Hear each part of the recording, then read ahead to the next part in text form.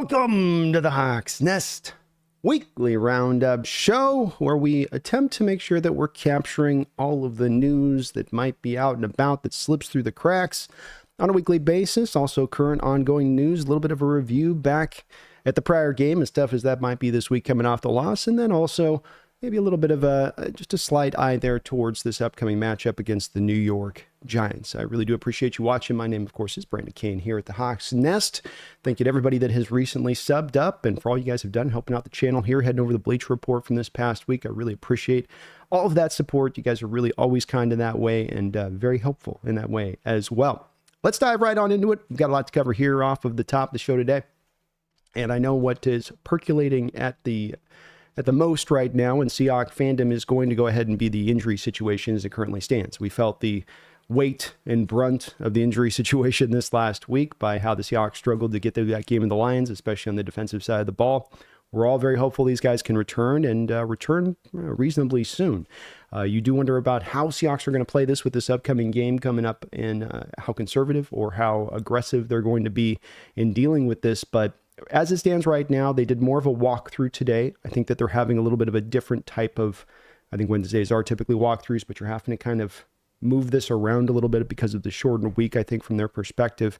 So those guys were participating that were key guys here at the walkthrough, being you have Boye Mafe, Leo Williams, Jerome Baker, and Uchenna Nwosu, all at the walkthrough. Make of that what you will. Don't expect Mike McDonald to be giving you a lot of details on this stuff. It's going to be very few and far between. And so you're just going to have to kind of be satiated with just sort of the small little slices as we can kind of get them. But at least encouraging that those guys are practicing. They're on the road. They're closer than they're further back, whatever you want to pick there as far as idiom goes. We also have good news as far as the help up front with defensive tackle depth and rounding that off. We have a guy, a 4th round pick that's been on the PUP throughout this preseason period and training camp, Cameron Young, and he was a guy who had a quiet year last year with the Seahawks in that first year, but did start to come along at the end of the year in the last 2 games. He finally started to be able to make a little bit of noise and was able to maybe show you a little bit of why they made him that early 4th round pick at that. So Cameron Young also coming off the PUP. Defense has the cavalry returning here to help reinforce the ranks there. Abe Lucas and Jarek Reed do remain on the PUP at this point. And so those guys we're going to have to still wait for when it comes to them. I know we're all jumping at the bit to get Abe Lucas back into the fray, but not quite yet on that side of it. Julian Love, according to Mike McDonald, says he thinks he's okay. It's kind of like what I thought it was on Sunday, where you're just getting like a knee into that thigh. And it's one that really hurts when it first happens. Then it's kind of sore for a few days, but it does tend to go away pretty quickly and not be a long, lingering injury. So overall, encouraging news on the injury front. In addition to this, we have our weekly Abe Lucas pick to get us all excited as he is squatting there 525 and says progress, almost there. Make of that what you will. I would say if this is a man on his way to not playing this season and continually posting this kind of stuff, and we see shots of him pulling out in space, I feel like they're giving us a little bit of those nuggets at times when they're showing us him going through this work to show that this is going to come. As I've made the prediction, I know some like to jump on this and say there's no chance he plays this year, but I do believe he plays this year. We'll see how good he is at that point or if he can come back in that way, but I do think Lucas sees the football field at some point, and if we do eventually get a healthy Abraham Lucas out there at right tackle, the upside of this offense only further increases, and they haven't looked too bad so far without him. Further news on the front of adding players and getting some guys brought in to help out the ranks. Jason Peters was brought in last year off of his couch in retirement, age of 43 years old, something like that. And the Seahawks, of course, got battered and bruised on their tackle front last year with losing both Lucas for the year, and then I think Curhan had an issue, and so they really had to dive into the depths. I think even Stone was beat up a little bit at one point or another. So you did have to go to Jason Peters. He played pretty good at first, and then it did seem like, as you would suspect against a 43-year-old guy, that he started to wear down over time the more that you did try to play him. There's a reason that you don't have 43-year-old guys out there playing much out there. He is going to the practice squad and not the active roster, but this does help you out because if Stone does go down right now, you have to call upon McClendon Curtis. You don't want to call upon McClendon Curtis. He's a guard. So this is really a hole right now on the team because as much, not that they don't think Lucas is coming back, we'll see with that one. But this is as much, I think, about George Fant and his injury situation taking a little bit of time at this point. And so I think that this is a little bit of more of an extension of that. But he is a vet. Also wonder a little bit with him. I want to show you guys this. Here's Jason Peters' PFF scores through the years. You can see that he's been playing since the early 80s. And I kid. It's 2006, so just the year after your Seahawks' first Super Bowl, he started playing, to show you how long he's been at it, and a tackle throughout his career. But the one thing that I wonder a little bit about him, and I wondered this last year, is if maybe there is an opening here to potentially at some point move him more to guard. He is a former tackle, so I think as a tackle right now, you can see with even just some of the pass blocking grades here going on, where he's Dallas 2022, 60.5. Last year, 45.1 as far as the pass blocking grades. But you'll notice that the run blocking grades are actually pretty decent. And so I do wonder a little bit about the potential of, if you slid him into guard, if maybe he would have some better footing in there. He would be able to maybe handle that a little bit better as this aged player, or just give him some of that, another body at both positions maybe, to see it at either if they would work. But like I said, as you can see on this last year, definitely didn't do a ton outside of the run blocking game really as far as on a consistent level. But when you go back even 3 years on that, run blocking has been pretty consistent even throughout his career. So he is a vet. He does help them out as far as you can't help but think as well, helping them out on the side of getting these young guys up to speed, bringing them along. It can never hurt having a vet like this in the room, absolutely at all. So Jason Peters, back in the ranks. We'll see where he goes. And I mean, look at that body at this point. Does that look like a tackle body to you? Or does that look like a guard body to you? Looks more guard body to me at this point. Looks a little bit like, I've added a couple extra calories, not burned as many. We put him into guard, turn him into a road grader. Fun little chart I want to show you here from last game that was posted up. I'm sure many of you got to see this over there on Reddit on that side of it, but I did want to post it to my audience to kind of give you guys a bit of an understanding of why I think you're seeing this offense take real big steps forward this year under Grubb, even though they haven't really, I think, even fully onboarded everything across the board. And this is a route chart from last year. And this is obviously a little bit cherry-picked, so I want to give this the weight that it deserves, where, yes, it's a little bit cherry-picked and that you're grabbing this from a game, but I think that this is also emblematic a bit of what you might have seen from Jackson Smith and Jigba, or any receivers on the Seahawks roster, quite frankly, in the sort of limited use and how they were used and what kind of routes that they ran.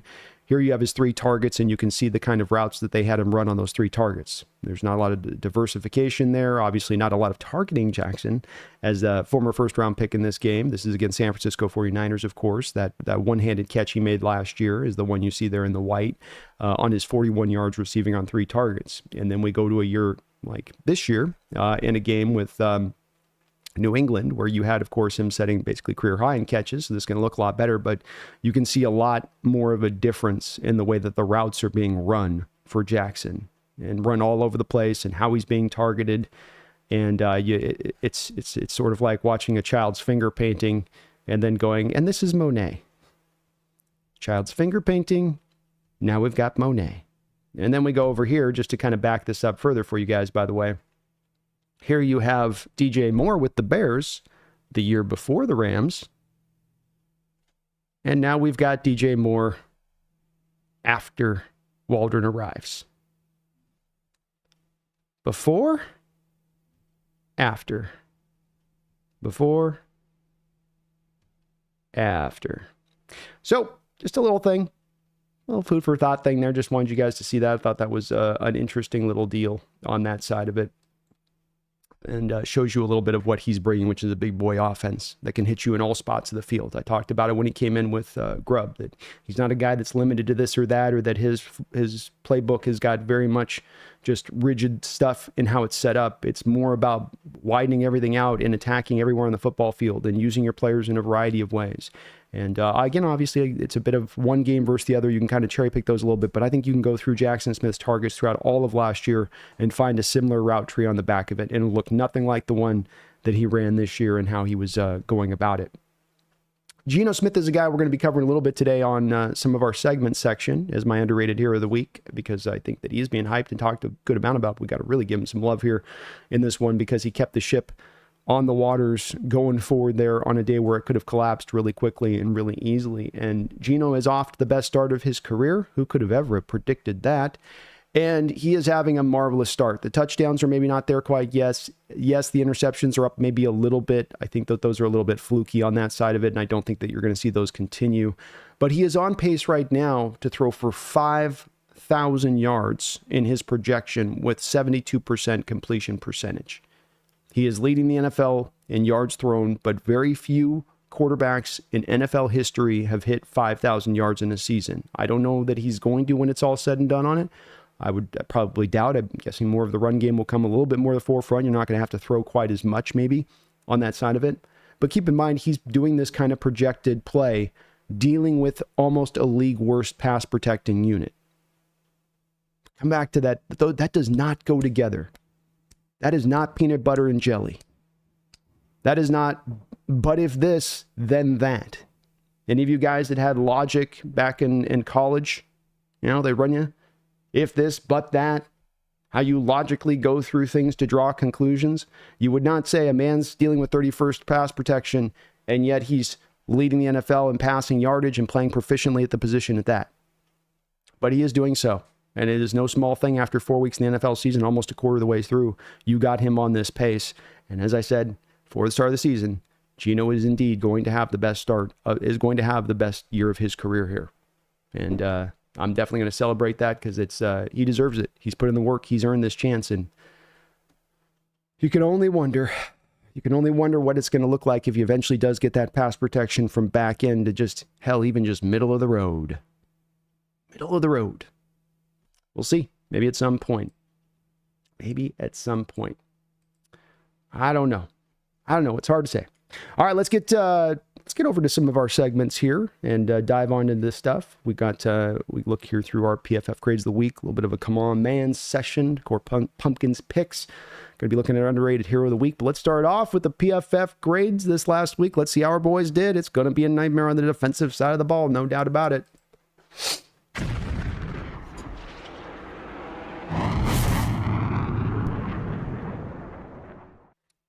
I know some people don't like PFF. Some people don't give it a lot of weight.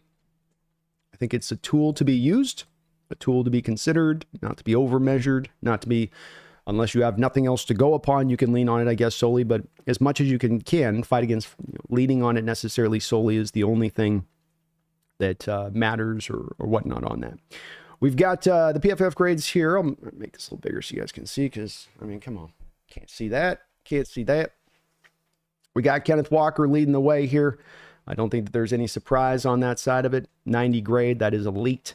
Laviska Shenault was only out there for one play, and of course he caught that pass and went up the field. More Laviska Shenault, please. Zach Charbonnet only had 2 carries in this game, but he was very good out of the backfield as well. Just had a very complete game, good as a pass blocker in there, helping out as he's been, solid in that way. DK Metcalf had a fumble, but still posted a 70 grade because he had a good day out there.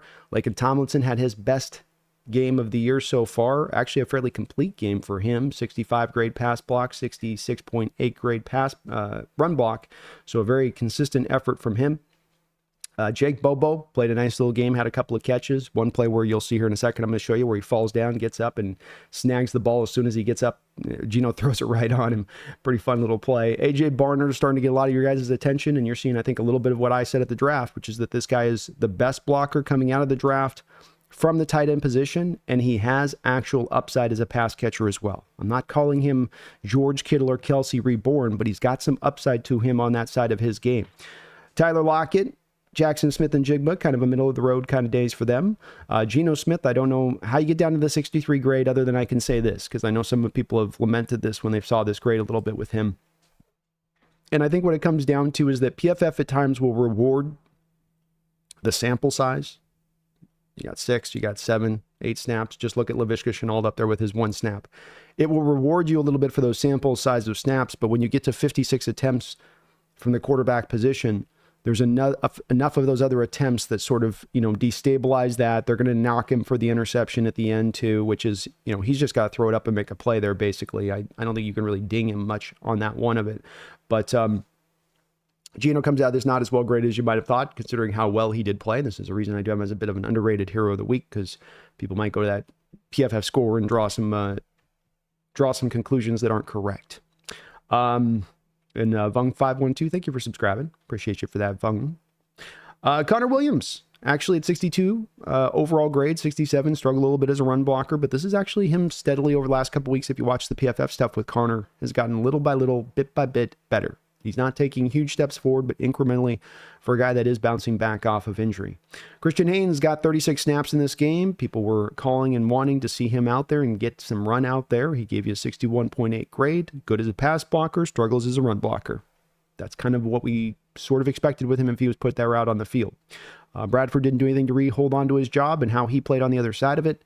Stone Forsythe, really poorly graded. And though he was able to keep Aiden Hutchinson from getting any sacks in this game, Aiden Hutchinson ended up with like 15 pressures, which is just like ridiculous. That's an insane amount. So Stone did what he could out there. He was drawing a tough card on this game. Hawks did what they could to help him out a little bit, but there was no two ways about it. You were gonna have your hands full if you were Stone on that side of it. And I think this represented that a little bit. On the defensive side of the ball, Derek Hall continues to come forward as a player, continues to be a monster. Watching the All-22 tape with him, whether it was as a pass rusher or whether it was with him as a run defender, he was solid all the way around in that game for you. Really some good plays in the run game. As much as that sack was impressive for just beasting up and bull rushing the guy in the backfield, the run defense was also really solid. His awareness in the run game, very solid in this game off the All-22 of what I saw. Jaron Reed was a guy knowing coming into this game he had to step up with those guys light-handed, and he did step up in this game. Looked really good, had a sack early on, but played a good all-around game. Miles Adams actually getting some run. This is another guy that's been sitting there waiting for a chance to get an opportunity. Guy with a little bit of talent. And he came out and gave you a good game as well. Devin Witherspoon, 72.5 grade. He's got the brutal moment, which we're going to show in a second here on my hit of the week. But he is playing still at a very high level this year. And I know we haven't got necessarily the splash play as much from him this year so far, but he is still being a monster in the running game, fighting off blocks, still very good in tight end coverage. Had the one blown play in coverage on this one, but that was a great play call by the Lions. Goff threw it perfectly out there. Just a tough play. Sometimes you're going to get got. Sometimes you get got. Tyrese Knight, 72 grade. Feels solid about that for what he brought on his side of it. And then you've got Hankins, Love, Bryan, all kind of middle of the road. At the bottom side of it, Travis Gibson struggled in this one. I'm sure the team hoped that he would get him a lot better performance with the run that he got. Only 12 snaps, but I think partially why you only gave him 12 snaps was because he wasn't giving you a lot with those snaps. I don't think the ideal was to run Derek Hall out there 42 snaps in this game, but I think that the team just recognized that they weren't getting much out of Travis in this one. Kayvon Wallace also struggled filling in this game at times, 12 snaps, didn't have the best of games. Drake Thomas, same way. With Drake, you want to try to protect him and have him just in coverage. He showed better in this game as a tackler, but did struggle in the run game. Dodson had probably his worst game as a Hawk here so far, I would say. So, bit of a struggle there. Mike Morris, 47 grade. Trey Brown, 46 grade. These match up to what we saw in the field where there was a lot of defenders, I think, who did have the opportunity to step up in this game and just weren't able to do it. Kenny McIntosh, your highest graded special teams player. Laviska Shenault right behind him with a 67.8 grade. These PFF grades are always weird for kickers and the punters. They always stay about right around the same spot. So I don't know how much value there really is in the special team stats on this with the sample size. But Kobe Bryant's always up there around the top for your Seahawks too on that. Good to see he's up there always doing what he needs to if he's not on the field then playing. All right. Well, that's your PFF grades of the week. Let's keep it on moving. Keep it on going. Keep it on up. All right. Let's go to the next section here, which is going to go to the biggest hit of the week. And sure. The biggest hit of the week. And this is going to be paired up a little bit with my Come On Man segment. So we're going to put these two together because one thing happens on one play and the other thing happens on that same play just a little bit later on in the play. And I'm going to show you guys what I mean by this. And I want to get into this a little bit because it gets to a bit of effort and it gets to also when you see people at times clown on players online when they really should be lauding them. And nobody is in the Seahawks fan base on this one, by the way, but just more of what you'll see people trying to post, shots of with Witherspoon on this. But this is the hit that Witherspoon took to Montgomery out on the flat, of course, where he came up trying to rally up in space and tackle. And he takes a brutal hit here. He's trying to come up and tackle. This is as much a guy that's 185 pounds going up against another guy that's probably 215, 220, giving up that weight, just gets caught wrong. But it's not a lack of effort here from Witherspoon that causes this play. It's a brutal hit he takes. And there's a good side to this from Witherspoon's perspective I want to show in a second. But again, this is getting paired a little bit with the other. But an absolutely incredible shot he takes from Montgomery here. And nothing bad to Witherspoon on this. There's not, you got to come up in space and do this. You got to come up and do that. Get up. He's coming up. He's setting his feet. He's under control. He's got to drop back first in coverage deep here. So that's a big part of that. So you can't really ding him on that. And the next part I want to get to with this is the next part of this play, which is this part right here where after the hit, the effort of the other guys. If you want to clown on somebody on this play, if you want to get on somebody on this play and say, shake a finger at someone, I'm wagging a finger at all four of these other guys. All four of these other guys with miserable effort. We've seen great intensity from the Seahawks defense this year. We've seen them perform at a high level, and you've seen them flying to the ball. You've seen tackling with an uptick this year and getting better. But Kayvon Wallace, are you kidding me here? Dotson, are you kidding me here? Knight, are you kidding me here? Derek Hall, are you kidding me here? Draymond Jones, are you kidding me there? You got a guy going up here laying his body on the line, and the back four put this effort out? I mean, Draymond Jones, what are you doing? You're being paid $17.5 million a year. You have a free shot from behind where this ball carrier can't see you coming. Has no idea you're there, and you slide off of his legs? A little bit of reminiscent on this play of last year, a Niners game where we had a catch like this, where you got it. I think it was Witherspoon as well, gets knocked off the play trying to make the tackle, similar, where he's the only one making the heart of a lion kind of play out there. You don't see a lot of lions out on this play here, and I no pun intended. But it's just miserable effort from the rest of the defense in this one. It's not going to get the job done. We've got to get better with the effort. There's things you can control. There's things you can't control. Injuries, you can't control. Effort, you can control. And when four guys got a free shot at a guy, in one case there, he's almost at a standstill, and they all missed the tackle in unison after your guy just got clubbed to the ground. My goodness. Come on, man. Pick our guy up. He's laying his body on the line. He's laying his life on the line. What you guys can do is wrap up. Wrap up. All right, let's keep it moving here. And let's get to the play call of the week. That play call that just hit a little bit different. This one hit different. All right, we're going to be taking a look at this play right now. You know the one I got to go to on this one. This is one of my favorite plays of the game. I love this call in the game. You guys know it. You're going to know it the second you see it. This is a moment where your Seahawks are standing at this point, 3.5 games into the season, and on 3rd and 10 plus, you're 0-18. You have no conversions on 10 yards or more on a 3rd down. Teams are crushing you. And why are they probably crushing you in those moments? Is it because Grubb's not calling good plays on that? Where's pass protection going to get most violated? Where's bad protection going to get most violated? When they know you have to pass and when they know you need a lot of yards to go get that first down. So a tough situation becomes even more difficult in those situations. So what does a bad offensive coordinator do in those moments? Well, just keep calling it. Just keep calling it. They got to execute it. Just keep calling it. It's not my fault if you can't block. Just keep calling it. It's not my fault if you don't get the throw in there. I'll just keep calling it. I think it's approached by some OCs in the way that they would go about their business.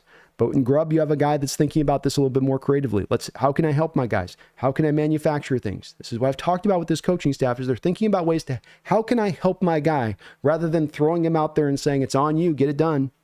Get it done.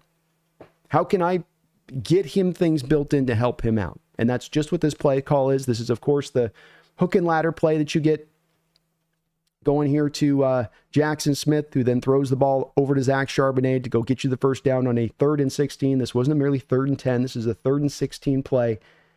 And you're giving on this play, what I like about it first is you're giving none of the eye candy over to Charbonnet on this play.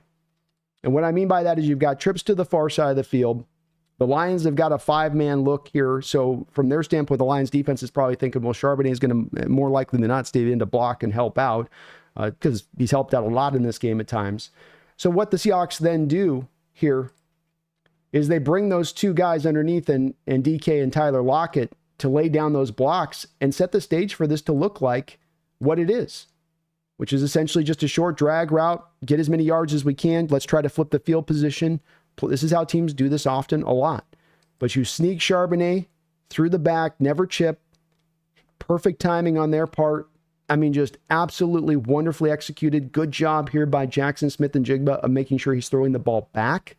Something you're worried about a little bit. Is it an actual lateral here? Yes, it is. So he did a perfect job with that. Didn't lollipop the throw in there. Actually kind of gave it a little bit of, not, it was not flipping in there fast, but he threw it pretty quick there over to Charbonnet, make sure he got it to him quick. But just love the call and the timing on this. Your offense is struggling. We never see hook and ladder plays anymore.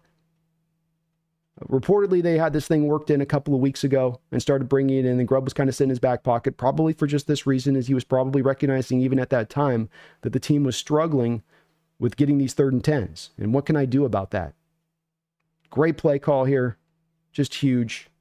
In a game where your offense needed to carry more of the burden. They needed to pick this defense up today. And they did as much as I think they possibly really could when it was all said and done. You don't like the Metcalf fumble early on, but it's hard to play perfect football, and it's going to be hard to score every single possession as an offense and do much to push back on them with that. But I thought it was just a great call on Grubb's part. It's obviously a lot of fun. Fans are always going to love the hook and ladder, but the conditions to create this call, it's just not just to play in the game, not just to play in the game where you need a touchdown. It's playing the game where you're trying to overcome this thing that you've had zero success on in the year. And so it just makes the call, in my opinion, all that much more better. All right, let's get on to the next spot here. Our girl Pumpkin let us down a little bit last week. She had the win for your Seahawks, my orange cat over here, but she wasn't able to bring it home as our Hawks lost and fell. So she herself finds herself now 3-1 on our predictions on the year. She had us 4-0 coming into this game. Let's see where we're at now here as far as now this upcoming week against the Giants, what she thinks. With Pumpkin predicts.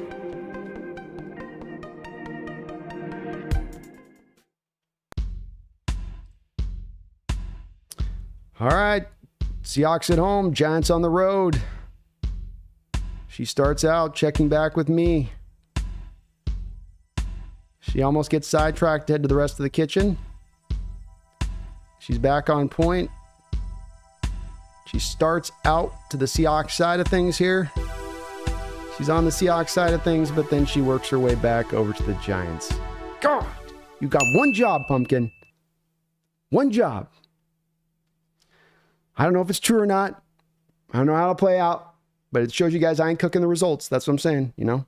I'm not putting extra salmon on one side of the Seahawks side of the dish. She gets to pick.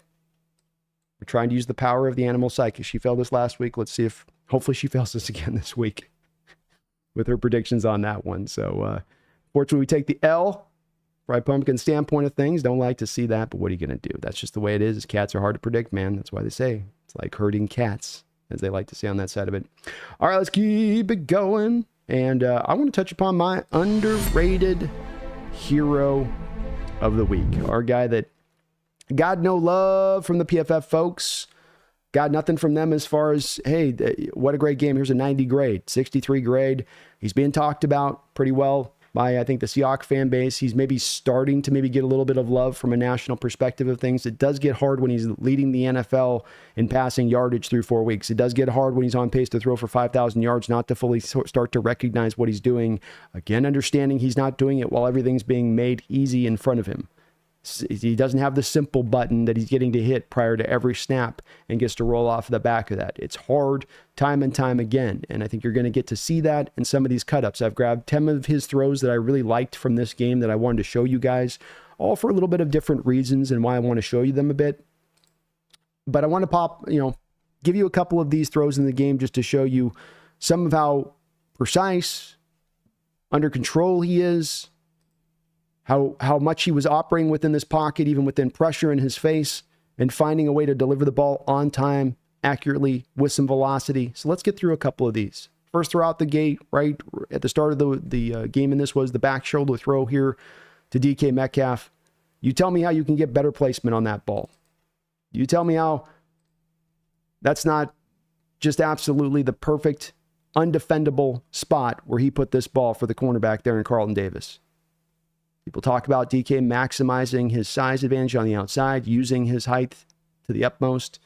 You see him doing it on that play. Geno's got a clean pocket here, and you can see what he does with a clean pocket. Delivers it on time and a strike at that. 3rd down and 8 or so on this play. Lions bringing a little bit of pressure now. A little bit of some cross. Look at, you can see how many games they're playing up front, the Lions here, where they're sliding guys back and forth. They got one guy taking out Laken Tomlinson. Poor Laken there. Look at 70. He gets sniped a bit from the side. I mean, he's not thinking he's about to get, I mean, brutal play there on Laken. But Geno, even under the onslaught of pressure here, gets this ball off. Look at, he's got to almost pull his arm back. He can't even really step into the throw. Gets it into a place where Jackson can catch it and then go get the first. So if this ball's a little light, if it's on his back shoulder, if he's a little late to get this ball to him, Jackson's put down right where he stands, no first down. It's the delivery and the timing of this throw on top of the accuracy and to be able to put something on it with guys in your face that allows you to go get the first down on this play. Not an easy degree of difficulty play. Here we got a little fake pitch to the outside, and then he's going to hit Bobo over the middle. These are the kind of throws with Geno, to me, you really get an appreciation for him on, where you can feel a bit of the pressure. He's hit. As soon as he's thrown again, he's got an arm on him. As soon as he throws, you couldn't take another second to throw this ball. But he's also got to wait for Jake to clear. I think that's Campbell. Campbell, the linebacker in your middle of your screen, he's got to wait for him to clear through Campbell. But he's got to also then fit it inside to Anzoli, the other linebacker on the other side of it, while putting enough pop on there to make sure that safety over the top can't close down. Great throw here from Geno. Gets a little bit of a passing window to throw to, takes advantage of it. Again, there's pressure, though. Again, there's always pressure in his face. All right, Geno here again, showing you some mobility, feel in the pocket here. Hutchinson, 15 pressures in this game. Here's one of them that Stone caused. Hits him with the spin move. Part of what you can do with rushers like this, and Hutchinson, though, is use their real good ability to create pressure against them because they'll sometimes be out of control. And Geno senses this, rolls it to his side, feels the blitz coming on the backside, I think, a little bit with this as well. Buys himself just enough little time there to get it back over to Jackson Smith.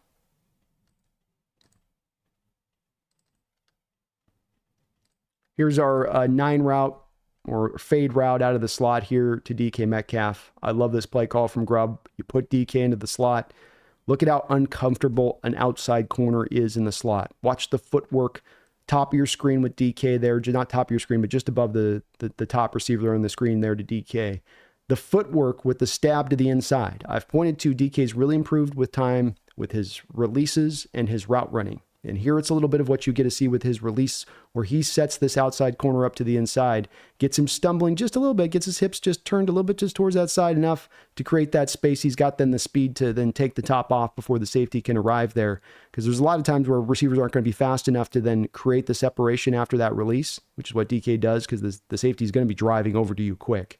But great release by DK. Beautiful throw there by Geno. Again, perfect timing on the throw. No waiting for it to see it. Get the throw off. Put it right on the spot there. Give DK a chance. But putting DK in the slot is a problem. Why? Teams want to put their outside corner on DK. Outside corners do not want to play in the slot. It's a general rule of thumb that you can kind of count on. Got another shotgun look here. Another play here where hits this to DK. This is another one I just wanted to feature. As much as this isn't really a beautiful throw, or in my opinion, Geno making some great decision, this is all premeditated to go to DK Metcalf. But that's what I love about it. DK aligned in a tight split here to begin. So not on the outside, tight split. Get him already close. Send him into the drag route. Off coverage look here from the Lions, meaning they're dropping to cover 3 here. It's a 3rd and long, by the way, 3rd and 8. So you got the Lions dropping to depth to protect against where they think the Seahawks are going to try to attack. You run DK on a little simple drag route underneath. He is always the number 1 target on this play. Just get your number 1 receiver the ball in his hands and let him see what he can do. And look at Tyler Lockett here set up as well. If DK gets this ball, another defender does a good job of closing. So we end up with, let me slow it down just a little bit here so you can see at the end of this play, you end up with 2 defenders closing down at the bottom of your screen. Notice, though, the wrinkle, and this is why I say this is always intended to go to DK Metcalf, is you watch Tyler Lockett at the bottom of your screen. As soon as he sees the catch, he's already kind of getting ready to do some blocking here. If he takes out that lead guy and DK can get past Anzoli, it's a big play. And this play is going to have a lot of potential into this season, in my opinion, for when they get these kind of looks for that to happen. Because DK's got that kind of speed to take a drag route and just suddenly take it upfield. And it really becomes on that linebacker right here closing underneath. He's got to be the guy to eliminate DK at that point in the play, or DK might just be running all the way up the field and house it. But there's also the design there with Tyler, as you can see here. He's a secondary receiver at first, but then quickly changes into the blocker, in my opinion, even before DK's caught the pass. Another great play here from Geno Smith. Maybe the best escapability from him in the game. Maybe the best play from him in the game here, I dare say. Corner blitz, he never sees it. He never sees the corner blitz coming. Hutchinson also creates pressure on this play quickly. Geno just is able to, it's that veteran pocket mobility, right? There's the mobility of guys that are hyper mobile and they're really twitchy and they can do everything in that way, but there's those guys that just have that feel in the pocket. You move this way, you use a guy's leverage against you that way. You extend just a couple steps this way. You climb the ladder just a step this way. It's sometimes just subtle movement, but it can be just as effective as those twitchy guys that run back and forth and pirouette and do all of the pretty stuff, so to speak. But to get out of this play, keep his eyes still then downfield, and then put the velocity on this ball to not allow that player to undercut this, while then still putting the ball in the right perfect spot. How big is the passing window here? How big is that passing window? Is that a bread box? Bread box probably too old term for you guys. That's a beautiful throw by Geno Smith. And it comes on, get out from that. Keep your eyes upfield. Set your feet. Get the throw off quick. Quick delivery. Accurate. Velocity. How can you not love how this guy's playing the quarterback position? I don't know. I just don't know. Here, gets a little bit of actual time in the pocket. You get to see in this one a little bit of what he can do with time in the pocket. Gets a clean pocket, goes through his reads, climbs that ladder, climbs the ladder, extending a little bit of his pocket time, doesn't bail on the pocket, just climbs it, waits for Tyler to break open, keeps his eyes down the field. A lot of quarterbacks here just go into automatic run mode, go take the 3 or 4 yards. Geno doesn't here, and it gets you a 20-yard gain.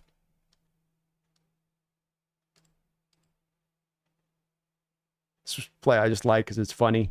Jake Bobo falls down instantly on this play. So it's a play action pass. Bobo falls down, rolls, gets up, catches the ball down at the 1. I just had to show this play because it's just watch Bobo on this play.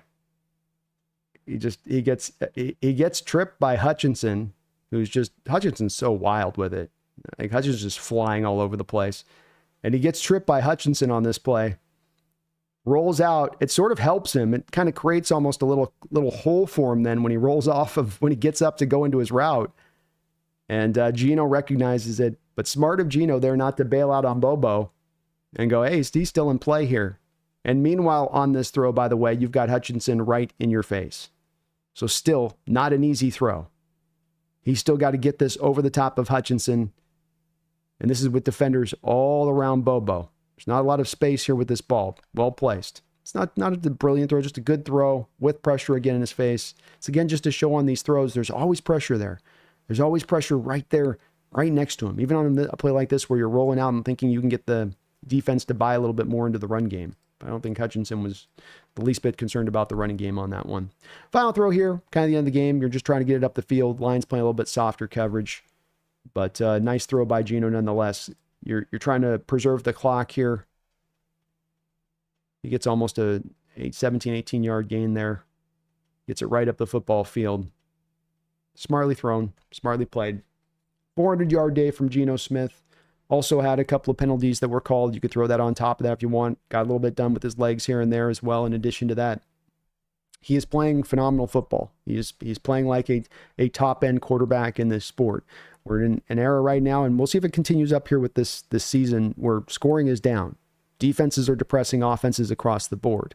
And so him him excelling in this environment, the lay of the land, and considering, where these offenses are at, makes it all that much more impressive. And hopefully we just continually get to see more and more folks starting to come over onto the side of this, of realizing what a good quarterback he truly is, and how far he has come as a player, and how much he's developed himself and made sure that he is, going to do the most with this second chance that he had to wait so very long to get on his side of it. All right, let's move to the last segment here, and then we'll bounce over to you guys over in the chat for just a little bit here. But it's always good to keep an eye on the enemy.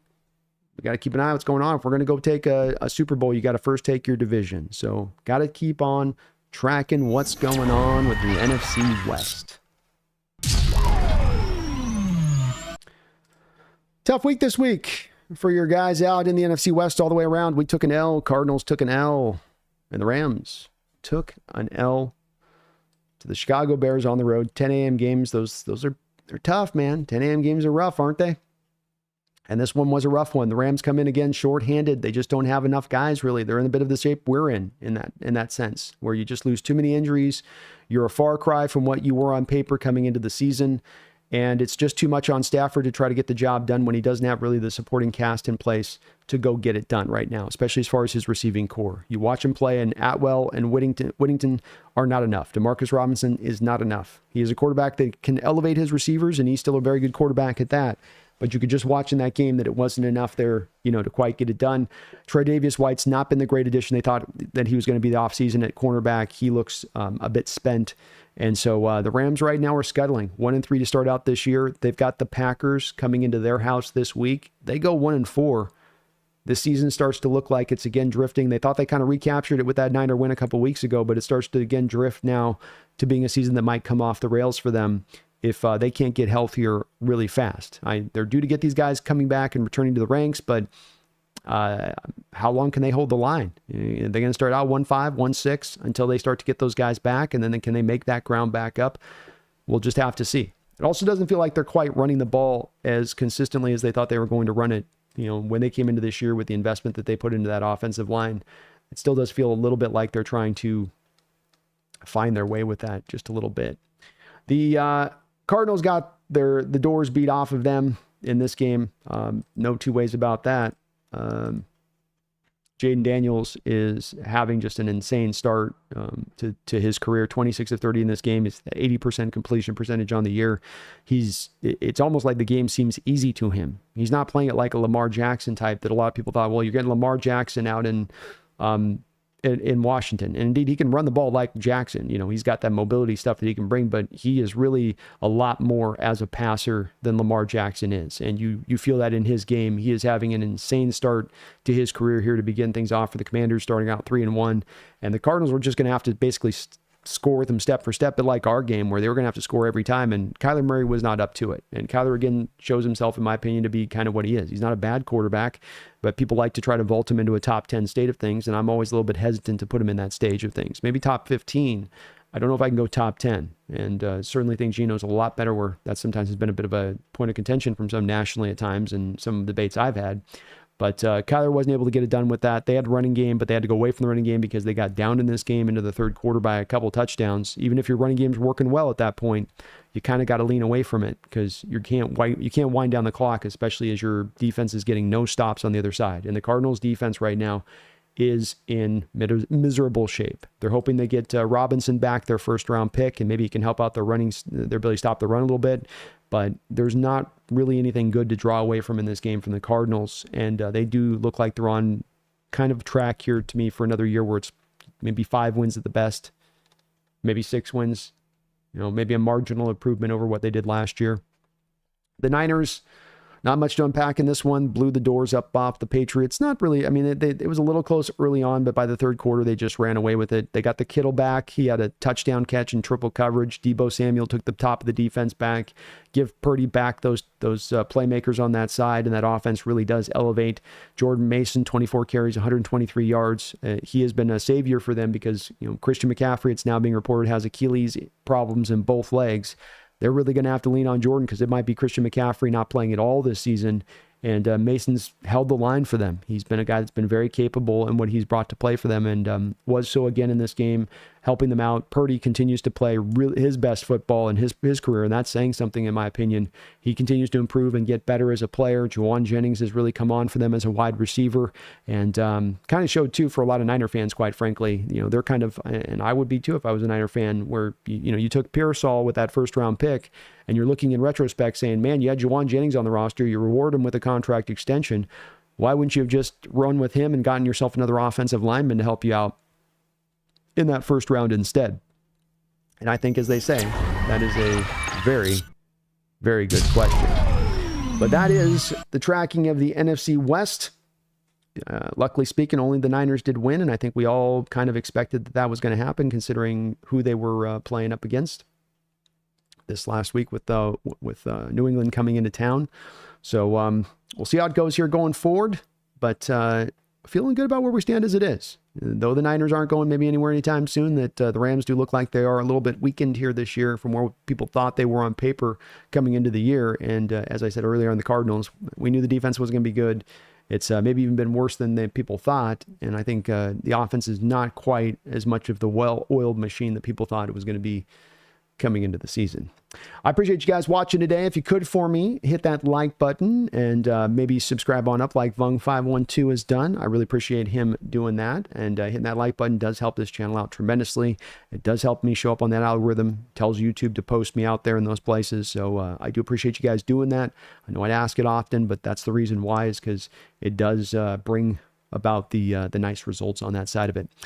We'll probably be doing, I know I always say this, but today will be a little bit of a day of a truncated show here on this one, as we've got kind of a quick turnaround this week, and I've got some offline work I want to kind of get to on some of the videos I want to eventually get kind of prepared here and put together for the channel. Some of the shorter stuff, of course. Some of the shorter stuff. But let me get a couple donations here. I'm behind on that. Sanchez, thank you for the $2 donation. It says, so much zone last week. Frustrating.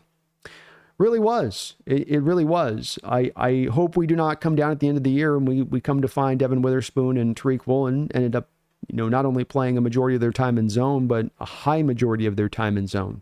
Those guys can both do that, but those guys have shown that they're best suited to playing the man stuff.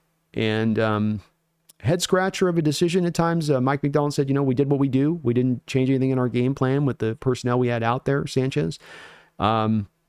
But I really hope that there's maybe a learning lesson there within that kind of game. If you are going to run into this, that, hey, look, let's go for broke a little bit in these kind of games. No one's going to expect us to win it, but let's kind of lay it on the line a little bit. And the defensive play calling was not that of we're laying it on the line. The defensive play calling was more of, to your point, we're going to stay in zone and kind of play it safe. And it didn't win you the ball game. Sort of like playing not to lose. It's not going to win you the ball game. So same position where I stand on that too, not for Sanchez. Not for sale. Thank you for the $2 donation. It says, when healthy, this is a top 3 team in the NFC. I can see that. I certainly could see that. I think, you do need to get to a point of having Lucas out there to get the most out of this offensive line so that it's not this sort of drawn down, just complete, utter weakness, but can move up to a place of being at least functional, middle of the road, as I like to say. But you got those guys out there defensively, and it's a much different defense. It's a much different game. No doubt about that. Even a couple of those guys, not even all of those guys, just a couple of those guys, and it's a much different game. So I agree with you there, not for sale. I'm very happy with where this team's at and where they're moving, and we also have to acknowledge there with this defense and offense both, there is going to be the growing pains. Nobody likes to hear it. Everybody wants to get to the end. Everyone wants to just, let's skip to the end where it's everything's great and wonderful and all the details are fully understood. And it's going to take time for that to happen. It will. And there will be some up and down days within that, but they've been pretty consistent so far, at least. Marty McFly 88. Marty, thank you for the $12 donation. I really thank you for that dono, man. Very, very kind of you for that. He says, I liked everything you had to say at the roundtable yesterday. Appreciate all of the content. Well, Marty, thank you for the donation and also giving me an opportunity to plug the NFC West Roundtable. So it's a whole separate channel. It's not my channel. It's I've been asked to do this on a weekly basis. I love doing it. Get a chance to chop it up with Jesse at Last Second Sports, who I've done some behind enemy lines with on the channel here. But every Tuesday, 6 p.m. Pacific Standard Time, we're doing the roundtable show with all content creators from the NFC West out there, just chopping it up, talking about the teams, talking about what going down. A little bit of, you got to talk a little trash in there. But I had a lot of fun doing it yesterday. Great time chopping up. We're going to keep doing it in the future. And I love doing it, man. But it's my pleasure. I'm having a ball this year, and especially it's a lot of fun to be able to cover a team that has so many things going forward, Marty, so many things that are moving in the right direction, that you can see your team operating smartly in their approach. And it makes it that much easier when doing this stuff versus when sometimes it's a bit painful and you're seeing things that aren't so smart being done. But thank you, man. I'm having a great time doing it. I love it. And thank you for watching that over there on that side of it in addition to that too. We've been killing it with the numbers and bringing over our Hawks Nest crew over there on that side of it. So it's cool.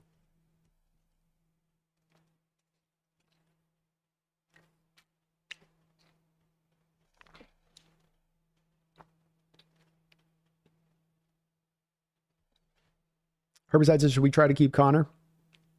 I think it's one you got to wait until the end of the year, and I don't think you're probably likely to do it, Herbicide.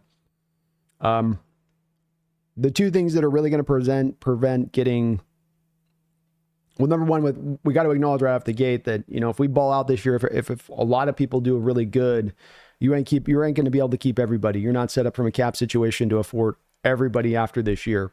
And so there's going to have to be some tactical decisions on this guy comes, this guy stays, this guy goes, this guy, And so I think when it does come to Connor, a guy heading to more of the 30-year-old season, I think from a Seahawks perspective, there'd be more of a draw to probably go look to get younger and cheaper there and then pay the other guys on the other side of it. 5 big contracts I think you're going to end up having to give out here. I don't foresee the team letting Geno go. If Geno is going to want all the money and push for that may change the game on that one. But Geno, DK, Tariq Woolen, Charles Cross, and I'm spacing on the last one for some reason. Who's my last guy? Boye Mafe. Those are 5 deals that are all going to have to get done this offseason. Then that is a titanic sum of money. That's probably something in the neighborhood of, let's be real, that's going to be something in the neighborhood of probably like $500, $600 million in total contractual value between those 5 guys. Something in that neighborhood, if not even maybe a little bit over the top of that.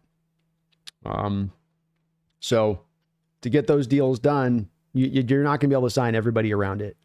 And there's already some worry about Walker and like, we're going to have to make our peace with a little bit of this. We can't afford everybody. So I'm not against it. Certainly a Herbicide with it. Not against keeping Connor. But if you're asking on what I'm seeing kind of by the lay of the land and by how the dollars break out, I think it's going to be too tight to keep him in here. There's also the other side of it is the potential of being able to play the compensatory game. Because if you have to sign all these guys in-house and that ends up eating up all of your cap space, then you're losing more net free agents, and now you can also continue to play a bit of that compensatory game, as we're going to get 2 compensatory picks back this year, I believe.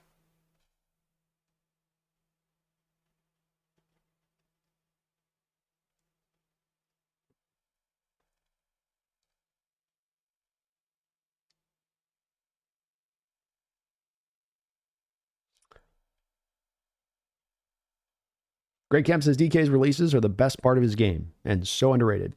Indeed, he's really good at it.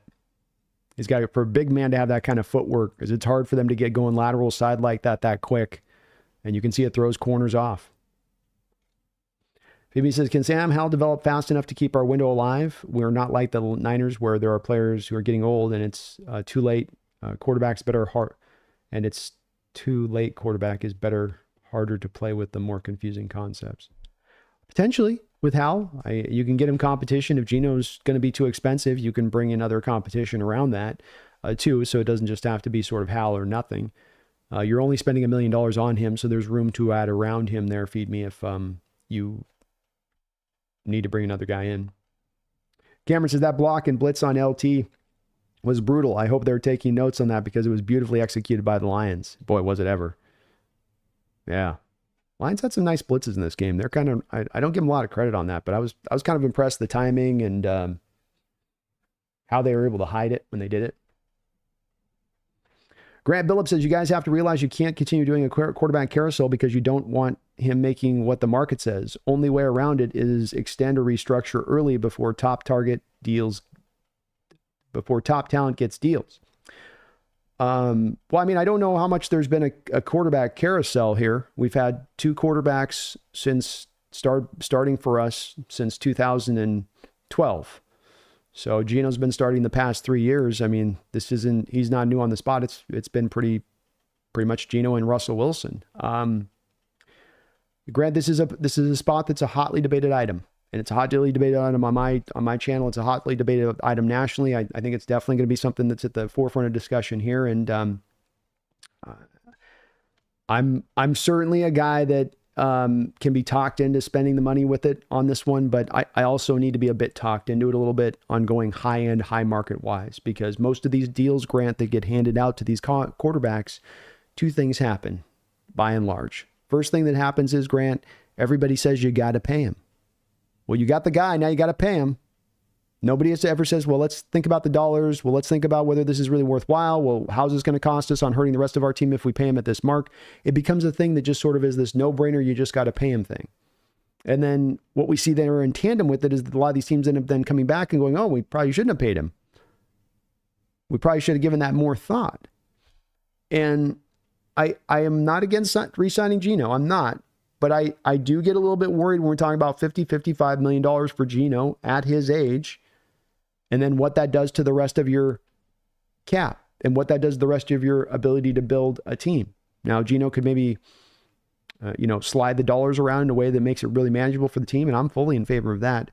I think it does, Grant, become impossible to get this deal done in this year for the same reason it was impossible for the team to do the deal before the start of the year. He has 2 years remaining on it. And people are talking a little bit at times with this, like Geno's a free agent after this year. He has another year after this deal.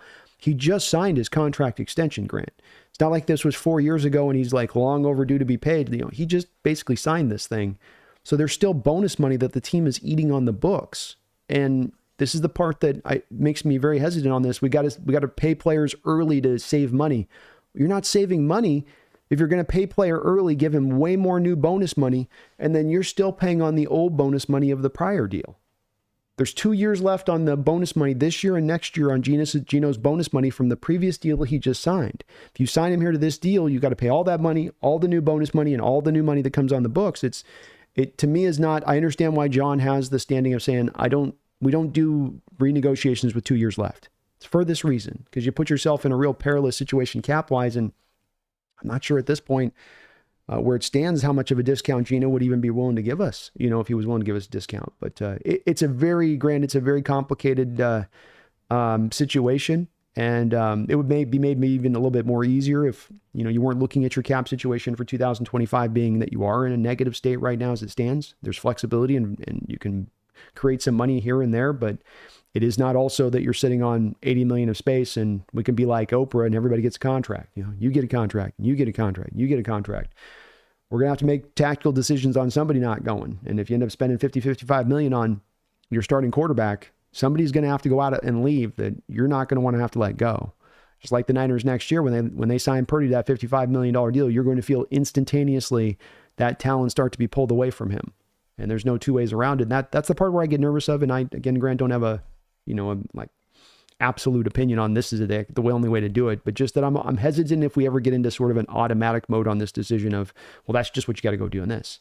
Because in watching other teams, I can sense them at times get caught up into that automatic mode that gets them into trouble.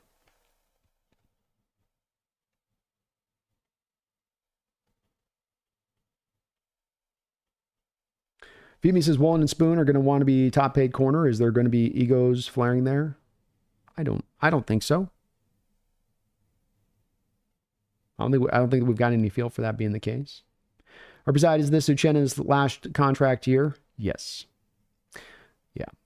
Because you're in that position as you are into the next offseason of, I think you're $25 million in negative money. So that's Uchenna's part of the cap flexibility that you possess to be able to create space for these guys that you need to sign under contract.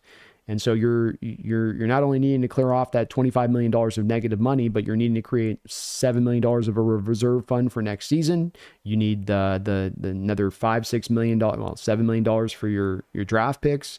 You're going to need a good another probably $35 million to get those contracts signed for those 5 guys I was talking about just on their first year cap hit. So yeah, I mean the math I'm running on this would seem to make it that Uchenna is the guy that would be a bit of one of the odd men out. 3 hour, according to PFF, Cross let up 10 pressures. That doesn't seem right to me. Granted, Geno was only hit on 1 pressure. The pressures, it's a little bit of an arbitrary stat. It might be a bit more open to dependent on the person by person who's trying to track the stat. Mo Maggot, hey Brandon, have you been using NFL Pro Plus NFL Premium? Boy, that's a mouthful there. I've been doing the NFL Plus. I do that because that gets me the access to the All 22, and I then do the YouTube football package on the other side of it. So those are the 2 that I've been going between. I think the Plus NFL Premium is like the super califragilistic expialidocious package. I don't know if I quite got that one.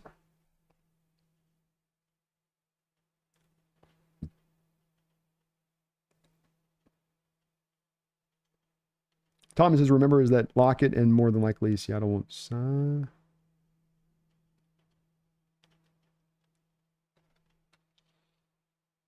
Thomas says, I believe John Schneider doesn't want to repeat what happened with Russ, so he's not going to sign Geno to a top of market contract. It might have happened, but I think John will copy the Green Bay model. I think that there's a certain price John's willing to pay maybe on Geno, but I think that Geno's people, to your point on that, Thomas, especially if he goes out to have the kind of year he's having projected, are not going to want to take that lower end deal. That this is the one where they're going to want to get the money. And if you do look around the NFL right now, there are going to be teams that probably are going to be willing to pay Geno at that point. Now we have the rights to him, but I also don't think we're going to hold anything over the barrel. If we're not willing to pay him, I don't think we're going to be like with Geno of like, you'll go where we send you. There's going to be a little bit of understanding on that one, I think. But I'm a little bit thinking maybe there's a bit of that tooth here, and this is all a guess, on all this. So it's just an opinion. It's just a guess. I could be very well wrong on this, but the feeling you get with Schneider on that is that yes, that he doesn't want to go back into that same bucket of having to pay the quarterback up at that price. That he might be along in that ideology of a bit of like I've talked about of some of these general managers who might start to rise up to say, I can put a better value team out there on the football field rather than making this one individual player making more than double the next guy on the roster. To me, it would seem a pretty simple deduction for one general manager to take this sort of left turn. And for John especially to have had that ultimate success of winning a Super Bowl championship just 10, 11 years ago on the back of this very strategy, I feel like it's got to be a bit of a pull for him. We'll see. It is hard to predict, but I'd put a little bit, money that he wouldn't want to be getting into a $50 million deal with Geno. DVD forever. B, is it just me, or is Geno always reaching to catch the snap from the center when in shotgun or pistol formation? Not very clean snaps. I hadn't taken super note of it, to be honest with you. I'll watch for a little bit more. I hadn't seen it much. New center there, maybe. They could be working on that.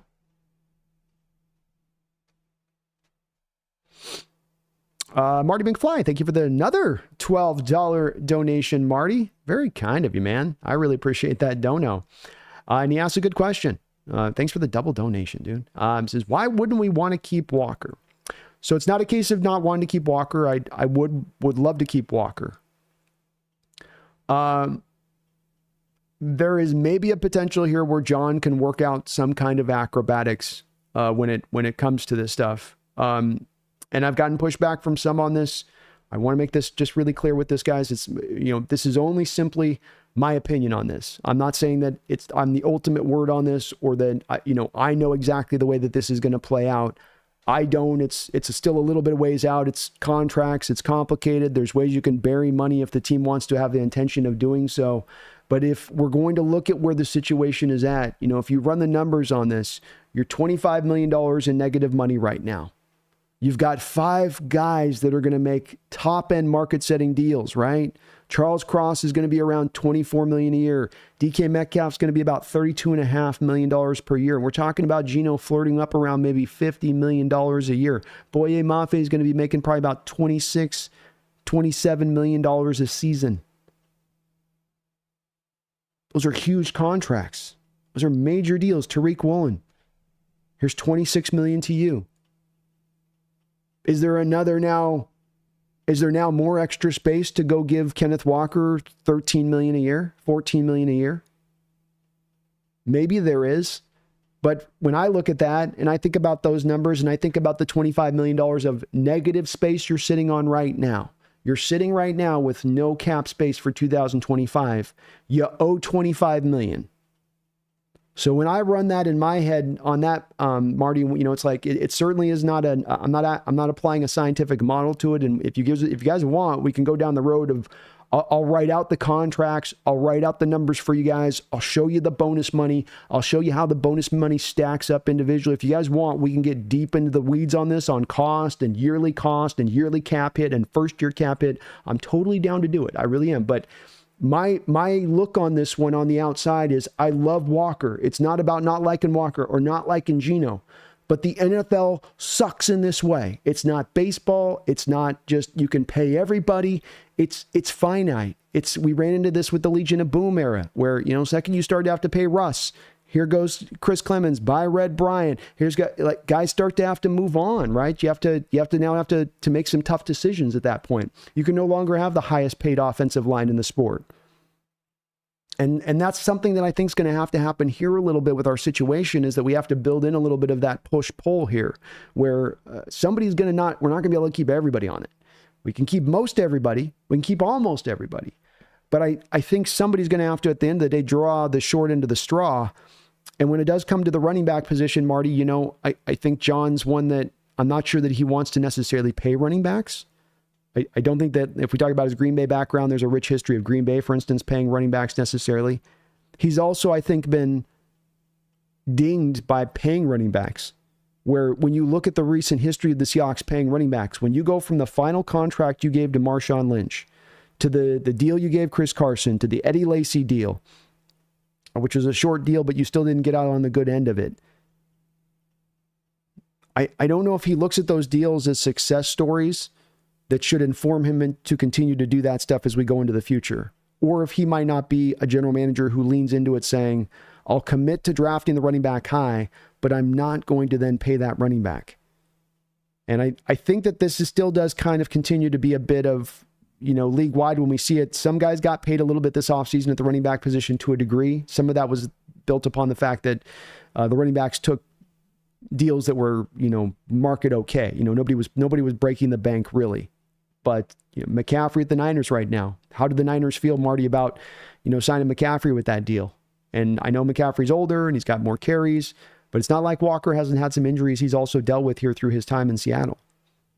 And so you got to make, to me, the bit of the call on this one somewhere or another. Somebody's got to be the one you point to and say, look, we can go still get to contending status without this. You know, can I do that without Cross? I don't know if I can. Can I do that without Boye Mafe? I don't think I can. DK? No, I don't think I can. Tariq Woolen, lockdown corner for this team? No, I don't think I can. But I do think that I can potentially on that one avoid that $13-14 million a year for a Walker.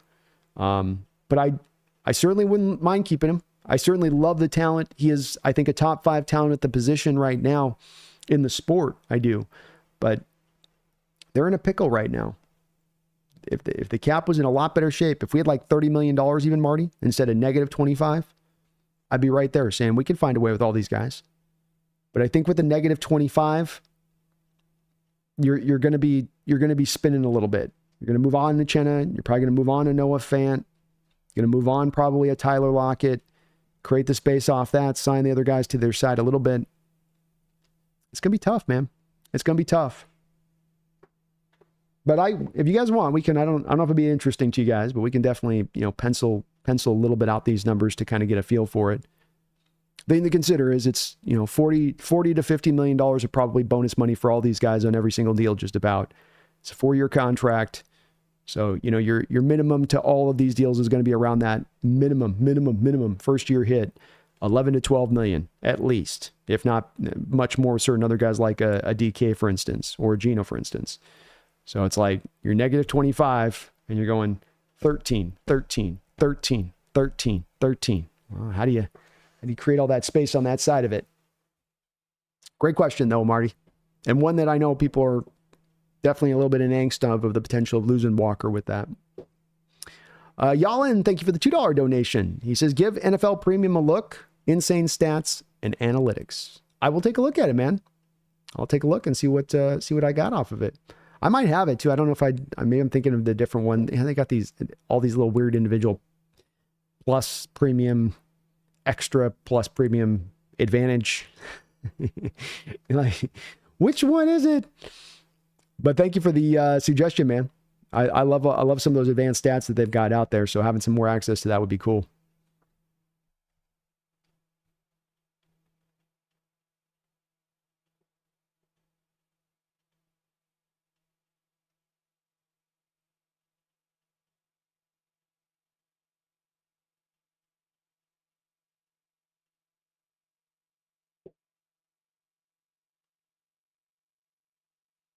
Brian says Rams trade for Devontae Adams.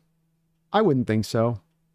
I don't see how it makes sense for them to make that move. I mean, they've been an aggressive team in the past, but there's more other teams to me that'll be jumping to try to grab Devontae. I mean, Kansas City, I think, would be all over him. I certainly think New York Jets right now with where they're at and the chance to put Garrett Wilson and Devontae Adams on the field. I mean, why wouldn't you jump on that if you're the Jets, especially considering they're all in. There is no with the Jets of sort of hedging their bets.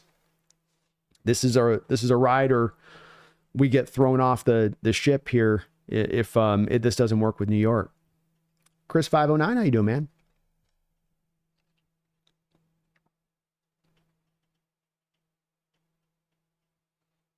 Devontae going to the Browns? Boy, that would be a Browns move too. One I would not support if I was a Browns fan.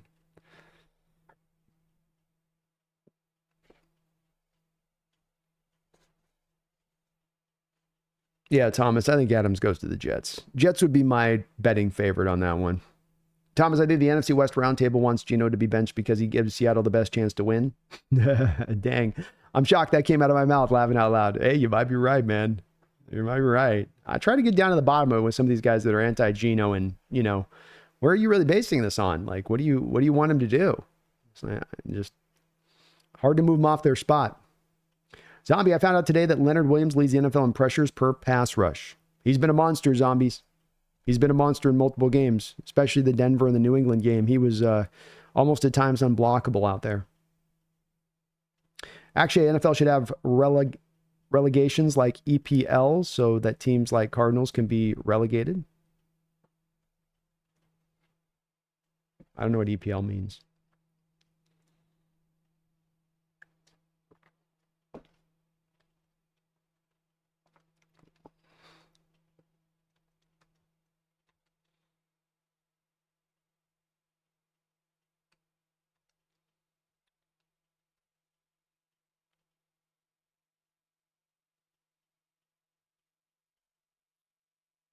Thomas, I don't see the Steelers wanting to get a receiver who's not the same player who was 2 years ago. I don't see the Steelers making that move either. It's almost a bit too late, and it's not like Fields necessarily can get the most out of him if you did trade for him. I mean, they're still having a hard time just working Pickens into the offense.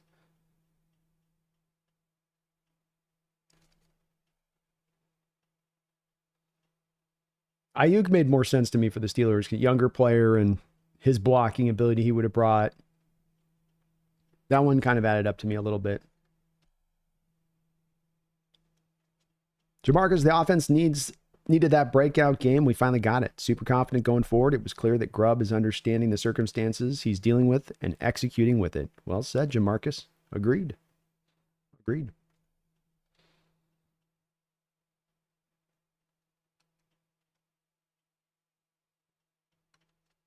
Snail says, B, you and Jesse should do your own GPS style show. We might eventually on that one, man. I might be able to talk him into that at some point down the road. It's a great suggestion. I'd be down to do it. Definitely would be down to do it.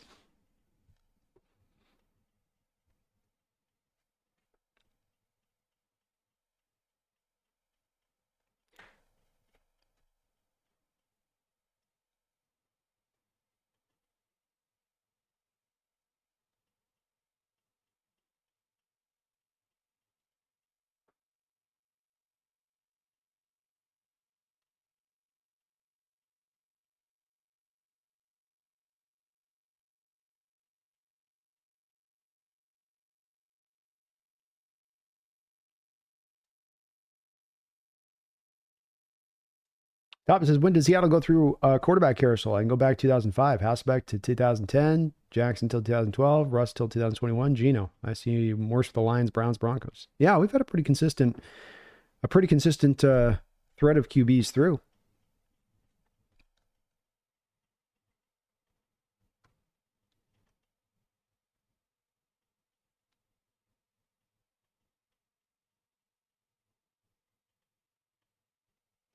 Actually, it says, based on Mike McDonald's press today, Murphy's out, Uchenna Big Cat will play. Sounds like that. I got that same sort of feel from it, too.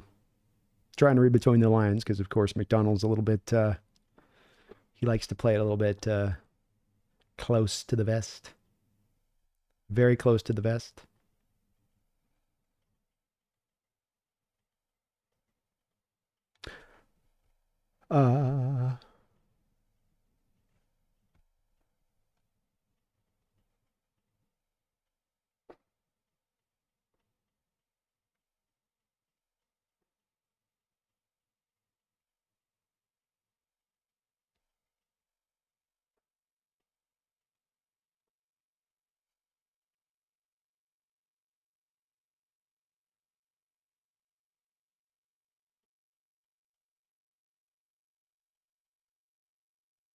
Actually, I think Will might get traded. The reason is Mike really expects his DB to be great at tackling. I have not seen anything from Reek to believe he has turned the corner.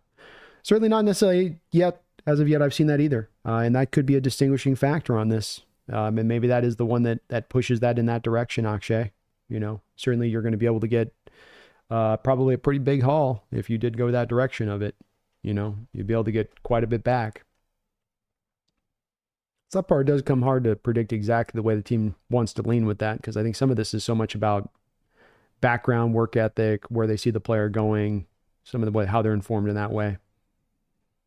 Especially when it comes to these big contracts where you want to make sure the guy's checking off all of the boxes if you're going to pay him those kind of market setting deals.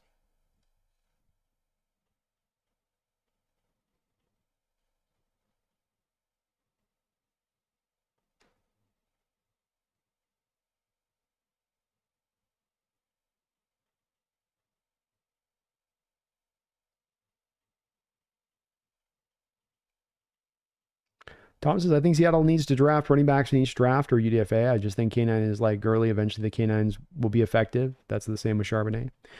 Yeah, I have a hard time doing the pay running backs. I feel bad for him. I don't like that it's gone this way for these guys. And especially even a guy like K9, if you turn around and go, man, I just can't pay you. It's like, man, I've 1,000 yards every year. I've not had the best blocking for me. It's like, yeah, I know I just can't do it. It's just, I hate it. I don't like it about the sport, but it is also just I look around at teams that spend on these running backs, and it's another one of those things where, teams have stopped to finally do it. It took them a long time to kind of finally realize it, but it just, you're not getting the bang return back for your buck.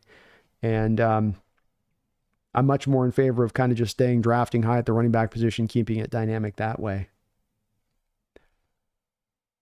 But I know the team does love Walker, so maybe that does a factor, Greg says, man, if Abe wasn't dealing with injuries, he'd be getting ready to get paid also. True. We'd be in a real pickle then. It's a good problem to have, but it would be a bit of a pickle. 3 Hours says, Reek's missed tackle rate last year was only 1% higher than Spoon's last year as well. And people say Spoon is one of the best tackling corners. Reek's tackling problem is getting stretched out. Yeah, I'm not sure about that 3 hour. I mean, that's again where we come back to, you want to utilize stats, but stats should also be paired with the eye test and what you see from a player on the field. And I can go to plenty of times on a football field with Tariq Woolen. I can even grab a moment from this last game that I'll reference in a sec on this 3 hour, but it's also to what you see from him on the football field as far as effort goes. It's about getting off of blocks. I mean, the thing with that stat about 1.3% missed tackle rate is that it doesn't capture a couple of things. First off, it doesn't capture how much a guy's fighting to get off the block. Second thing is what if you have a guy that's not fighting to get off the block, to get back in the play, to go make the tackle, but then you have another guy who fought his ass off to get off the block, comes up there to make the tackle, and then he's coming in at kind of a late hour. He's not got a great angle. He's just giving everything in the play to go make that tackle, and then happens to have that missed tackle on that play. That's again where to go to just that one stat and say that this thing then now represents which guy's good and which guy isn't, I don't know if that captures that fully to me. And if we're going to make the argument, because a little bit by that stat, you're making the argument in 3 hour that Woolen's right there at the same level Witherspoon as a tackler. When Witherspoon's one of the best tackling cornerbacks in the NFL, one of the best in the NFL at getting off blocks, about playing the position like a linebacker. He's going to put himself into harm's way more than other cornerbacks are that are more often than not, in my opinion, going to make those kind of business decisions, the kind of business decisions that Woolen will at times make. This past game, you have a play down near your end zone where Tim Patrick, the wide receiver, is in a tight alignment. Woolen is over here in off coverage, but he's not covered up by a wide receiver on the play. Post snap, Tim Patrick comes down with the tackle and helps out on the defensive end. Witherspoon on that kind of play drives up. He shoots up like a missile and he attacks that play in the backfield. Woolen sits back there and just kind of hangs out. And then after Patrick's laid his initial block helping out at the defensive end, then he peels down and then takes Woolen out of the play. Those are the kind of things I talk about that go, that's something where I'm not anti-giving Woolen his money, or I don't deny what he can do in coverage or his ball skills or his ability to take away the ball or to be a shutdown corner. But those are the kind of moments you're looking for to be taking that step forward of attack the play. Don't be making a bit of the decision-making or waiting for somebody else to go make the play for you on that. Go up and attack it. And I think that's the part where there is a fair criticism to be played on Woolen, especially coming into this season, that stuff has been a bit absent in his game. Yalin says, Brandon, I would keep an eye to see if Woolen gets targeted in the opponent's run game. Well, I think the Niners game in a week from now, especially, I mean, we can see it maybe in this game, but Giants probably don't have as much of the means to hit you this way. But the Niners with their diverse attack, with their diverse attack, I would say they're going to go right after it, and they have gone right after Woolen in the past in the running game. So that's going to be one to really watch for, to your point, Yalin, to see if there's some steps forward he takes, to see where his effort level is in those kind of games. I'm not saying it's been bad this year, but just it's not a strength of his game either on the other side of it. And it is still, I think, a work in progress.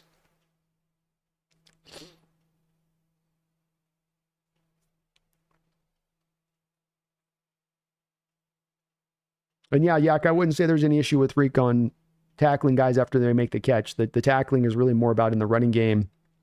Many of new offenses now in the NFL do a very good job at isolating corners that are not great at tackling. They'll block everybody up and they'll leave that guy as the one-on-one guy for the back to take on. And if he's not kind of ferocious with it, it becomes a weakness that can be very, very much exploited often.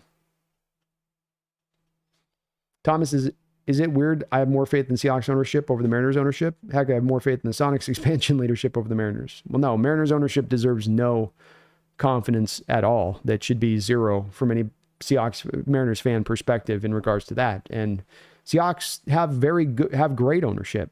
They spend at a top 10 rate in the sport. They have the updated facilities for their players. I think they're as good as you can ask as far as from an ownership standpoint, and their level of commitment to building a winner and putting a great team on the field on a yearly basis. Mariners are as bad as it gets from an ownership standpoint. Greg says, I think the Hawks plan to roll over the money from the DK restructure. I agree.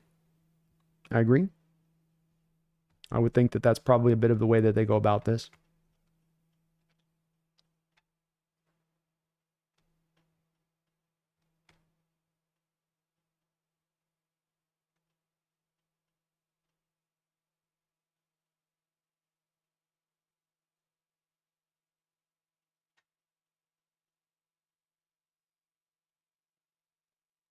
DVDB, I think we can keep the majority of the younger guys by utilizing incentives, at least K9, Spoon, and Woolen. D-line, though, oof.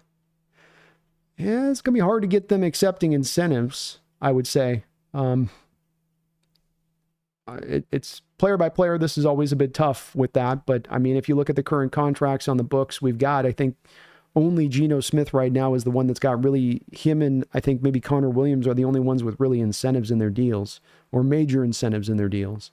I think players more often than not push for the guaranteed, the bonus. I want to know exactly what I'm going to get.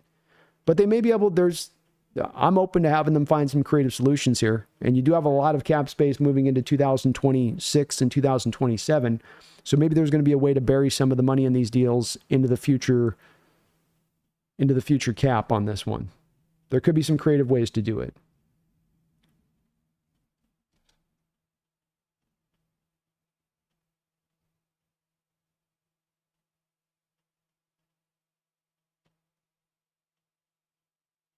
Hand grenade, can the Rams even afford Adams? Yeah. Raiders will eat the bonus money that's left on his deal. All the Rams got to pick up was the base. Remember, too, sometimes you can get in these deals and trades, you can get a team to pick up half a salary for the remaining year if the other team gives up more draft capital to the other team. So there's a lot of ways to get that kind of deal done. I just don't think the Rams look at their team as in a position right now to go for it in that fashion.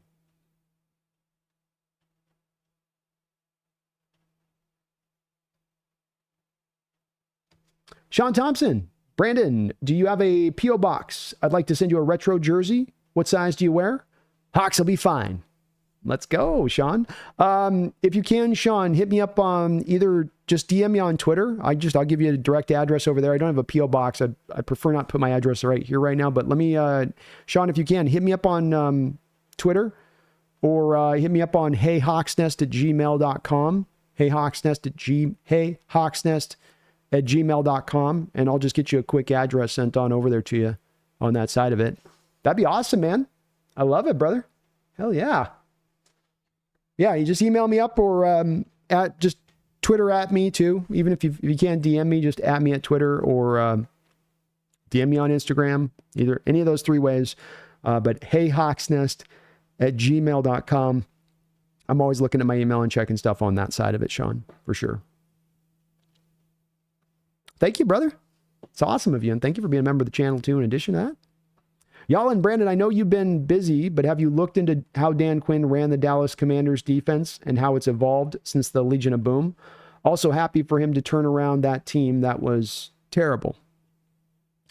Yes, he's done a pretty good job here so far on what he's gotten out of them on the returns. There's a couple of main things that he's done. They're still a little rigid in the coverage stuff, y'all, and where pre to post snap, he will do some changes pre to post snap on the coverages, but they do somewhat stay pretty similar on that side of it. It is still a lot of kind of at times off coverage stuff. The thing that I think he's done more of is he's been more willing to blitz than he was, I think, prior. They're willing to run more multiple fronts. He's willing to at times go to your 3-4 kind of looks at times, have your guys standing up as outside linebackers in their alignment. So he's not as rigid with his 4-man fronts as he would have been when he was here with Carroll. And then the thing that really separated them last year, I haven't had a chance to check and see if this is something that he's taken with him to Washington, but I would imagine that it is something that he's also starting to build in his defense because he doesn't want to blitz a lot. They blitz a little bit, but what he's done as a modification of that is rather than the front 4 back in the old days, just pin your ears back, get home, guys. Find a way to get home. They'd worked some of their rushes together a little bit. There was some of that, but with him, there's a high amount of stunts. He runs a lot of stunts off of his front 4. And last year, it was at the highest rate in the NFL, the Cowboys did. And I would imagine that he would take some of that here with the Commanders. I do have to admit that I haven't watched as much tape on them. This last week was as much of my chance to get my real, first full, view of them on that side of it.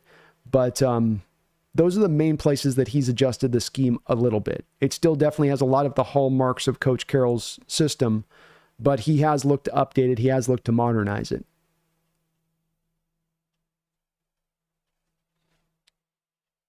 And Thomas, I think that they're going to hold Murphy out. I agree with you. They're going to hold Murphy out until the Niners game. You'll probably see at least a little bit of Mafi and Williams in this game. How much? Maybe it depends on how hard of a game it is.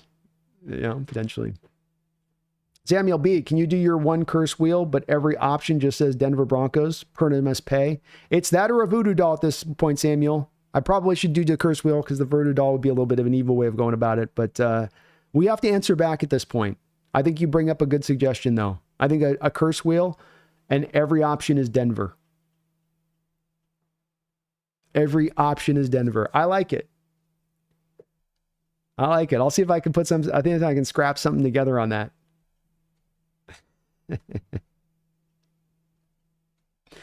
Riverside says, so what? We can forget about signing T-Dodd?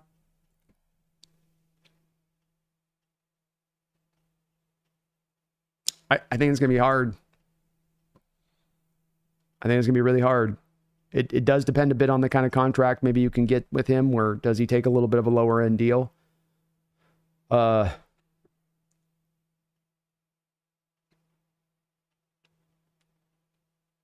think it's just going to be tough.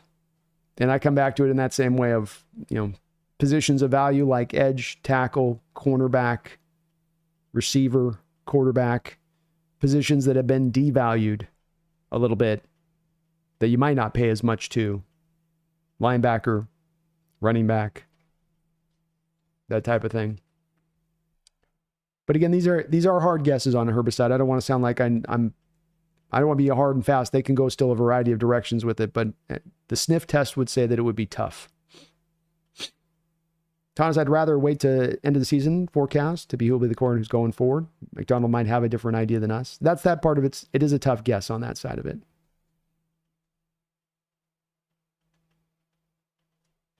Matthew says, I'd rather lose to Detroit now rather than later. Hope they bring that same energy come postseason. If. Me too, Matthew.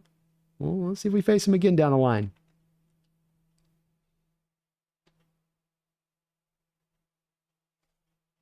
Yeah, Detroit definitely wanted this one. That's a little bit of that thing I was talking about, Jordan, of motivations and where teams are at, and you beat them twice in their house, and a little bit of an extra incentive there for them to go a little bit harder on that one, I think.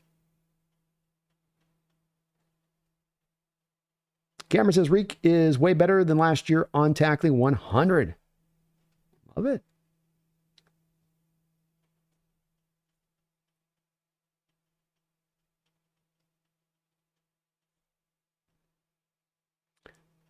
Dapatrod asks the Hawks Nest random question, but do you think CMC's career as a 49er is cooked with the new reports coming out he's dealing with tendonitis in both Achilles? No. I think that he smartly got paid at the start of the season, and what that did, Dapatrod, was take the Niners from a situation where maybe they could look to pivot off of CMC after this year and move on to now they've sort of re-enlisted him back into the fold for at least another year beyond this season. So I would estimate what the Niners end up coming down to on this situation is they look at it and they go, okay, the only thing that really allows this Achilles thing to get fixed and to resolve itself is to give him time. And maybe it wouldn't be the worst thing for Christian McCaffrey to have a whole year off of this year, considering the load that he's had to bear throughout the course of his career, even going back into college.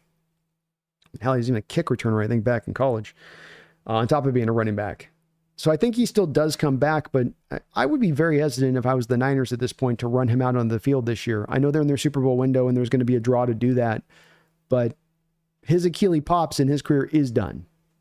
That is the risk you take at that point, and I think part of why they haven't had him out there even getting close to back to practice, or as the reports were coming ramping up that he is still months away, comes from the part that they know that the likelihood or the possibility of that happening raises up significantly when he's dealing with this, and it is in both legs at that.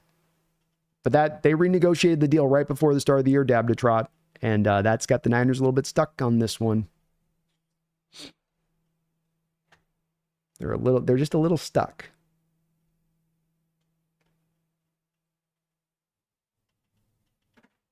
Lou, welcome back in the Hawks Nest, Lou. I know you've been a Hawks Nest member before, but it's good to have you back in the house. We will be setting up a call-in show here for Hawks Nest members. I'm trying to do it this week. I was shooting for Thursday, but if not Thursday, we're going to do it on Saturday. 100%.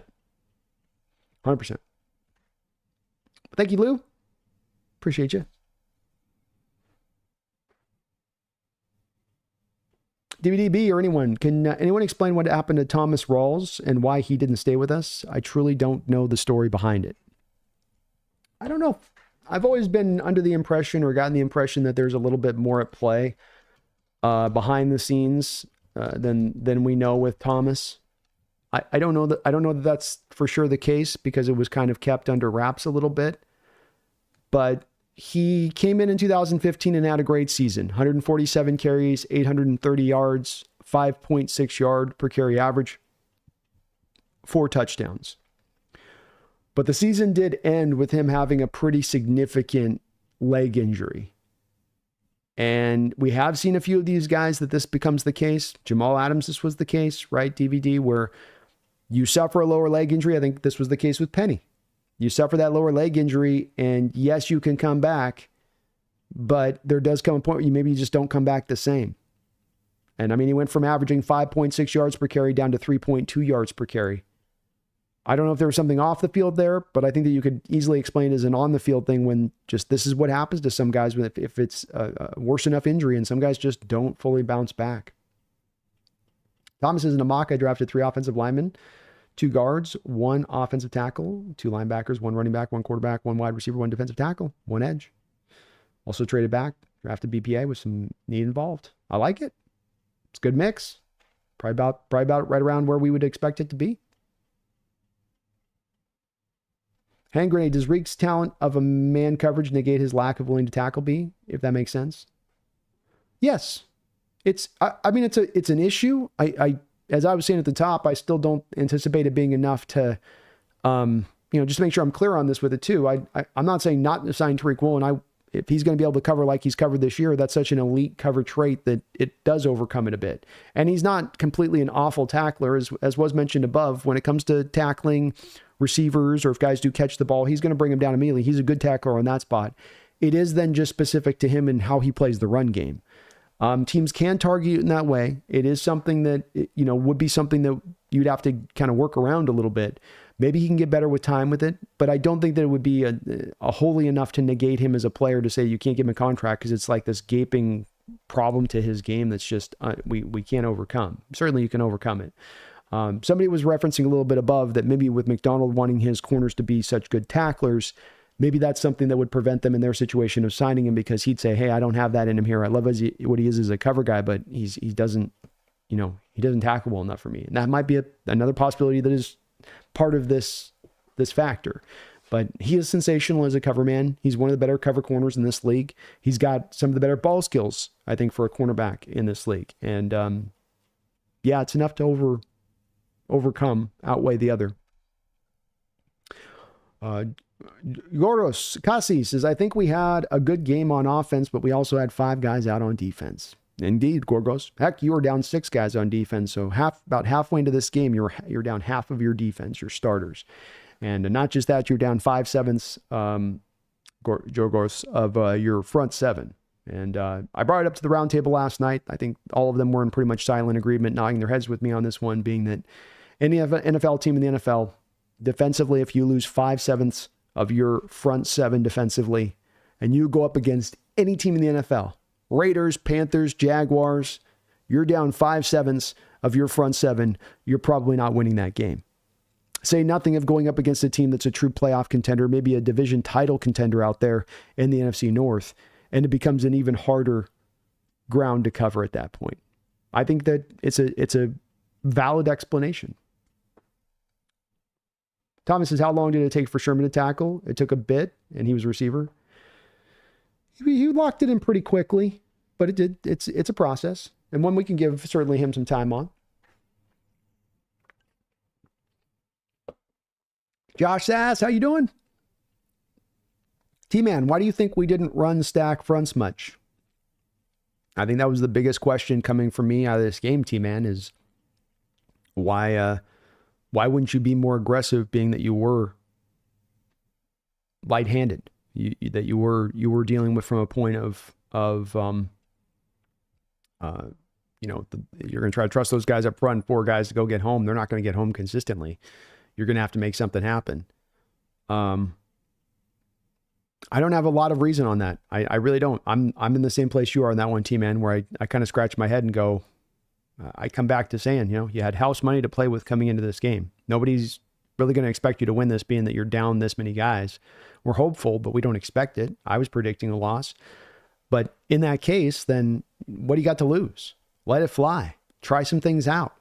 Especially as you got through this game defensively and you're realizing that you weren't getting any stops.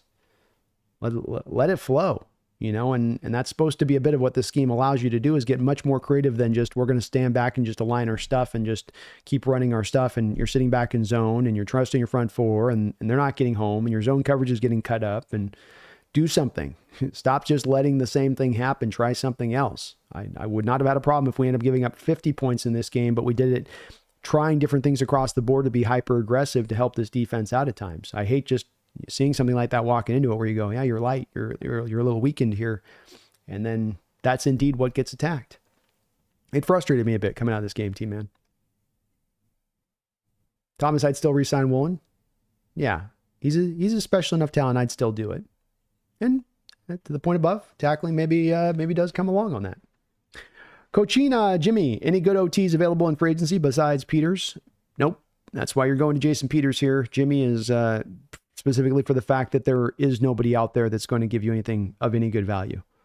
Offensive line in the NFL is a problem league-wide. Because of that, there's scarcity at the position, because if there is any good guys, they are signed. They are held on to with 2 hands and 2 feet. They hold them like gorilla style. We're not letting them go. So we're kind of stuck there, Kajina. It is what it is on that one. Samuel Brando. It's interesting how national storylines go. The Lions are receiving all the praise for beating Seattle, but if we would have beat the Lions, it would have been about how they were missing key pieces due to injury. Yeah, it's that thing you come back to. It's always hard to get a bit of credit up here in the Pacific Northwest, I mean, it's see it a bit on a yearly basis with that. Orchie says, cool, Brando. I'd like to send you some cool stuff too. I'll hit you up on your Gmail. Is it all one word? Yep. So it's hey. I'll post it here too. Let me put it up here on the deal here. Yo, where'd my thing go? There we go. I'll put it right here too so you guys can see. Hey, hi, it's Nest. There we go. Post it up here if you guys need. So.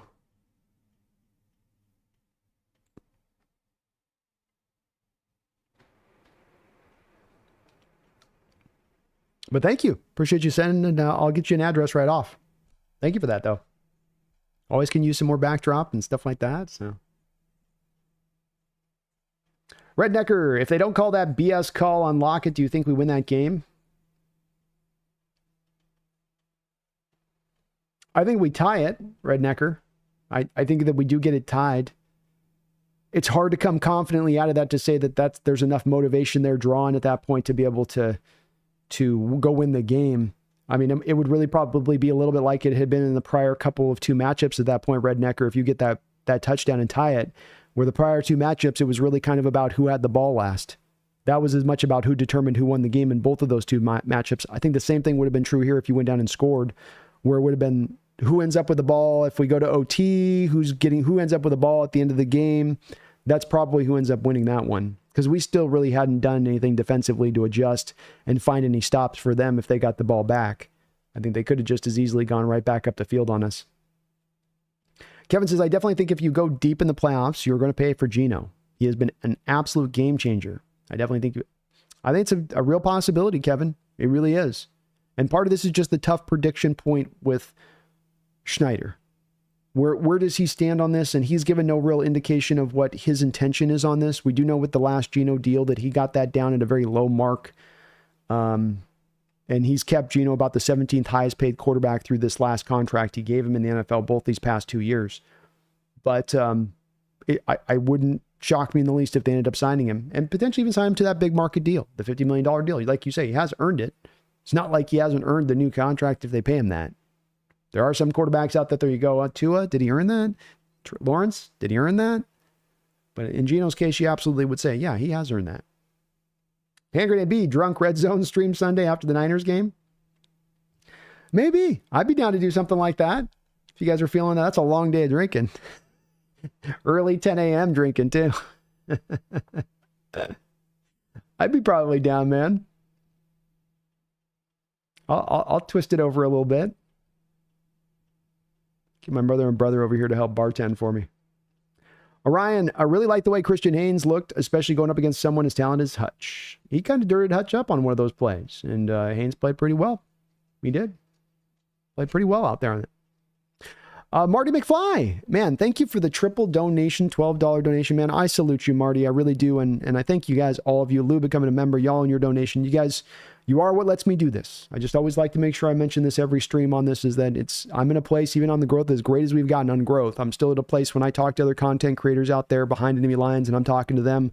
A lot of times they're asking me and they're going, man, how are you doing this full time? Like, I'm still up about the size, but I'm not quite at that place. And it's your guys' support that allows me to do this in an unusual way versus other people that would be at this size and what they have to kind of do on the side. It lets me spend a lot of this day, for instance, kind of setting up for this show, getting prepped for you guys. Thank you so much for that, Marty. I really do appreciate it. You guys are letting me live the dream here. You let me live the dream here, and from the bottom of my heart, I thank you for that. Marty says, thanks for the great detailed response. Appreciate you. Well, thank you on that one, man. And you asked a great question on this one, because I think with, in regards to Walker alone, I think I've heard probably at least 24 questions off the back of the post-game discussion on this one, or about a dozen times I've seen it kind of measured a little bit, where I think some people are already getting a little bit of that nervous of it, we might have to let maybe a top 5 running back talent walk out the door. And that is always going to make some butt cheeks clench. That's always going to make people sweat a little bit on that side of it. Even in this age of not valuing running backs, in a guy like Walker and some running backs that you maybe can't always appreciate because they're hard to realize what they're really doing. And a guy like Walker, you can really truly see his difference-making level of talent when he's going. And much like with Geno, you wonder with him of what happens when we get him that blocking. He's finally got the scheme. He's finally got the scheme to use him right. This last Sunday with Walker, no running up the middle early on. A and B gap runs weren't happening. Prior years, prior offenses, you would have sat there and hammered the inside of that all day long. What did Grubb do? One of his real good adjustments off the back of this game, he worked the edges like mad into that second half. Outside zone run, pitch plays, starting Walker out and bringing him into pre-snap motion to where you pitch him back across the formation and get him out into space. He's got the scheme here now to do it, Marty. And now what if you can get the run blocking up to snuff? What happens then? Can he average a 5.5 yard carry? Can he average a 6 yard per carry average on the back of a season with the dynamic talent he brings? I think he can. And that's hard to let go. That is. That is no easy just, well, analytic age, can't pay running backs. Too bad. No, it's when you go, wait, no automatic decisions. Let's turn this one over a bit. But boys are going to get tight when it comes to that cap situation. I've looked really deep at it. I've looked at the contractual numbers there. And John's going to have to really work some acrobatics here to make this, to fit all of these deals in. It is going to be no easy. It's going to be even harder than it was fitting the Legion of Boom deals in the way that this is going to come up, because of where the cap is at and where you're stretched to on it a little bit. So he's going to have to make some magic happen, but wouldn't shock me, Marty. It wouldn't shock me if they ended up saying, hey, he is that good of a talent. He is that difference of a talent. This isn't just a running back, another run of the mill. He's solid, but he's replaceable with a guy in the 4th round. No, this guy's truly that special of a talent and deserves to be held into that high of, review. And let's face it too, if you're going to sign him, it's not like you're signing the equivalent of the McCaffrey deal and the timing of that. Whereas McCaffrey's being signed after he's gone way past that 2,000 total touch mark where they say running backs fall off the cliff. He's far beyond that. His age has him far kind of beyond that spot at about 29 years old. So he's at that spot where you knew you were going to be very nervous from a Niner perspective in giving out that deal, whereas Walker is just heading into that real true prime level for a running back where he'll have his best theoretical seasons. But Marty, man, thank you for the triple donation on the $12 drop. I really do thank you for that.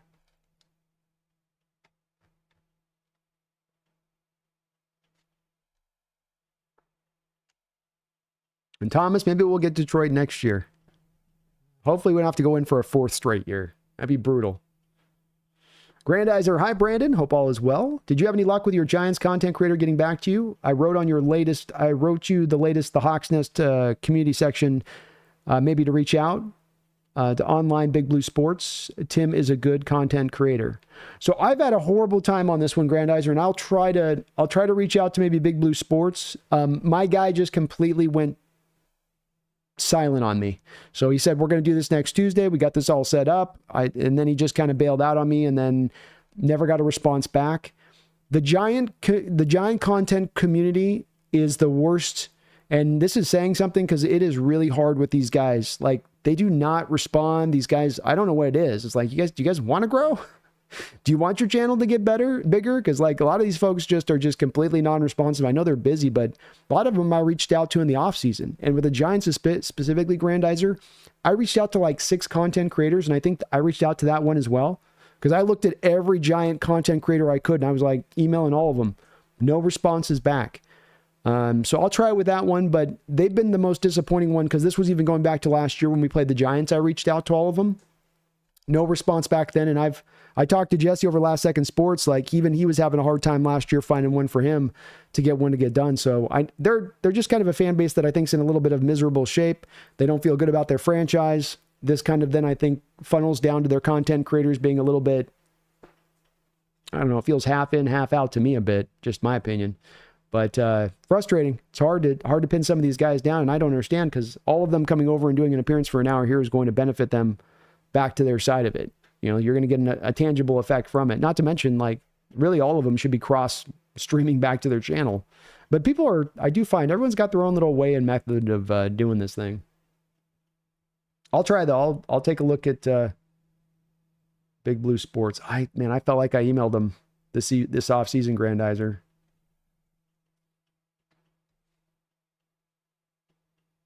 I feel like I did. I'll try them again though.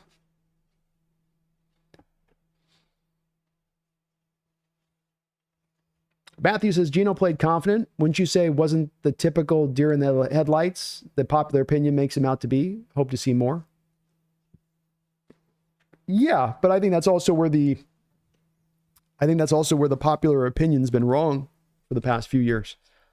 Because he's had the league worst outside of the first 10 games that he played in 2022, game 11 and onwards through this year, through the last game, Matthew, he's had basically league worst pass protection. And I don't think that there's ever a point in time that I've ever seen really Geno Smith with a deer in the headlights with this bad pass protection. So I agree. I think it's probably an opinion you hear that's put out there, Matthew, you know, that it is something that you hear commonly said, but I don't think that there was a lot to back it up. It was just something people said and said it like it was fact, but it doesn't really fit in relation to what you see from an eye test on the field, and the stats certainly don't back this up. You know, I think it was coming into this year, Matthew, you had what were we last year? I think we were the 29th worst pass protection in the NFL, yet you had a top 10 sack rate. And that's a stat right there that speaks directly to how the quarterback is dealing with the pressure. Because if you got 29, 30, 31st pass protection, you're going to be probably as a quarterback sacked, unless you're hyper mobile, at 27, 28, 29, right? Or at least at 22. But with Geno, you were at, I believe they were 8th, was their sack rate. There was even the stat that came up about, you know, sacks taken that were on Geno versus the rest of the league, you know, where they've got a stat that tracks what's on the quarterback, where hold on to the ball too long, didn't find a guy open, didn't make the proper decision. It wasn't on the lineman got the thing blocked. You just did something bad on your end. Guys like Patrick Mahomes and Josh Allen will be up to where 20% of the sacks that they take are on their shoulders or on their responsibility. Last year, Geno was at 6%. And these numbers have continued to bear over into this season too as well. But yeah, that's why I rail so hard about this, Matthew. That's why you see me go so much on the Roundtable show at those guys about this opinion, because this is an opinion that is very thoroughly ingrained, but it's an opinion that's in large part based on absolutely, positively nothing. It's got no backing. It's just something people kind of feel. And I'll always say with that kind of stuff, that's not sufficient enough to convince anybody of an argument, and should not be a hill anybody goes to try to die on, which some of these guys are willing to a little bit. Cameron Robinson says, y'all stay positive. Remember, this is still loading period. This is still a reloading period for us. The only thing we should be stressing is will we be able to solidify our starters for next year? Well said, Cameron. And I've got to say, to your point, I think people's mindset and attitude and where I've gotten the feel for people coming off this loss has been really great. I think people, to your point, are in that sort of state of mind. And really proud of my 12s for that one. Not having anybody freak out on that. Understanding, hey, we're in the pocket here. We're rolling. Dab Tronado, I can't wait for this Sunday. I'm going to the Giants' first Hawks game for my birthday, which is the 7th. I was able to score some pretty close to the field tickets. Ooh, there's nothing like a Dabney Trot, to being able to see the game right there on the field, that close. I mean, you really get a feel for the speed of the game. You're going to have a great time out there, man. Great time. I want to hear a report back when you get back, okay? So I want to hear your report back. I want to hear how the stadium is as far as the loud goes. Did you see a lot of people being quiet around you down there? Were everybody up on their feet? Was everybody doing their part? I need reports on that, Dab. Savage Twin, do you think if we beat the Panthers in 2016 divisional round, we beat the Cardinals the next round and played Denver in the Super Bowl? Yes. Because that was the year that Carolina was in kind of that machine mode teams can get into, where Cam was at the height of his powers, MVP Cam. They were the team that was the best team in the NFC that year. It wasn't really where the Cardinals were this team that was like, they were a really good team, but I don't think you felt like the Cardinals were on the Panthers level, really. I didn't. And so yeah, I would say that if you beat the Panthers there, that you take down the Cardinals. Now, when you play the Bears in the Super Bowl, it's not, or the Broncos in the Super Bowl at that point, that is going to be a different Bronco team than the one that you played prior. That's a defense at that point that's night and day different than the Denver defense you played. You got Von Miller was out the first time. Von Miller's in there. Aqib Talib and TJ Ward, safety that they brought in there. DeMarcus Ware. So it's a little bit of a different animal you'd have to deal with there, and probably a much tighter game at that point because of it. But yeah, of course we take down the Cardinals. Cardinals are never going to a Super Bowl. We all know that. Can we just say it? Can we just say what we all know? Do we have to play like they really have a chance? Do we have to act like that's really a thing? Christian, I think I think he's much better in tackling than last year. Maybe that shoulder really affected his effort. It hasn't been as much of a problem this year, I'll say that. I haven't had any real super bad glaring moments with them that stood out like last year, and you'd sometimes have almost once a game last year. SL said there's literally nothing to be stressed out about. Last Monday, our team proved we're top 5 healthy. Man for man, even better than the Lions. Let's go. Yalin says, respect to Mike for admitting he thought Geno's trash. For Mike for admitting he thought Geno's trash in the Lions game, turning that thought around. Oh, Arizona. Yeah. I was trying to think of which Mike you were talking about. Like, oh yeah, Mike with AZ Sportsman. Yes. And that's what I think that's all that you really, what I'm trying to do with those guys in that panel is as much as I'm not trying to rub their, like a puppy that you're trying to rub the nose and the poop on the carpet. Don't poop on the carpet. Stop having this bad opinion about Geno. I'm not trying to do that, but it's always one where you don't want to hold on to a take because you're in fear of being wrong. We're all going to be wrong. Even the smartest people out there are going to be wrong. What you have to be is you got to be willing to get it right. You have an opinion, but new information comes down, change your opinion with it. And I relate this back to Stafford. You guys can attest to this watching the channel at the time when the Stafford trade was made. I said, I don't see a Messiah-like figure for the Rams here that's going to be able to elevate them to the Super Bowl win over where Goff was. And I was wrong on that. So I don't double back down on it now as we're, forward here with Stafford and where he has as a player and holding on to that take, waiting for it to become right. It would be wrong sitting on that take at this point. It is wrong. Part of the reason that he is elevated in my eyes since coming to Rams, where I've gotten that better appreciation, but that's with the more new data, with him in a new situation, him with a supporting cast, him with a coach that's actually viable and can get it done. So it's more of what I'm trying to do with that. But yeah, he's coming along. We're going to get the rest of the panel yet on that one too. Thomas says the fact that people are so worried about re-signing K9 Cross, Geno, Williams, DK Woolen, but there's Spoon, JSN, Murphy, and Haynes. That's why Seattle needs to keep drafting the best player available. That's right. That's right. Just another reason you go stay in that value standpoint, right, Thomas? I love it, man. It's where you want to stay. Stay in the value pocket of things. And you're right about also, and even though a Witherspoon's not up, even though a Murphy's not up, even though some of these guys aren't going to be necessarily up after this offseason, you do still want to factor in your plans on how you're planning on paying these guys down the line. And it has to factor into informing these contracts this offseason a little bit as you get in next offseason. Like, well, we're not letting Witherspoon go. He's definitely going to be on a $30 million deal. Keep that into the budget. Make sure we've got that built in. What are we going to want to do with JSN? Have that in the budget. Build that within. So it's all that kind of coming together a bit.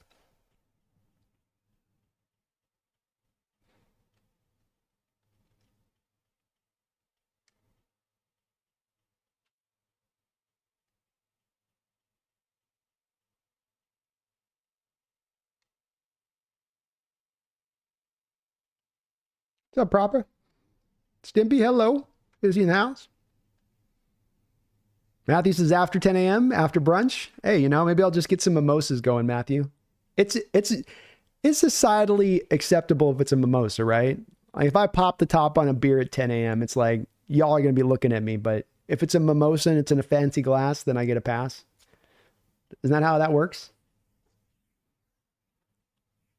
Thomas is playing that what-if game will drive people nuts. Yeah, if Seattle had Moffitt, Murphy, Williams, the score would have been lower. But how desperate the Lions was, I see them winning the game regardless. It is hard to play that what-if game. You just don't know how it kind of plays out. You do know you were short. You knew it affected your team to a major degree. You could see that. I think somebody said it online. I agree with this. It was a bit of it's like watching a preseason game where the ones are going against the twos. That's how it felt. But not a lot of takeaways also to be worried about from that as well to the side. DVD says, I'm a bit confused with the OPI call and Lockett. If it was OPI, wasn't it within the first 5 yards where some contact is allowed? Maybe I'm remembering wrong. Contact is allowed in the first 5 yards, but you're only able to essentially run block, I believe, within the first 1 yard off the line of scrimmage. So if he's running into his route and then there's contact, that's okay. If he's running to go up and block him 5 yards down the field, and that's the intent that the officials derive from it, that part's not okay. And that's what they derived. Don't agree with it necessarily. I think the defender was here and then bopped in front of Tyler, where there's a subtle step he takes basically right in front of Tyler to create the collision. But this is also a place that there's been some plays throughout this year, not just in the Hawks game, but other games that I've watched where you've seen some of the difficulty from the officials on trying to understand what's a pig, what's a pick route, what's a rub route, where's the guy with his intention truly trying to block a guy versus he's just trying to have a pathway through and he happens to get in front of the guy. It's one of those ones where there's a little bit of a sliding line on how it's called and when it's called, and it's one of those places I hate with the variance and the arbitrary nature that exists within the call itself.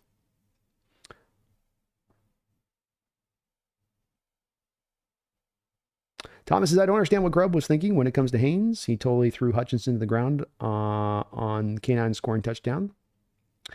Did have a really great play on that one, yeah. I think his run blocking game, according to PFF, wasn't overall really great on the day when he was out there, but maybe we'll see him now more. Maybe they wanted to be careful with him. I think, as Grubb said last week, some of what they were seeing from him in practice wasn't. They're looking for him to take some steps forward.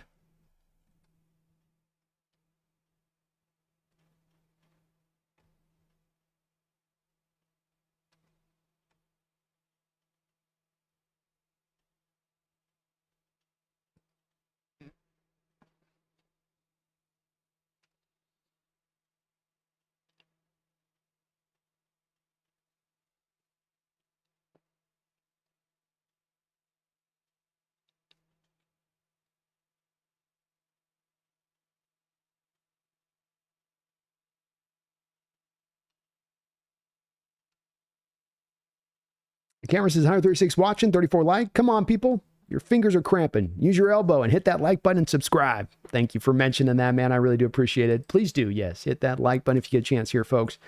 Does help me out quite a bit if you do that for me and just showing up on those algos, the algies.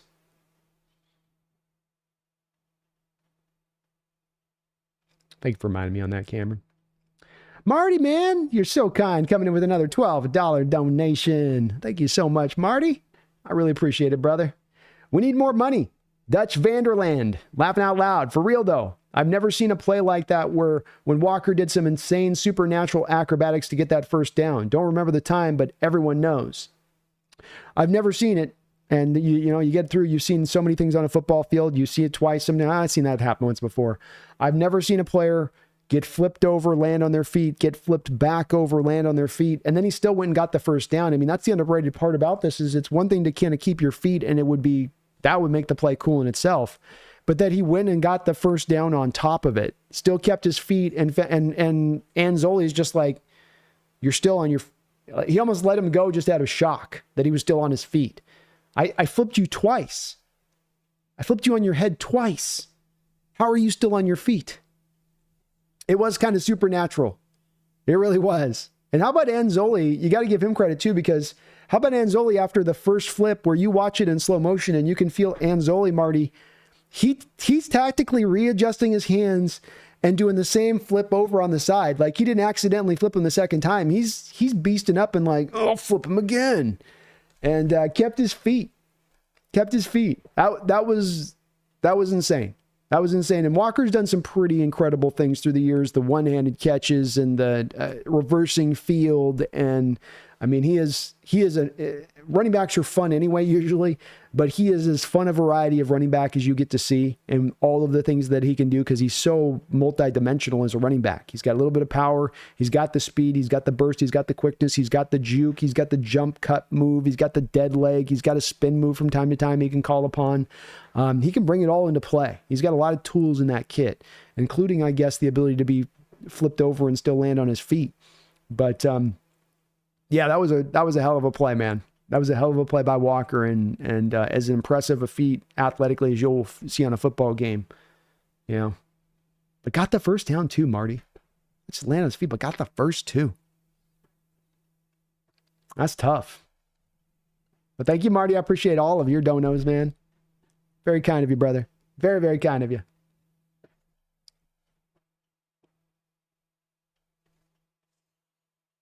Thomas says, I honestly believe that the NFL needs multiple people watching every game and replay when it comes to flags and non-flags. I just can't take a flag every down. Just way too many flags.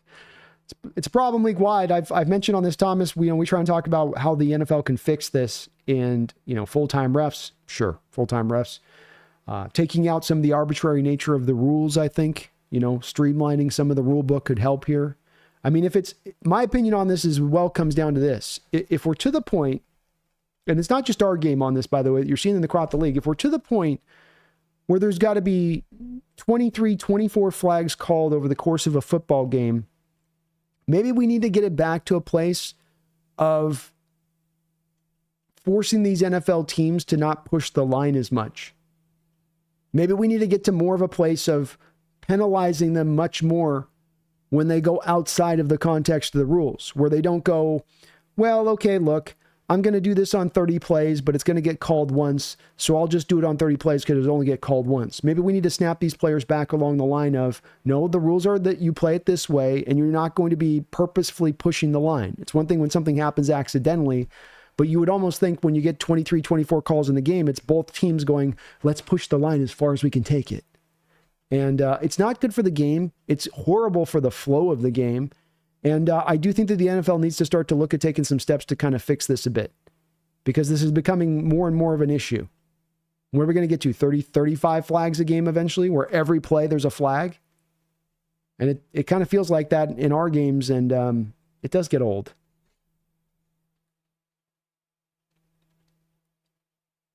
Red Necker says, tell me if I'm crazy, but I'm still not sold on Geno. I mean, I won't call you crazy, man. Everyone's got their opinion on stuff, Red Necker. But I would offer now, what more does he need to do to convince you? And then if there's all these other extra steps he needs to do to convince you, I might say, you've got quite a high standard of what a quarterback's got to try to pull off to sell you on them.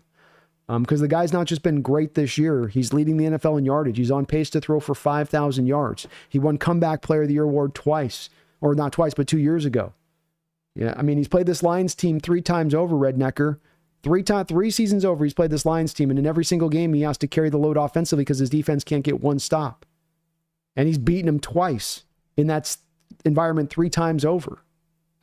I don't know. I think that I would offer to you, Red Necker, a little bit that I get a little bit of times from folks on this where I get a feeling of like the feeling is so embedded on Geno from some that there's just nothing he can do to push those off his spot. I'm not saying this is the case with you, but you got to understand with me on this as well. And it's my unique position on doing this channel is that it's 2 years of me going to bat for Geno. It's 2.5 years of me not being proven wrong going to bat for Geno.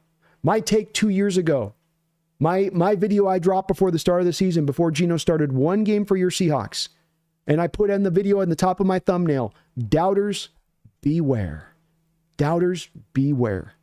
And he went out and won Comeback Player of the Year. That should have been something for people to come back to and go, oh, hey, you were right about that. He's actually a good player. You're right about that this was proven true. Wow. What a prognostication. Who could have seen that coming? We all thought he was trash. But I honestly believe it moved very few people off of the spot. And it's one of the things I don't quite understand. I understand having an opinion on players. I understand differing of opinion on players. But when a player so thoroughly disproves a narrative that has sunk so deeply upon their shoulders, it should change opinions. But it hasn't. I've learned to kind of be understanding with it and just kind of roll with the punches on it. But it doesn't mean that it adds up into my mind as to where. It just sometimes feels like, I guess, Rednecker, like there's not much of a leg to stand on for these anti-Geno folks. Maybe you definitely had a leg to stand on before he started 2.5 years ago, looking at his Jets time, looking at him as a career backup. But when looking at what he's had to deal with the past couple of years, an absolute atrocious offensive scheme, a coach that wouldn't allow you to throw to the middle of the football field, a defense that was living on the football field, league worst offensive line play, both in how they pass protect and how they run block. What quarterback in that environment was going to succeed? What quarterback in that environment would show you what they could do, show you their mettle, show you that they could be a difference maker of the position? And yet he did that. He's not been given a slip and slide downward 90-degree path to his success here. He's had to trudge his way up. And I'm not talking about the 10 years he's had to wait to start. I'm talking from when he took over the starting quarterback job for your Seattle Seahawks. But it's one where people's opinion, and Rednecker, you're not alone on this. It's people's opinion on this are really well embedded, and they sit where they sit on it. And I don't know that there's a little of moving anybody off their spot one way or the other with it on that either. Yellen says defenses get away with so much grabbing that they always do it. So you can call it all the time. If a defensive backs coach, I would not allow them to put hands on bodies. It's true. That's where I come back to maybe you need to just put more into the rules of this. If we have these teams that are making these tactical decisions that you're not going to call it every play, that rather than we're going to just start to call it every play, that we really punish them for when they're going to go outside those rules. So now instead of it being a 10-yard penalty, hell, make it a 20-yard penalty. Or instead of a 5-yard hold, now it's a 15-yard hold, right? Make the penalty larger, and then you're going to dial them back from pushing that line as much, I would think. But it's a tough situation to fix too. Thomas says, I'm slowly coming around on Geno, but while I went from Geno sucks to Geno's good enough to win, but I'm still a pro draft a quarterback in 2 years. Well, he is older. And again, when we get back to that conversation on here, Thomas, too, about Geno at the current rate he's being paid versus once we get to the place of paying a mid-30-year-old Geno $55 million a year, it does change the nature of the conversation a little bit. But I appreciate you've come over on this one. You've moved in a way that, like I say on this, so many haven't and have been unwilling to move at all. SL Hazard, wild how the Giants don't have a dependable content creator. They're one of the historic franchises that other fans respect.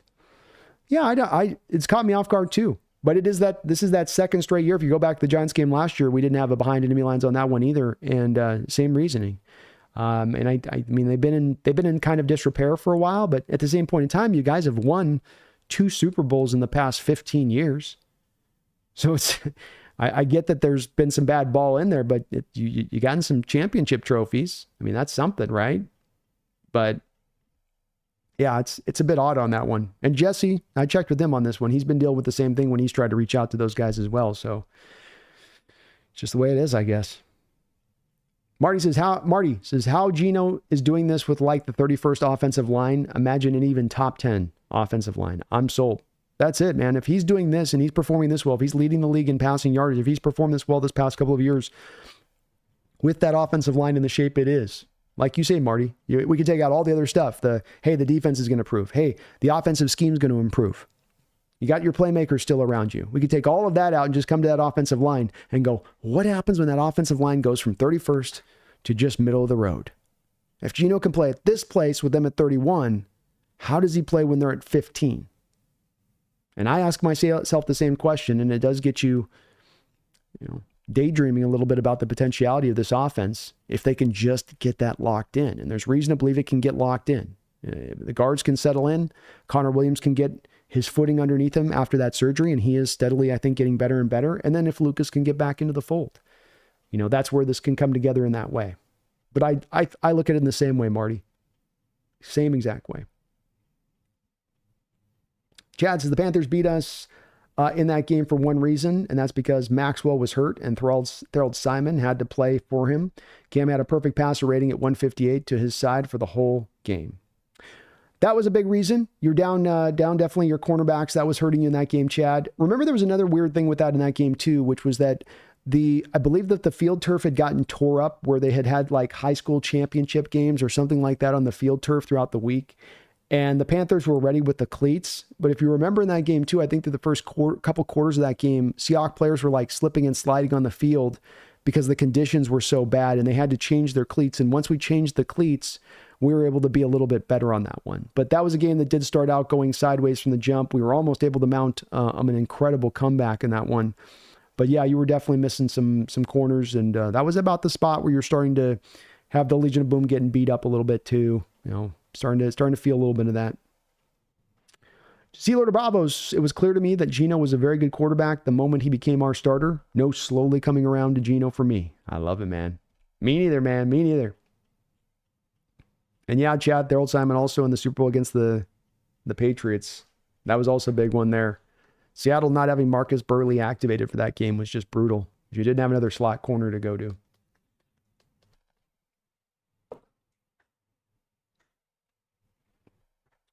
Ricardo says, yeah, I thought Geno was really good in 2023 down the stretch when so many wanted to get rid of him.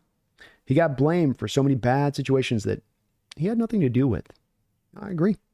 A lot of quarterbacks in this environment over the last couple of years would have folded dealing with some of what he's had to deal with, and he's stood tall this whole time, to your point on that.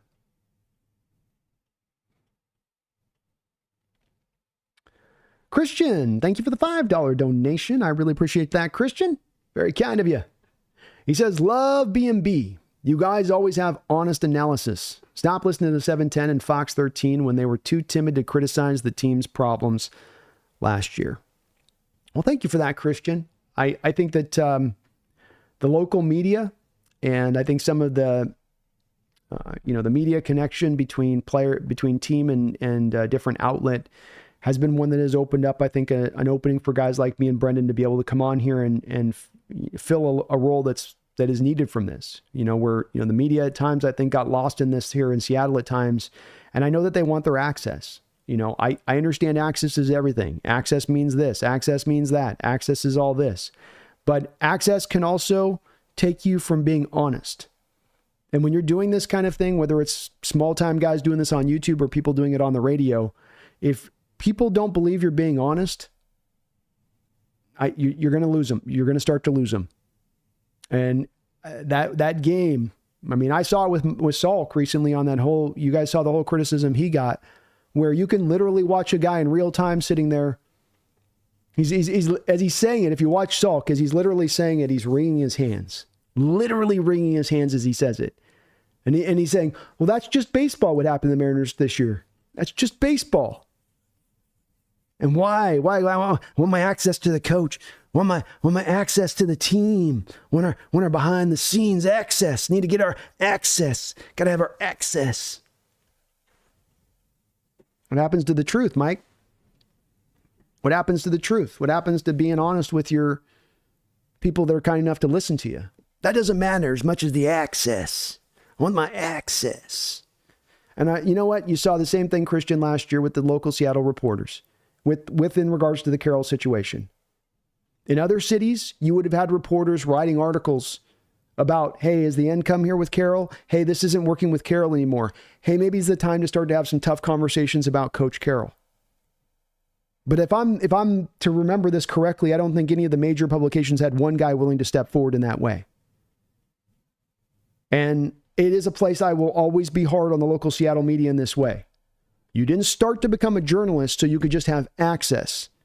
You can't tell me that was your dream to become the journalist is so you could lick the boot heel of an organization. You're there to tell the truth.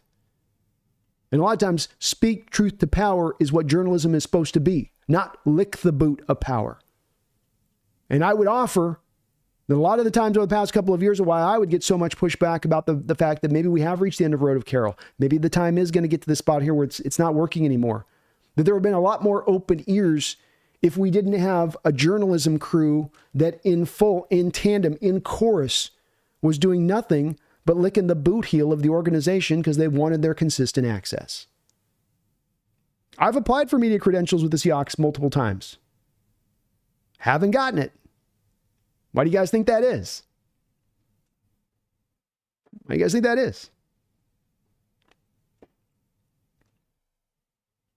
So, at the end of the day, access or not, journalist or not, radio personality or not, YouTuber or not, you stop being honest. You can be wrong. I'll be wrong a lot. Lord knows I'll be wrong a lot. But you can't be dishonest. And I think Salk's going to come to find that, like, that little soundbite he just gave about the Mariners, he's going to lose a lot of people off him on saying something like that, because it's complete and utter dishonesty. But thank you, Christian. Brendan does the same thing on that, on his side of it. There's no doubt about that. You know, whatever opinion you get, right or wrong, you're going to get his honest belief in what he thinks in the bottom of his heart. And I'm the same way on that. Thank you, though, man. I appreciate that donation. Very, very, very kind of you. Jason C., it was indeed a disgusting defensive performance. Daniel says, I'd argue it with my friend saying I don't want Goff over Geno because Goff folds under pressure and our O-line is trash. I gave statistical evidence, but his response was that it wasn't worth discussing because I am comically wrong. Well, that's what they always do. It's the same thing with the Geno stuff. It becomes emotion. That's emotionality. You know, they're letting their emotions drive their opinion rather than trying to back their opinion with anything. And if you start to ask them to back them with something tangible, they'll give you nothing. It's the place that I've been for 2 years with this stuff on Geno. I just have this feeling about it. It's just the way I feel about it. Well, your feelings don't mean anything to me. I could give a rip about people's feelings. Back up what you believe with an argument and make it a well-reasoned one. But yours is a well-reasoned one, Daniel. And that same guy is, I'm guaranteeing you, Daniel, giving no consideration to the type of offensive line that Goff's had there at Detroit versus the type of offensive line that Geno's had here in Seattle. And that he wouldn't even probably try to, measure those up against each other. It does make it frustrating, though. Stimpy says, what about Spoon getting ran into by the receiver and him getting called for DPI? How's that different? It's not different. That's the arbitrary part of that rule with it. In that play in and play out, it can be called depending on what officials feeling in that moment. And that was my issue with the officials in this game, and has been my issue with officials at times, is that it slides back and forth the scale quarter to quarter. It's not that this officiating crew calls it this way and you're going to get it that way for 4 quarters. It's like you're going to get this officiating crew that's going to call it this way in the first quarter, and then this officiating crew, the same officiating crew, is going to call it differently in the second quarter, and then that same officiating crew is going to call it differently in the third quarter. And that's the part that drives me up a wall. Yeah. Chris says it's appropriate at any time to drink at the bottom of the hour. Let's go. But I agree, man. The running into Spoon thing, I don't like the call then on any of it. Let them play. Yeah,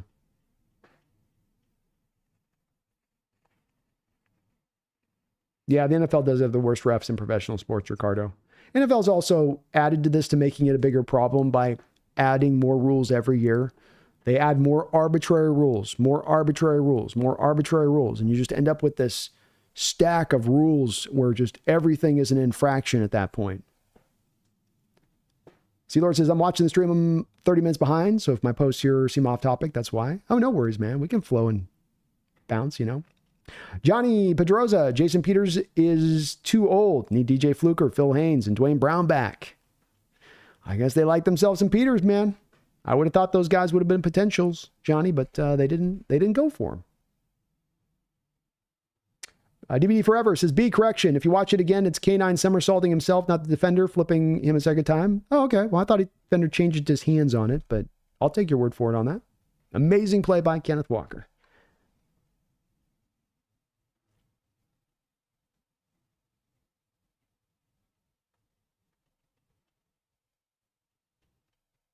I'll try to put a short together of the flip, Cameron. You haven't seen one done yet? I figured YouTube would be filled with them so far. I could pop one up there, though. I was thinking about putting it in. I just forgot to do it. Robin says, yes, we know it was K9 flipping. Okay. K9 pulled off second flip. I thought I saw the defender change his hands there a little bit, but again, I didn't watch it super close in that way, but an amazing play.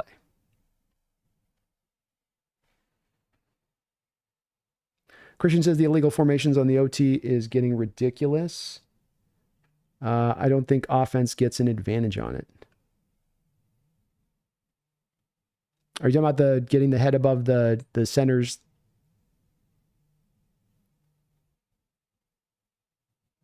The headline through the center, I think, is the thing you're talking about. Matt?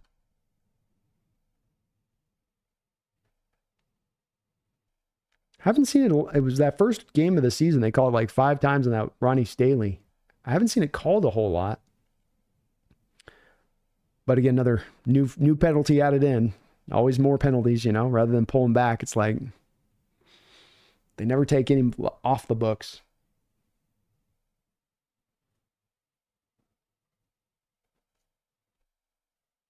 Daniel says, I remember that video on Geno, Brando. It made a lot of sense and made me hopeful at the time. Been a Geno fan since. Go Hawks. Hell yeah, brother.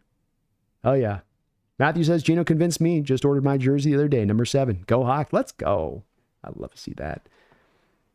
Christian says, people still are thinking of the Giants Geno. He made Waldron offense and now Grubb work. Amen.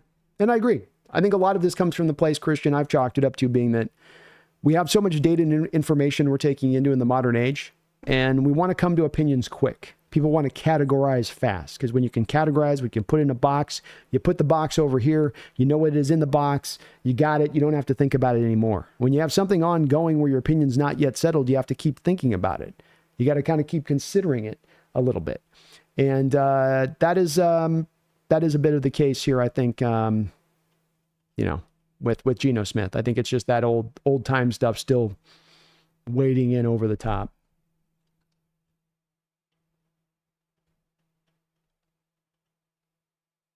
Chad says, Geno convinced me when we went like 18 for 18 in the game. He took over for Russ against the Aaron Donald Rams. People seriously need to get off his back. Geno is and has been an absolute stud since moment one.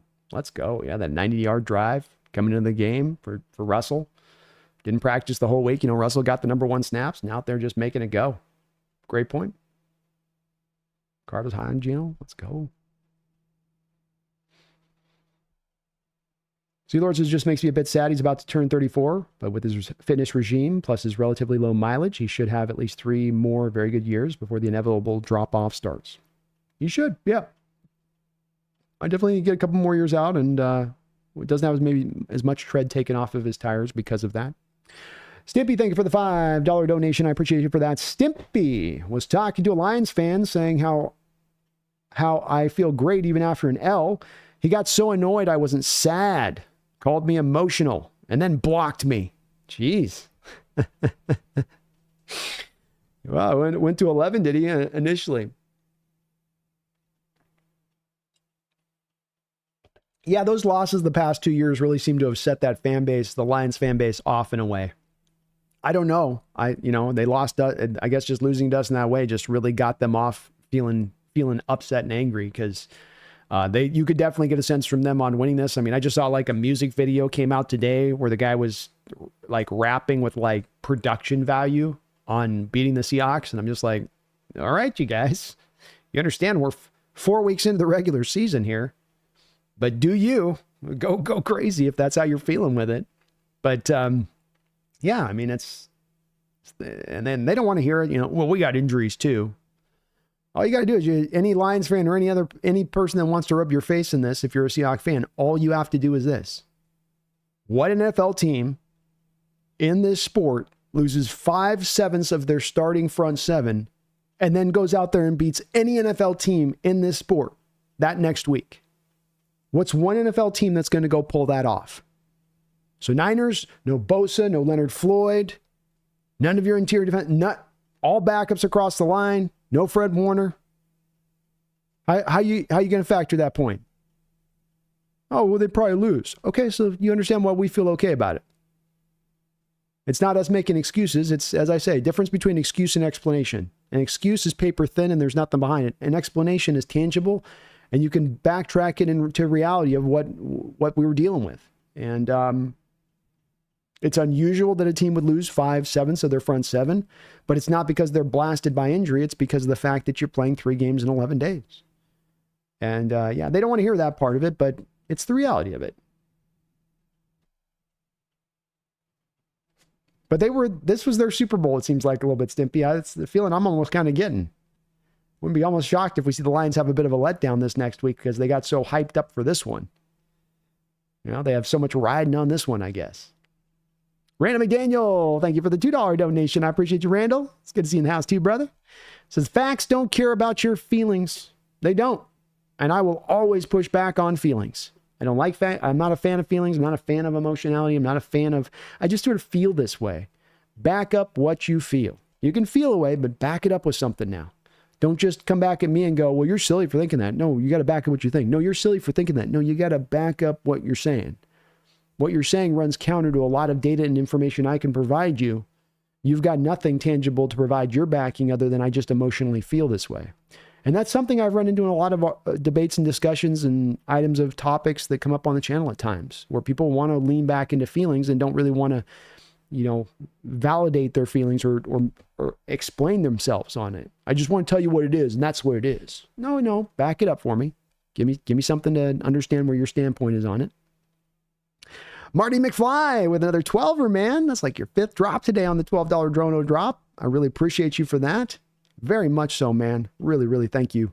Going to my first game, week 12 at Lumen Field. The tickets are wild, though. For good seats on the field at Seattle sideline was well over a G for 2 tickets. 21 now, and I'm just now able to afford going. It's an unfortunate part a little bit from my standpoint, Marty, because, you know, over a 10-year stretch here with Lumen, there has been a bit of a quieting that's gone on in the field. And when you do get the ticket prices going up like this, I think you get more of the wine and cheese crowd in there, Marty, that is less about being as loud as they can. You know, some of the element that you get in there on the more lower end tends to be more raucous, tends to be louder. It's not like we're not still a very loud stadium, but that's the one issue I've had with it. And the other part of it too is just that you are pricing out, you know, typically some of the younger customers who can't now as much afford to go as much as they would like with it. So it is an unfortunate part. It's not going anywhere anytime soon. It is always going to be kind of expensive to go get those tickets. But I will say, Marty, there is a significant difference in being down on the field level, being close to the action versus being up in the 300 level. They'll tell you that there's no bad seat in the house, but yes, indeed, there is a bad seat in the house, and you can be up in it. And so I think you're smart to still try to get down the level, because it's worthwhile to see it down at that side of it and get a feel for it in that way. And I hope you have a great time down there. It's disappointing to hear the tickets are up at that price though, because that's a brutal. That's up at hell, back in the day to go to the Super Bowl in New York and be up even at the top level of the Super Bowl the Seahawks played in just 12 years ago, that was only $1,000. So now for a regular season game to be at $1,000 on the field levels, whew. I guess it's 500 a piece technically, but still. Ouch. Ouch, Marty, on that one. But thank you, man. You were amazing today on all of your support. Dropping my $5, $12 drops on me today. Thank you for that. I really, really do appreciate it.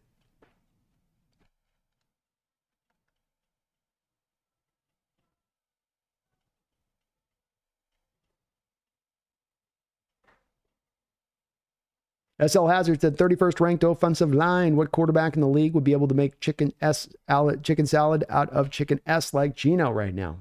I don't think there would be any. I went back and did the look on this 5 years back for a 5-year period.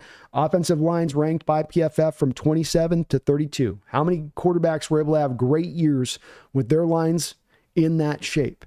And there was like only one other guy that was able to even carry the load somewhat. The rest of them fell completely on their face.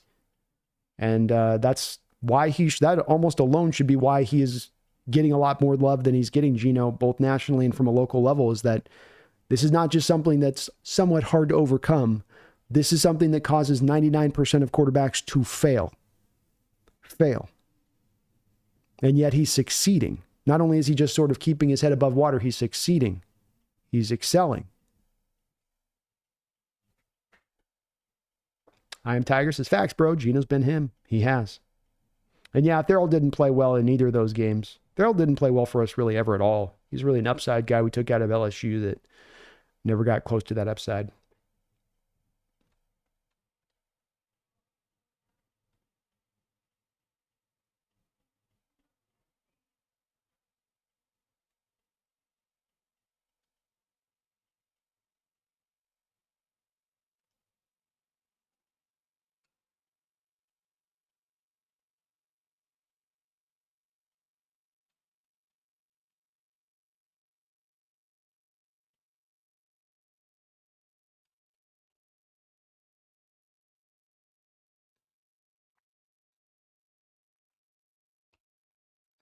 Lord, I've never quite seen clickbait, Seahawks clickbait titles like Chat Sports, laughing out loud. They go all in on that way. That's for sure. Thomas, sometimes the Seattle media is so soft. I even hated the fact the reporter were so easy on DeBoer and is leaving UW, but also the handling of the Seahawks and Carroll era and Mariners now is dumb. It is. And, they're acting like this is just sort of industry standard model, and it's not. It's a soft reporting style. And the fact that you can cognitively connect it back to having access to the team is a further indictment on it, in my opinion. And it's not the way things have always been. And it's one part where it sometimes does drive me crazy. I like how nice we are in the Pacific Northwest. I like how kind we are. I like how gentle we are. But there are times where it's like a toughening up could also occur at times in the area from things. And I do feel that from the local media on this side of it. And it's one that, again, I go back to, it's, when you're dreaming to be a reporter as a kid, when you're dreaming to be a journalist as a kid, was it so that you could just have access and high five power? Like, I don't get it. I don't get it at all. It's a new iteration thing, Thomas. And it kind of like that they all sort of just do it. Like, really, guys?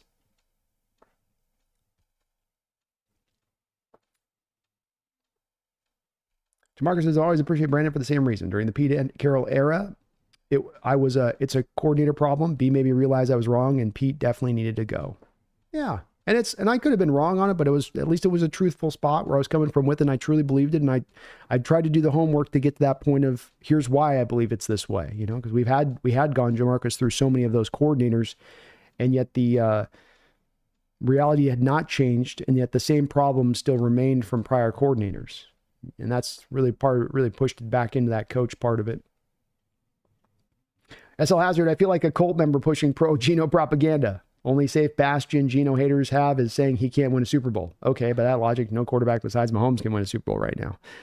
Yeah, they're running out of refuges, SL, They had many to start out with, right? They had he can't bring you back from behind. Every game comes down to a final drive. He can't do that. He's upended that. He can't, be ultra productive if everything's not working in his favor. He's done that. So we've taken all of the weapons out of their hands, and all they're left with is a nail file, and it's a small nail file at that.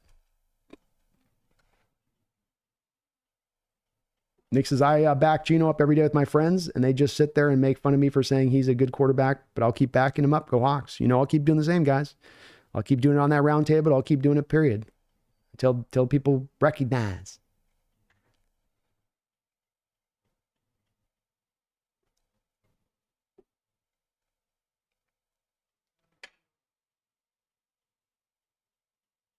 Scooby Snacks, hey everyone. Hey B, how you doing tonight, bro? Have you had to defend Geno yet? No, not really. I think people are pretty much in the pro Geno camp of it. One or two, here or there.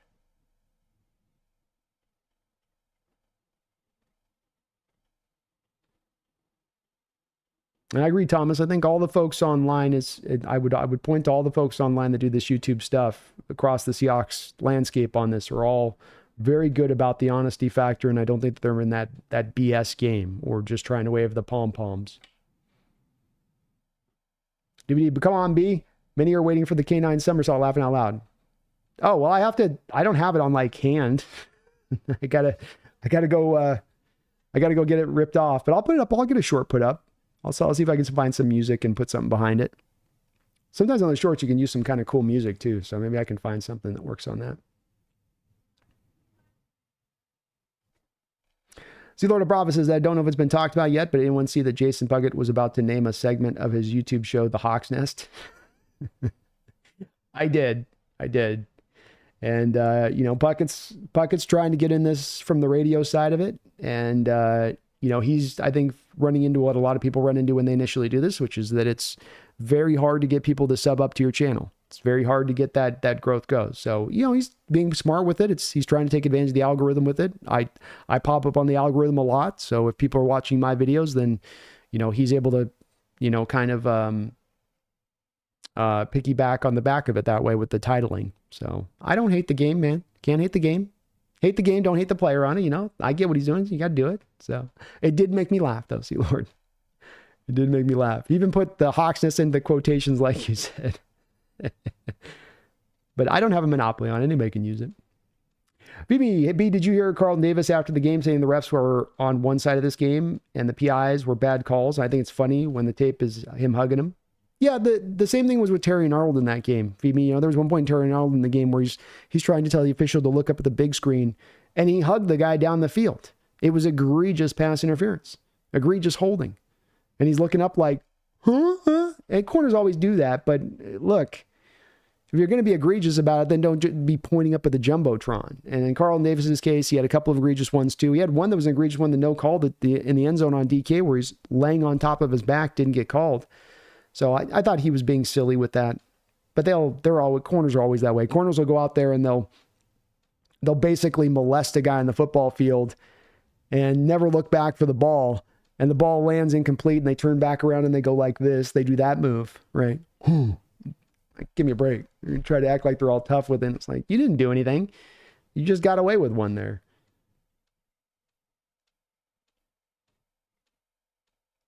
Thomas, I had a Lions fan say the same thing, that, well, they were without Ragnar and Branch. I said, okay, well, how would you feel if they had Hutchinson, Gibbs, Campbell, Brown, and two other players? Come back to me. Exactly. It's not that they weren't without, but that they weren't at the same level we are coming into the game.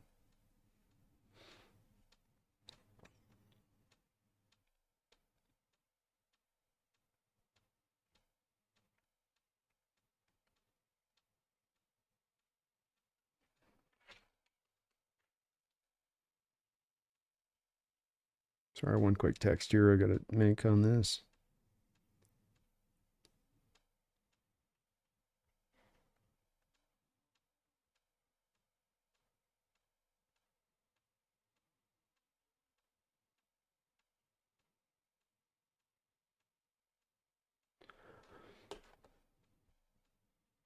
Thomas, it will be funny that the Lions plays Seattle again, but Seattle has their 6 starters plus Lucas, and Seattle beats them by 2 touchdowns in the playoffs. Lions would go crazy, like the Joker would say. Yeah, that would probably be a tough one for their fans to try to take, doing some of that math. Jack says, funny how trolls disregard our 3 wins because of bad teams, yet when we lose one game, ignore the injuries on our side. Seems hypothetical if you ask me. Well, people operate with the way they view things. It's a bit like the Geno thing, Jack. It's that thing I talk about where people want to come to an opinion on things and then stop in this day and age. I chalk it up to, I think that we as humanity are too busy. We have too much filling our brain. We have too much constant ADHD stuff flying around. And so we're constantly trying to efficiently task manage stuff in our brain. And so people will get bad, poor opinions, but they want it to be fixed so they don't have to come back and think about it. So what do, Jack? You come into this season, you say, hey, Vegas has got them at 7.5 wins. Hey, the national media and perspective on this one is that Seattle's going to suck donkey balls this year. So you know what I'm going to think? Seattle's going to suck this year. That's what I'm going to think. That's what I'm going to believe. I'm going to put that in my box. I'm going to put that up in the shelf of my mind, and I'm no longer going to have to think about that. I don't care what they do this year. I'm done thinking about that one. I really think that that's what we can chalk this up to. We sometimes try to unpack it as there being something more at play here, but it's as simple as that. People don't have the time to want to think about things too deeply. They don't have a dog in the fight when it comes to the Seattle Seahawks. They looked at what we were the prior of the year. They said, that's what you're going to be. And they're not adjusting off of it. And you can understand this when you pick at the edges of their belief that there's not much to it. And that's where I don't get too much up in arms. This is why I don't get up in arms, Jack, with the national media not giving us our respect or any of that other stuff. We've been down this road so often with it that it should be just kind of expected to this point to a degree with it. But yeah, it's the way it is too, to your point on that.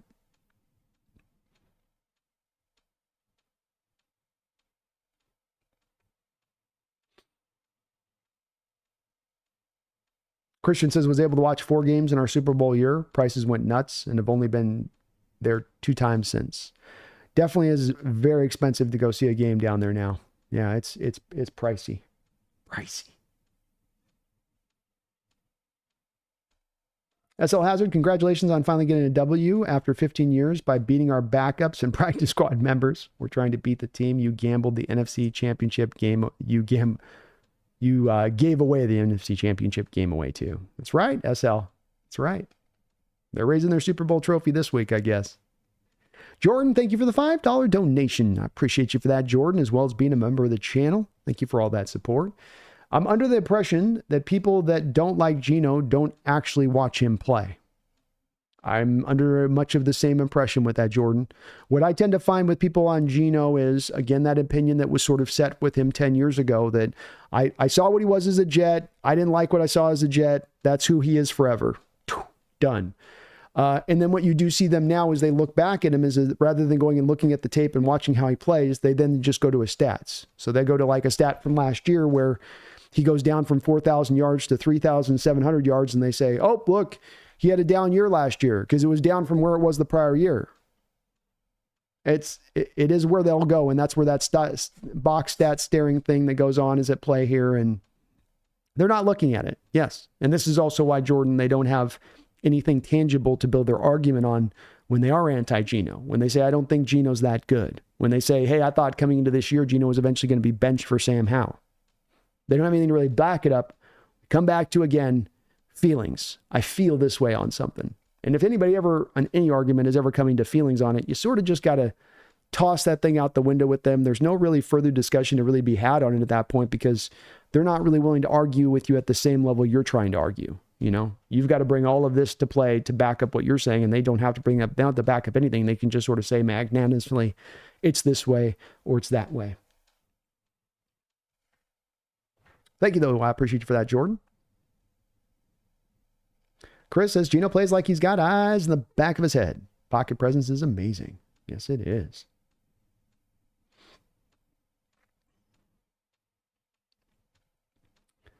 War Chief says, B, I'm a sucker for a good story. Truthfully, I've been a fan of Geno since I didn't write back statement. You know how us Hawaiians are. I had aloha for him right there. Hell yeah, man. What a great all-time line there. But boy, I'm excited for the next Thursday since we have a bye week this Sunday. Hopefully so. We got to get this still done against the Giants this week, though. I think they're going to give us a bit of fight. That's for sure. I'd love to think this is going to be an easy one. I think we're going to come out very inspired. But Giants are going to give us a bit of a fight too.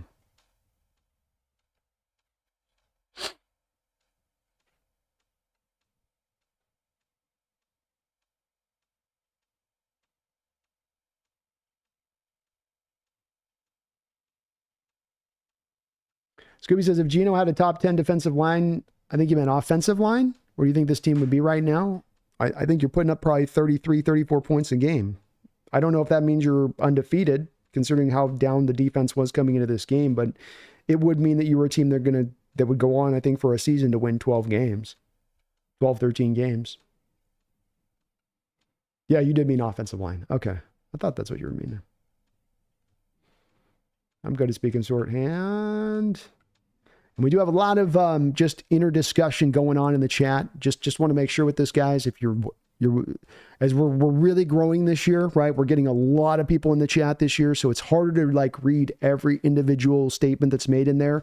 If you got something that you're intending for me to read, that's not just trying to be where you're talking to somebody in the chat because you guys are having a lot of chat discussion, do make sure you put B, do make sure you put Hawks Nest, because it's going to get harder and harder as we go through the years on this one for me to read every individual one and me to go to every individual comment. So really do make sure you're putting a B or Hawks Nest if it's something that's for me to reference. If something that you want to ask me or reference to me. Just because we're getting so many people on in the chat now and there's so many messages in the chat.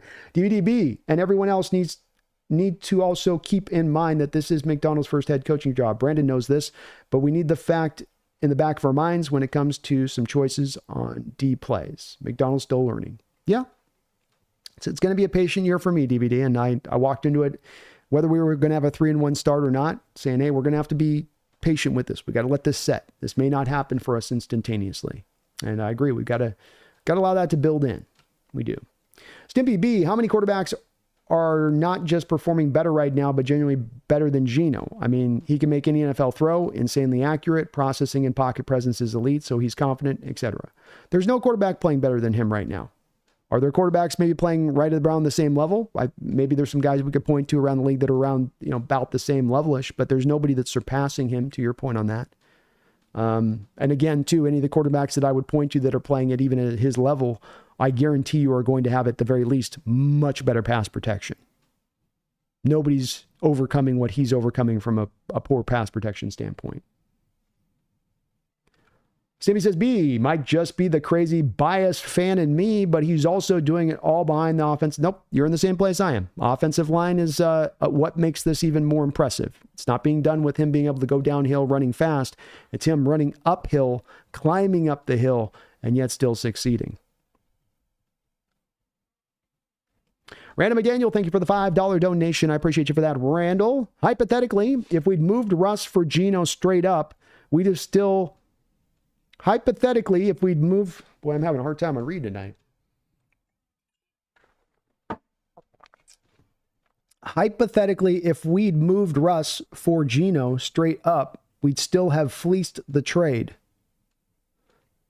Fact the picks are hitting makes it legendary. Great foresight.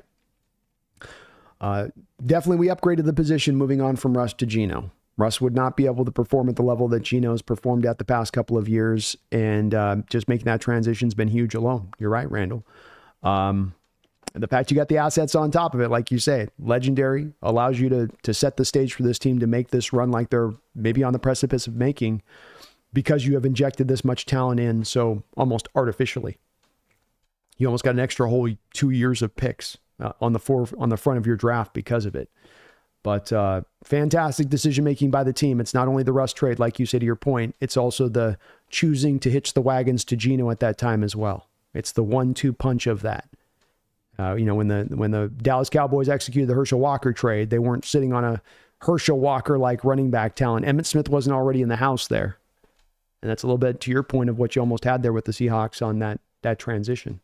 Great point, Randall. Thank you for the donation.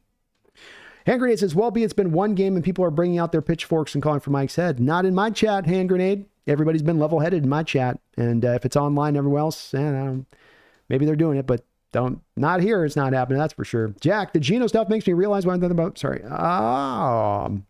Marty McFly. My God, Marty with the $6th $12 donation, dropping the big 6-0 in the house. Marty, thank you so much for all of that kind support here to the channel. I really do appreciate you on that. He says, I genuinely hate the number 6, and 12 times 5 equals 60. So here's one more, laughing out loud. Well, thank you. I guess 7. I haven't been this stoked about the team since the Legion of Boom days. Nothing will compare to those days, but I'm just feeling it right now, and it feels so good. Hey, Marty, I'm in the same place. In covering this team the past couple of years, there's been some really rough moments in looking at the team and saying, here's this broken, here's that broken, and here's that broken. It's been broken for a couple of years, and it's not being resolved. And over the past couple of years, really beginning about 2 years ago, even before, really about the Russell Wilson trade onward, the team took a whole different trek. Took a team different trek by their draft, took a different team trek by how they built their team. They got out from under bad contracts. They got great young talent brought in the house from their value-based draft modeling system. And they have fixed these things that had long been hampering them. And in football, there's no guarantees. There's an element of luck involved with it. But you can take care of what you can take care of. What's within your control, you handle. How you draft, how you spend your money, how you develop players, the type of coaches you bring in to teach your players and execute these plays. All of it along the lines, in my opinion, is being done smartly from the team's standpoint. And now we got to set it up. Now we got to kind of allow it, Marty, to go to Lady Luck. Let her take it from here and see where she can take it. But you're right to be this excited about it. You may have pulled off, if not the best trade in NFL history, at least one of the best trades in NFL history. And on the back of that, got a bountiful of picks that you could then inject into this team to turn yourself back around to a team that can be a true contender for NFL championships. And so if that doesn't get you excited, if that ain't something to get somebody hyped up as an NFL fan, I don't know what does. If that ain't gonna get you up, but it ain't empty excitement. It's true excitement because this team is making these kind of moves. They're playing it this smartly, and I believe really, Marty, whether it's this year or very soon into the future, this team is going to be competing for championships. They're going to be in that mode. They've put the hard work in, Marty. You know, the foundation has been set. The walls are up. The roof is on. We're doing the tiling inside right now. You know, we're putting the kitchen in right now. Most of the hard work is done here. Now it's just about finishing it off just right to get us to that final step and that final stage. I love to hear your excitement. I thank you for all of your support here to the channel today. Dropping 7 donos over with the $12 drop on each of them. you allow me to do what I do, man, on this. You really do. And I really appreciate that. Thank you, man. Thank you, Marty. And well said on your part, too, in addition to that. Last Second Sports in the house. What's up, Jesse? It's good to see you, man. We got to figure out, I think, so I think, Jesse, we're going to have you set it up maybe on, I know we're at home on this one technically, but we might have you set up the show for next Tuesday because it's your turn. I would be getting a 2-for-1 if I set it up on this one, unless we have you do the extra show in the off season next year. Plus, all your people dropped so many donos last time. I feel like we got to return the favor a little bit. You're set. Good to see you in the house, though, Jesse. Y'all. Bryson Prentice. Geno's a good player and love the way he's playing, but I don't think he's worth top money. It would change my mind if he goes deep in the postseason. Then it's worth a consideration.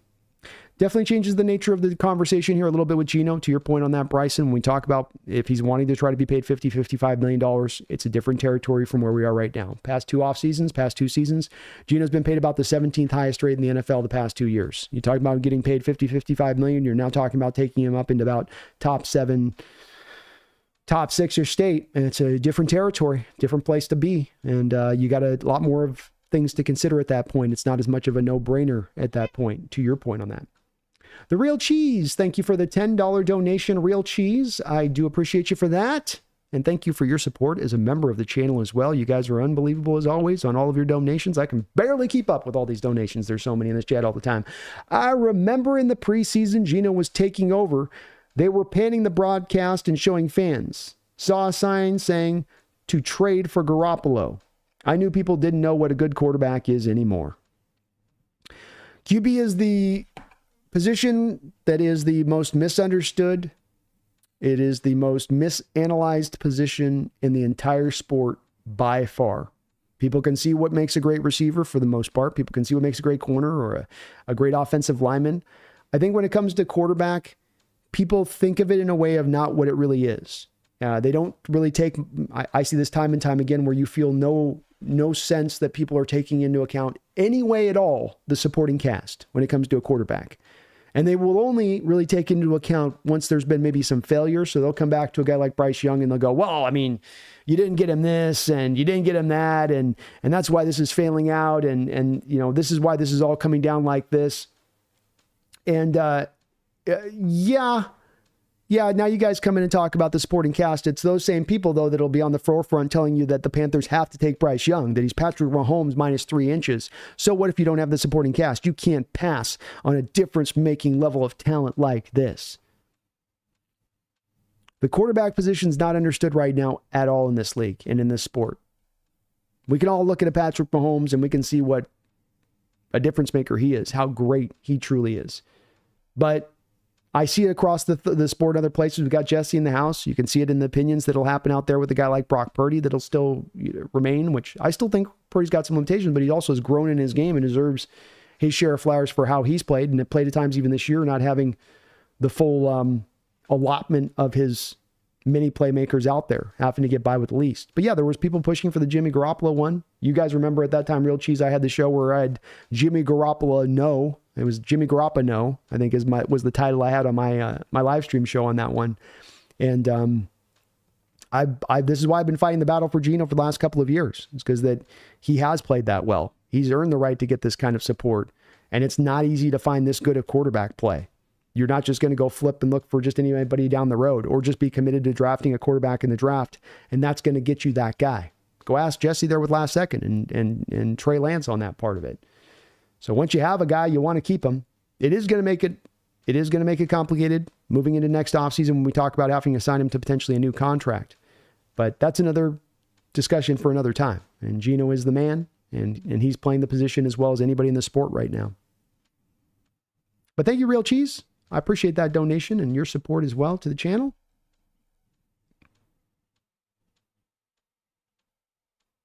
SL Hazard, Dan Campbell's honor was at stake, losing 5 times at home to the same team.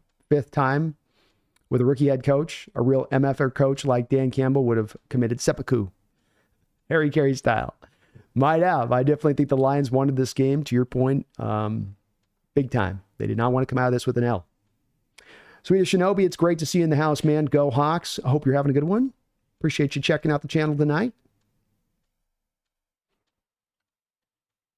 Brando, TBH, I want to say a bit more schematically from McDonald. I want to see a bit more. He was at big advantage, but I didn't expect the Lions putting 40 burger.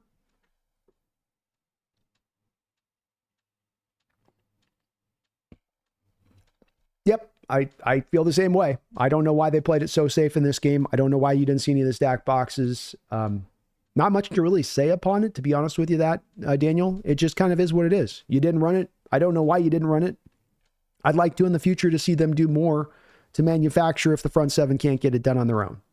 I'm completely in that same mode on that side of it.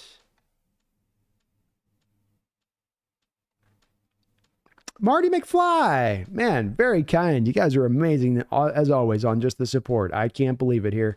Marty McFly has gifted out 5 memberships on the Hawks Nest channel. Thank you for that, Marty. I really do appreciate that. So, Last Second Sports, Marty, you gifted one to yourself on that one. Or no, Swedish Shinobi, Logan, Chronic FT, Samuel Carlson. You've been gifted memberships here to the channel. I really do thank you, Marty. Marty also gifting Yalin. Brian, Motive, Grant, Fullweiler. You guys have been gifted memberships by Marty McFly. Marty, thank you for that. I really appreciate, man, all of your support again to the channel. Just amazing, brother. And we are going to be doing a call-in show for members of the channel here on Saturday. So be a lookout on your community post for members of the channel as well. I release the PFF scores on Monday morning just after the game on that side of it. We do Thursday night football streams for that side of it to members of the channel. So we're growing the membership benefits to you guys more and more and more. So please do join as a member today. But thank you. Marty dropping 10. Count them, 10 gifted memberships there in the chat for you guys. And so do keep an eye out. If you're a new member, keep an eye on your community post. That's where I post those membership benefits out. And we're going to keep expanding those for members of the channel. I want to keep that going, as it is that kind of support that allows me to do this. So thank you, Marty. I appreciate you. Very kind of you, man. You're unbelievable tonight. King, I'm very happy with the performance, but the right side of the offensive line was already going to be the problem too. You have Aiden not have any sacks, but still disrupted the locked frequent with Stone out there. Whoo, guys, make sure we're writing, make sure we're keeping all the words in. I'm 3 hours in, so if I got to start adding words into you guys. Okay, so, hey, Brandon, good to see you.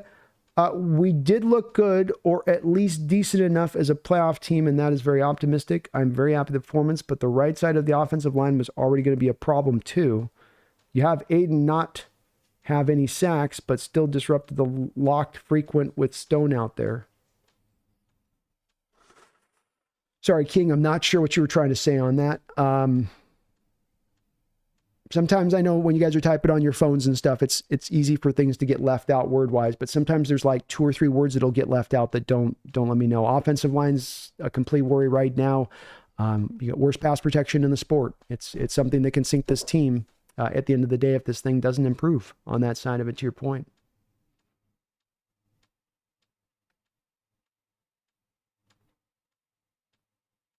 Marty being awesome, man. I appreciate you, Marty.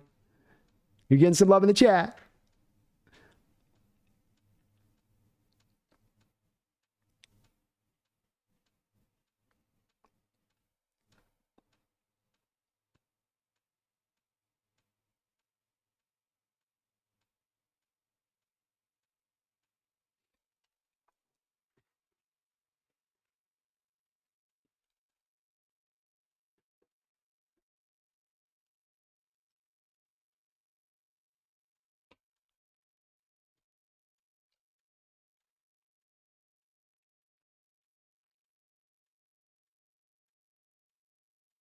Marty says, got to show love to the fellow 12s as well. Well, thank you for that, Marty. I appreciate that. Jesse's got a gifted membership. I like that.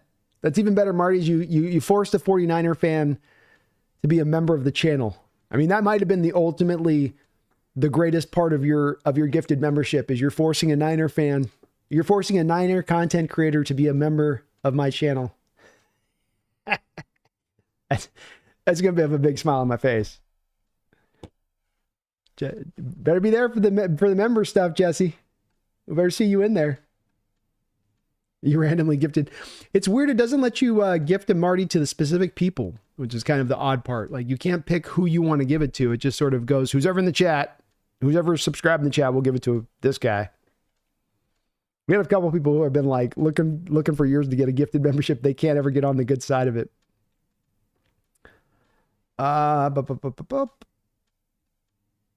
Chad, I love seeing DK in the slot too, man. It's a big deal being able to use him there. And what's even better is that they're using him in the slot, not only getting productivity out of him on stuff like post routes or slants, but you're actually able to get productivity out of him where he's taking the top off the defense. You know, that skinny fade thing that they're able to do out of that slot is huge.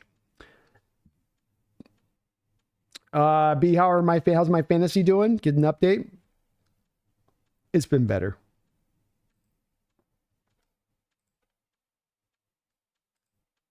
I've got some problems right now in my fantasy, okay? It's not been the best of starts for your boy. Oh, as you can see here, I'm 11th. I'm 11th in a 12-person league. But if you will notice on this being 11th in a 12-person league thing, look at the points for here on the side of the column here. So number one place, Goodell's Toupee, is got 549 points scored. He is one of only two people in our league that have 500 points scored. And who is the other person in the league who's got the 500 points? Me. I've got the 500 points. But he's in first place, and I'm in 11th because franchise football sucks. And it makes no sense. And there's nothing you can do sometimes. I'm playing awesome, but everybody's scoring all the points against me. I'm getting everybody's best effort. This is what happens, you know? Oh, I'm playing Hawks Nest this league. Cut this guy, add this guy, drop that guy. Everybody's maxing out their roster to the utmost. But how do you like that? 507 points. I'm merely 42 points away from the leader in this league. And he's 3-1 and I'm 1-3.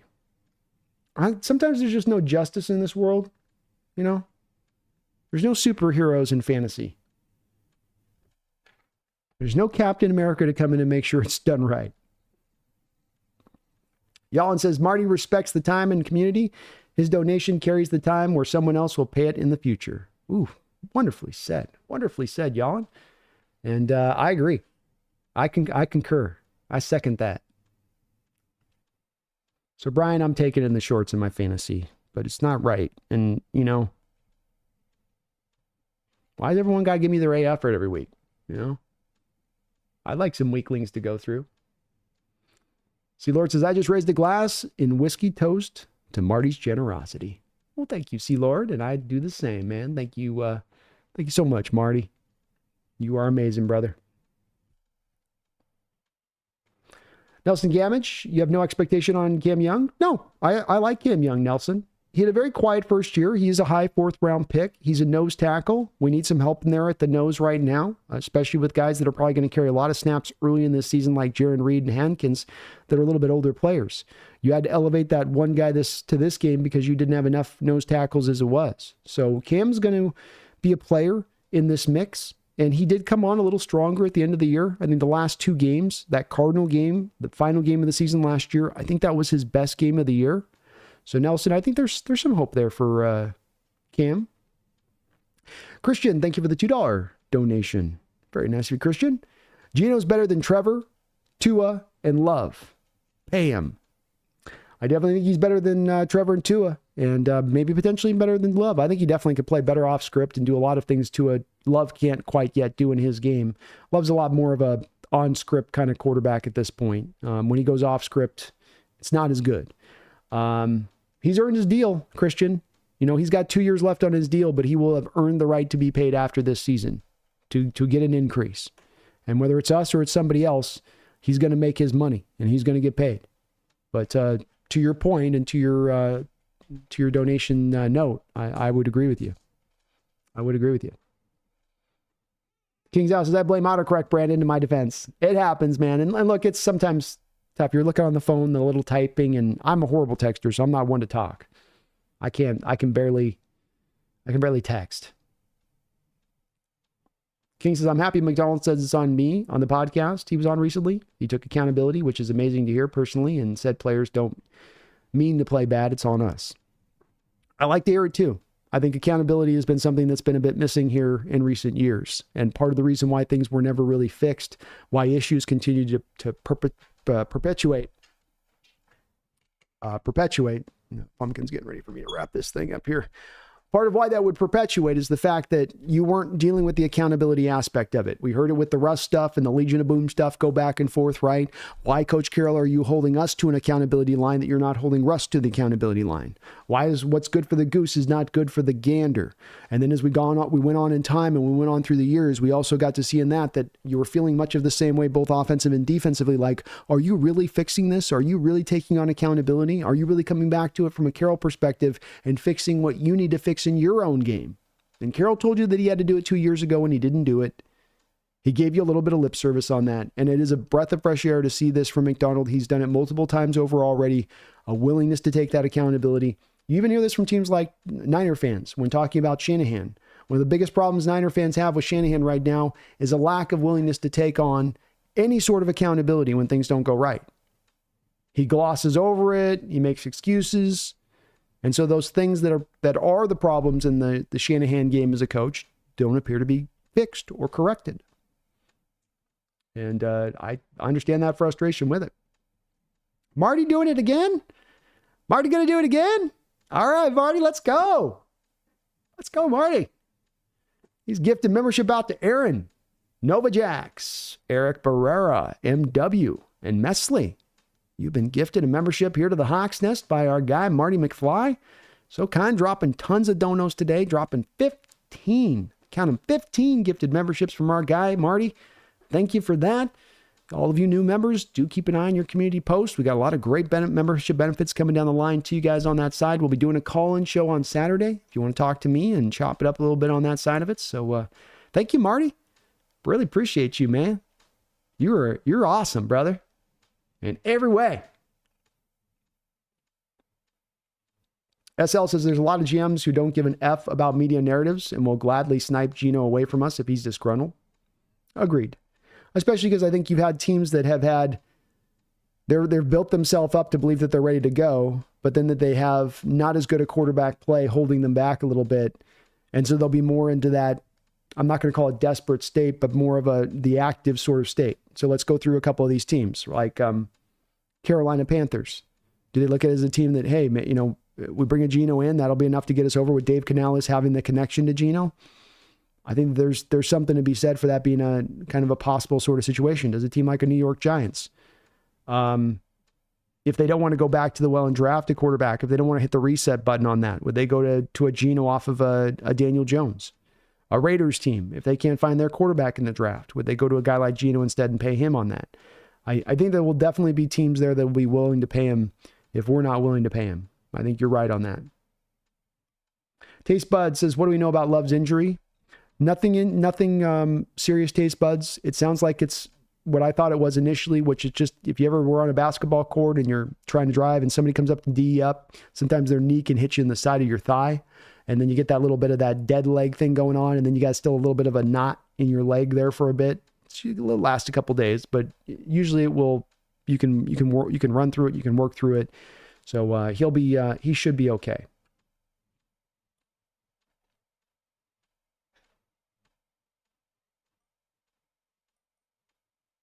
King's House has been there, Brandon, laughing my ass off. Happened to me week 1, but now I'm beating the ass the last 3 weeks in a row. Well, hopefully I get a little regression to the mean, right?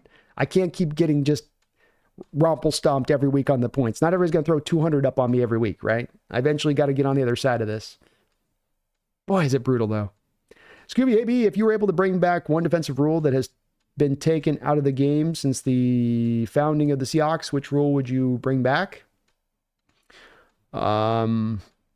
Defensively.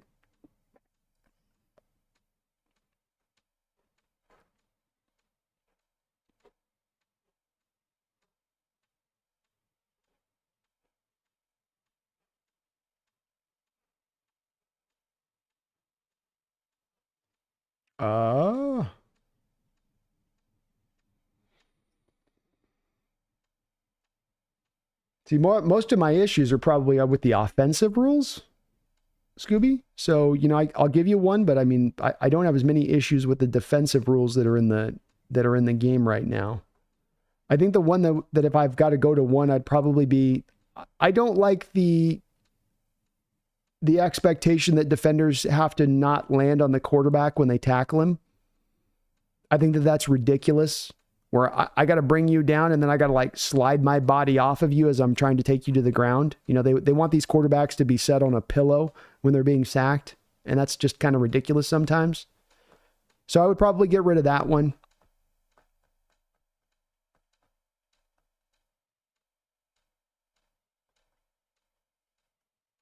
But it would be more of the offensive ones I'd take off. DVD says, Brandon, got to roll out. Thanks again for all the respect you give the fans and reading comments. Still quasi-homeless, but living on a friend's boat. Still have my 3 boys each weekend, and they love it. Well, hang in there again, DVD, and keep your head up with it in that situation. No, a lot of people are struggling. I know a lot of people out there that are, fighting through in this economy and just trying to grind through. And it can't be like this forever.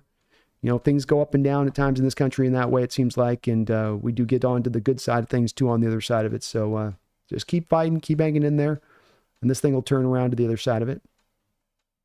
Rednecker, B, do you have Geno in fantasy? I do indeed. It's my starting quarterback, Rednecker. I got him and Kyler. Speaking of brutal, I had 400 yards passing last week. I had DK last week.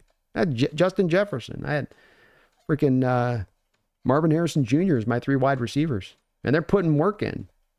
I'm just getting everybody's hitting for whoever's fighting me. Like, their whole lineup is just delivering. Even the defense.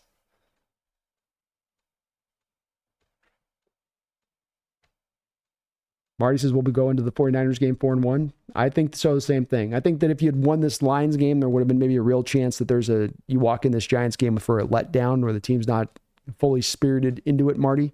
But I think that the fact that you're coming off this loss and you want to make sure you get this game won for that Niner game, I think that there'll be a little bit more of a sense of urgency in this one, including probably the players that they choose to play who are a little bit knocked, that are working their way through injury. Motive says, someone membershiped me? Thank you very much. Motive, that was Marty McFly. Man, he's dropping 15 memberships today on the stream. Kind enough to do so. And you're welcome, man. Good to have you in the mix. Good to have you in the mix. Savage Twin, does it ever bug you that we kind of left a few more Super Bowls get away from the Legion of Boom? Like even the year where Pete called timeout against the Falcons, etc.? Yeah, I mean, I don't know if it's a bug me thing, Savage, because, there are organizations in this sport that have not sniffed a Super Bowl. Look at this Detroit Lions team. They haven't won a Super Bowl. They haven't even been in a Super Bowl. We've gotten to go to over 3 of them in the last 25 years and win one. You want to feel like you don't want to be too greedy with it. But I also think that there's certainly a valid point to be made to say that team should have won more. Should have had more Super Bowls. I do think that I don't blame as much any one individual thing on this, Savage. In fact, if I really come down to it on this, in my opinion, the reason that you didn't win more Super Bowls really comes down to beyond being Coach Carroll. It's more about ego. It's the same thing that sunk the 85 Bears. 85 Bears were one of the great all-time defenses. That was a team that should have won way more Super Bowls. But they only won one. And they like we did, they blew out the team that they played in, the Patriots, when they won that Super Bowl. And what upended that 85 Bears team? Everybody wanted credit. Everybody wanted to be given, their flowers for being the responsible party. And I think that happened with the Legion of Boom team, especially with the whole kind of schism that existed between the defense and Russell and the offense at times. But I think that the team also kind of at that point, as soon as that second Super Bowl happened, you weren't going to go back to another Super Bowl. You weren't really going to win another one. You lost something in that call, valid or not, unfair to Carroll or not, and I think it's unfair. But we've heard enough in the interviews afterwards to kind of pull from it that the team, in certain ways, kind of checked out from the same motivational spirit that they had prior to that occurring. And it sucks, but it's also things sometimes just go sideways and there's just not a lot you can do about it. It doesn't mean that there was a party that's sitting there that's the the major guilty party that caused it all. It's just sometimes circumstances start going down a direction and it gets a bit of momentum going in a way and you just can't stop it. King says Geno is better than Love. Love has a nice arm. I cannot lie, but after seeing him get pressure for once, he threw 3 picks. But again, he also pulled 4 TDs. I love Love, but Geno is the prime dog at the moment. I'm okay with that assessment of it. I wouldn't push too far back on that assessment. It's more of an uncertainty on Love from my perspective on a King. And to your point on this, when it comes to Love, he certainly has had much better pass protection to work with than Geno's had since he's come in there as the starter taking over for Aaron Rodgers. So I don't have a strong opinion on that one. I think they're both 2 top flight quarterbacks in the NFC. And I think that Geno is playing as well as any quarterback in this sport right now. So certainly nobody's playing above him. Yeah, Marty's the GOAT. Marty's definitely the GOAT tonight.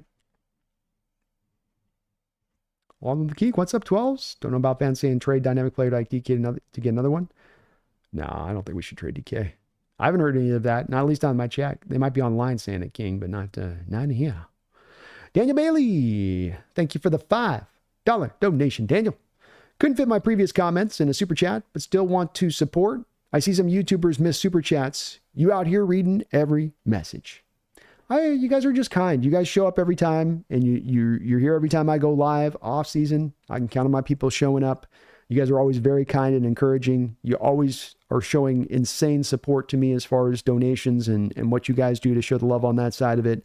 I think the least thing I can do is to try to read through as many comments and try to have as much discussion as possible, on top of the fact that I love doing it. I mean, it's a part where I kind of don't understand why more content creators don't like more of the interaction. You love football. You love to talk football. You have intelligent people in your chat who also love to talk football. I feel like it would be more common that you would be having more of this back and forth, trying to kind of get to truth and understanding of the sport better, which is what you guys give me coming out of this. I come out of this better educated than when I walk in. I come at this with always new viewpoints and perspectives that I didn't have coming in. There's so much more, there's so much of a value to it that isn't just, me or grinding, reading through messages, but are about really the value it really does bring, I think. But I appreciate that, Daniel. Thank you for the $5, man. Very kind of you, man. Daniel said, Marty keeping Brandon busy. Heck yeah, go Hawks. Hell yeah. Boy, if we beat the Niners and Bills, do we make a small trade by the deadline to see how we can push this year? I know some of this is as a throwaway year because of the first year, but I disagree. I agree with you on the disagree thing. I don't think this is a throwaway year. I think every year you've got to kind of assess where your team is at, and that if you're in a position to compete, that's no small thing, and it's hard to get there. And if you're in a year where you're rolling, and if you're in a year where maybe the NFC West is a little weaker, let's say the Rams do continue to fall off, let's say the Cardinals are what we think they are, I think you got to take advantage of that. And I would expect that if the Seahawks are in that position, like you say, that yes, there would be some kind of trade made. Would it be an earth-shattering trade and you're throwing away a first-round pick and you're going all in and damn the torpedo? No. But as we've seen with John, he can make a tactical trade for a player that doesn't cost a lot in draft capital, who can really substantially help your team out. Be it a Quandre Diggs for a 5th or a Carlos Dunlap for a 7th. He can find that guy out there. I trust in John in that way. So I would expect it to happen, po' boy. I would expect it to happen, yeah.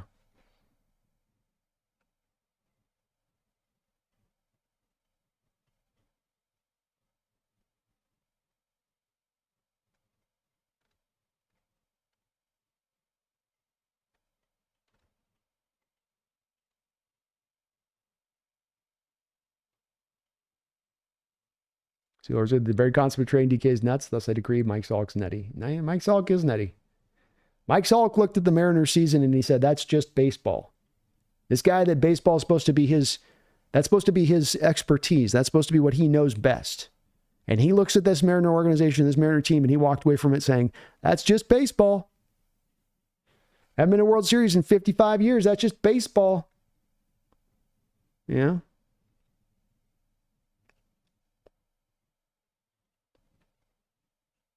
Scooby says, B, okay, same question as before, but what offensive rule if you're only able to pick one? Ooh.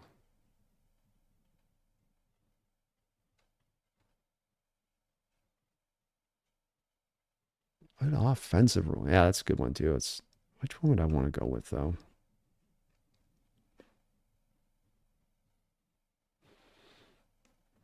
I know I said there were more over there on that side, but I'm trying to think I wouldn't do the cut blocks.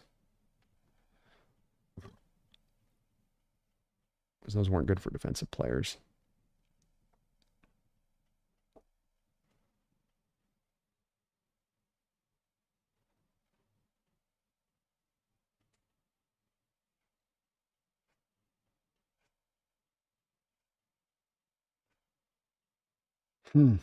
It's a tougher one to answer, man. I was thinking maybe like a lessening on the pick plays, because those are so arbitrary as calls, and taking those out would remove some of the, arbitrary, nature on that one. I think the one that I like that they took back out, the challenging of the PIs. The NFL was not committed to overturning them because they didn't want to throw shade at their officials for getting the calls wrong, and for it to put such a spotlight on the officials for being so bad.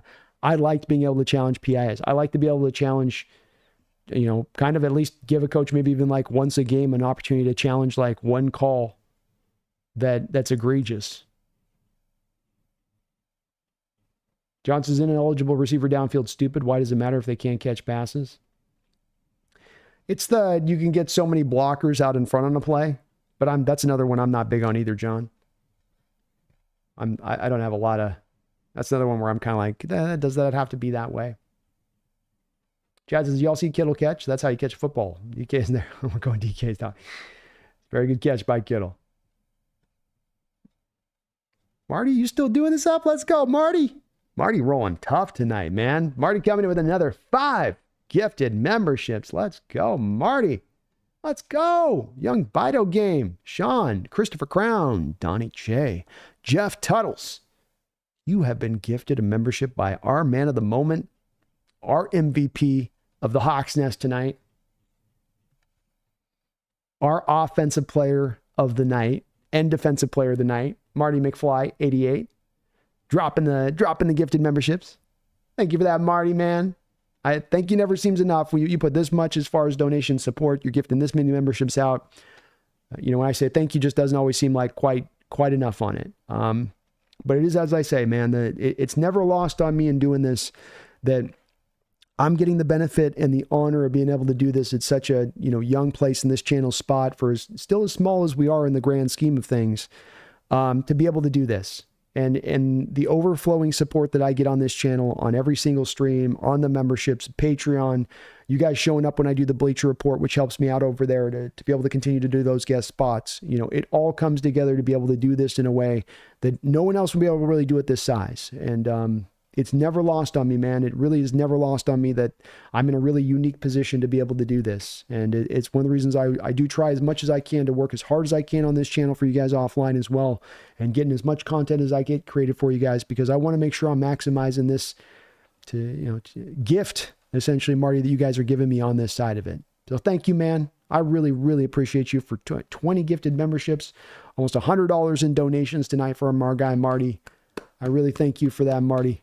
You are unbelievable, brother. Unbelievable. Very cool.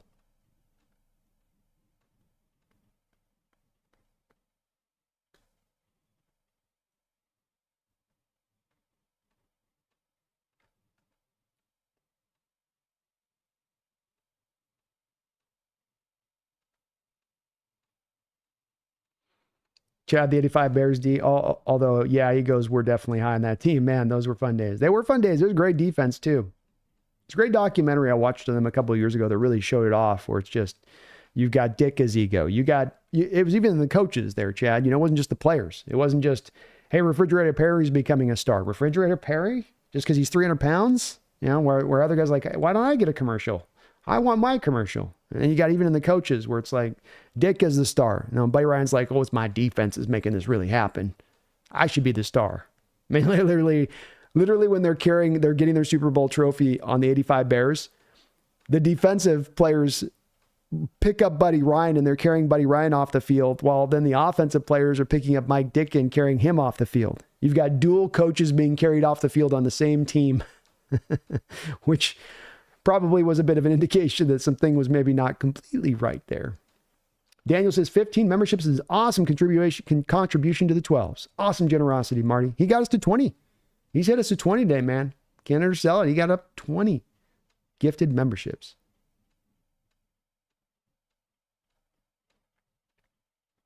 Robbie Red, how did the PFF grade the Hawks against Detroit? It's about what you'd expect. I'll flash the scores up here again on my side. Offensively, Walker, Chenault was only out there for one play, but Walker, Charbonnet, Metcalf, Laken Tomlinson, Jake Bobo, AJ Barner, those were your highest graded guys. Offensively, your line had a problem, no doubt there. Forsythe, Bradford, tough days. Farrell Brown, bad drop in the game. Just not good day from Farrell Brown, really, on all in all. Same with all your tight ends, really, looks like, from Russell to Fant. So those guys weren't really well graded. Geno was middle of the road on the grade. That's as much because he had the 56 attempts, and PFF will sometimes ding you for the when you got a high volume. They'll kind of get after you for that side of it. Defensively, Derek Hall led the way. Jaron Reed was also really good with Miles Adams. Devin Witherspoon was good. Tyrese Knight put another really solid game from Tyrese Knight at 72 grade. Travis Gibson filling in for you off the edge was not good. Kevin Wallace coming in there for only 12 snaps. Not good on those 12 snaps. Drake Thomas played well for us a couple games ago in coverage. Did not play well in this game. Dotson had his probably worst game as a Hawk. I think that matches up to what we saw from him on the field in this game. Trey Brown, Mike Morris also struggled a little bit. Rayshon Jenkins, Draymond Jones, not the best of grades. So you can see here why you kind of fell off a little bit on the defensive side of the ball here. Guys filling in just didn't hold up their end of the bargain on that side of it. Long live the king. Thank you for the $5 donation. Says, man, I know our days of incentive-based heavy discount contracts are over with Geno. 2 wide receivers got tackled at the goal line, and he has a touchdown clause in his contract. He does have some incentives that are probably getting robbed a little bit because of where the touchdowns have been and because the Hawks have been pretty efficient and effective as well, King, at running the ball down by the red zone. So that's also kind of removed some of his opportunities, I think, to get some more touchdowns on that side. Luckily, I think he's at least getting the passing yards part. You know, he's on pace for 5,000 yards. I think there's an incentive in there for that as well. But this is one of the reasons why, King, players don't want to put incentives in their contract. One of the reasons why it was so cool that Geno was willing to build incentives into his contract where you weren't paying for past performance. You were essentially getting a discounted rate. And if you performed beyond the real low rate that you're paying him, he's performing at a high level to do so. So it was such a fantastic contract from the Hawks in their perspective. And you're right, not going to get the same thing on this next go around with Geno. You're probably going to have to spend all the money if you're going to bring him back in this way. Marty McFly says, I wish I could gift everyone a membership. Sorry to everyone who didn't get one. Hopefully next time. Hey, man, you did a great thing on that, right, as you did. And I know people are very appreciative on that side of it. I know I'm absolutely appreciative on my side. And thank you, man, for all you've done on this. It's a big deal. It's a huge deal. As this is what lets me do this. You know, you get a little bit of ad revenue doing this YouTube stuff. You get a little bit of stuff from the sponsorship just to a tiny degree. It's really what it is coming from your guys' donations on that support of it that lets me do this in the way that I am. It really is. So thank you for that, Marty. But boy, I love John Schneider as much as anyone, but does anyone else remember before the draft him saying, I feel like the league overvalues guards. I feel like it is aging poorly looking at the guard play.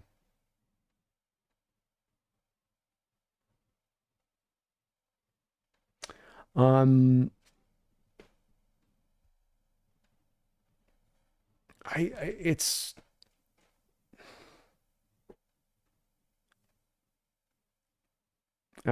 don't know on that one, Popo. I think John's got a leg to stand on with it.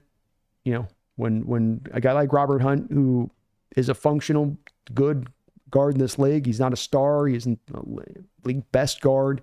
He's getting $20 million a year. When Damian Lewis is getting $66 million contract, that's guards being overvalued. That's you overpaying for what you're not going to get performative wise on the field. And I think John's got a leg to stand on with that. I think he's done what he can the past 3 years to reinforce on the offensive line, po' boy. You were starting from zero. 2 years ago, you had nothing on that line that was going to be part of your future. And that being the case, any team that's going to have to rebuild an offensive line from scratch in any given spot, it's not going to happen in 1 year. It's probably not going to happen in 2 years. It's probably going to take about a 3-year period to really get that line turned back around. I think he's making the investment in the line where I'd like to see it. I don't want to overpay guys out in the open market. What I will be willing to do is I'll invest in the draft in them. So 2 years ago, you invested a top 10 pick. You invested a third rounder. You came back then the next year. You invested another fifth round? You had another, second year? We had, spacing on this now. You got the fourth rounder and then the fifth rounder the next year.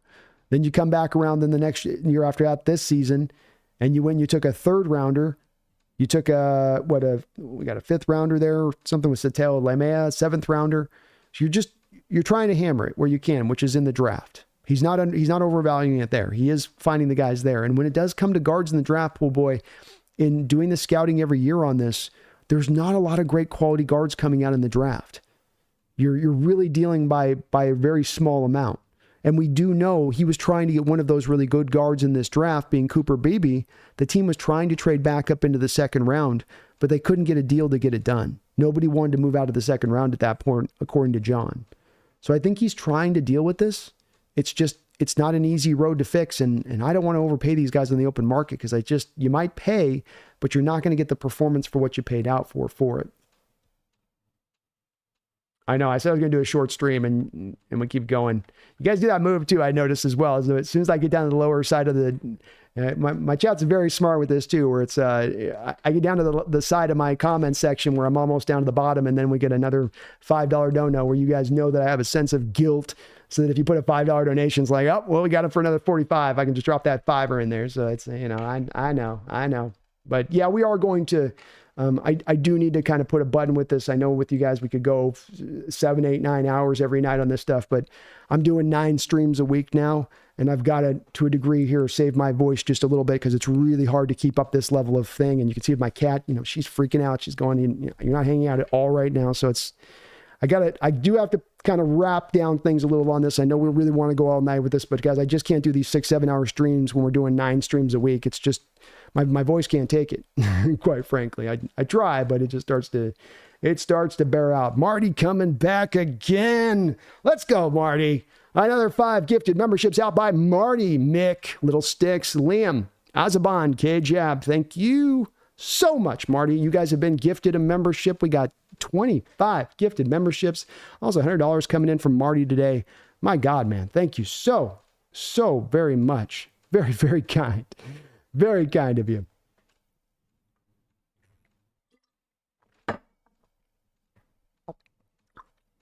Marty says, thank you, everyone. Hopefully I can get some more to you guys next time. You guys have a great night. Well, Marty, you are unbelievable, brother. Unbelievable. I really thank you for that.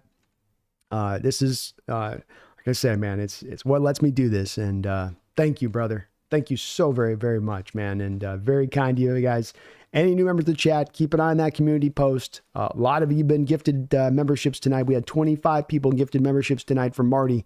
So keep an eye if you've been membered up. You might have been membered up tonight. And if you've been membered up, keep an eye on that as I will be posting those membership benefits out to your community post on a very consistent basis on that side of it. But Marty, you are unbelievable, man. Thank you. Like I say, is just not enough. It's not enough for that kind of support and that kind of love you're showing to the channel on that side of it. And you guys are, when we look at this channel and wherever this channel ever goes, wherever we're able to get to on this channel, the folks that have been here on this way and donated in this fashion and put, way more than should ever be asked for from them and that kind of support to the channel, you've helped us get where we're going. If I'm getting a gig now on the round table, if I'm able to go get these Bleacher Report spots, it's you guys that have been able to keep this boat on the water there to get to those places. So thank you for that, Marty. Thank you. You are a gentleman, a scholar, and a kind man, sir. I salute you. I appreciate you. And I wish you a good night as well. Thank you for that, man. Marty's awesome.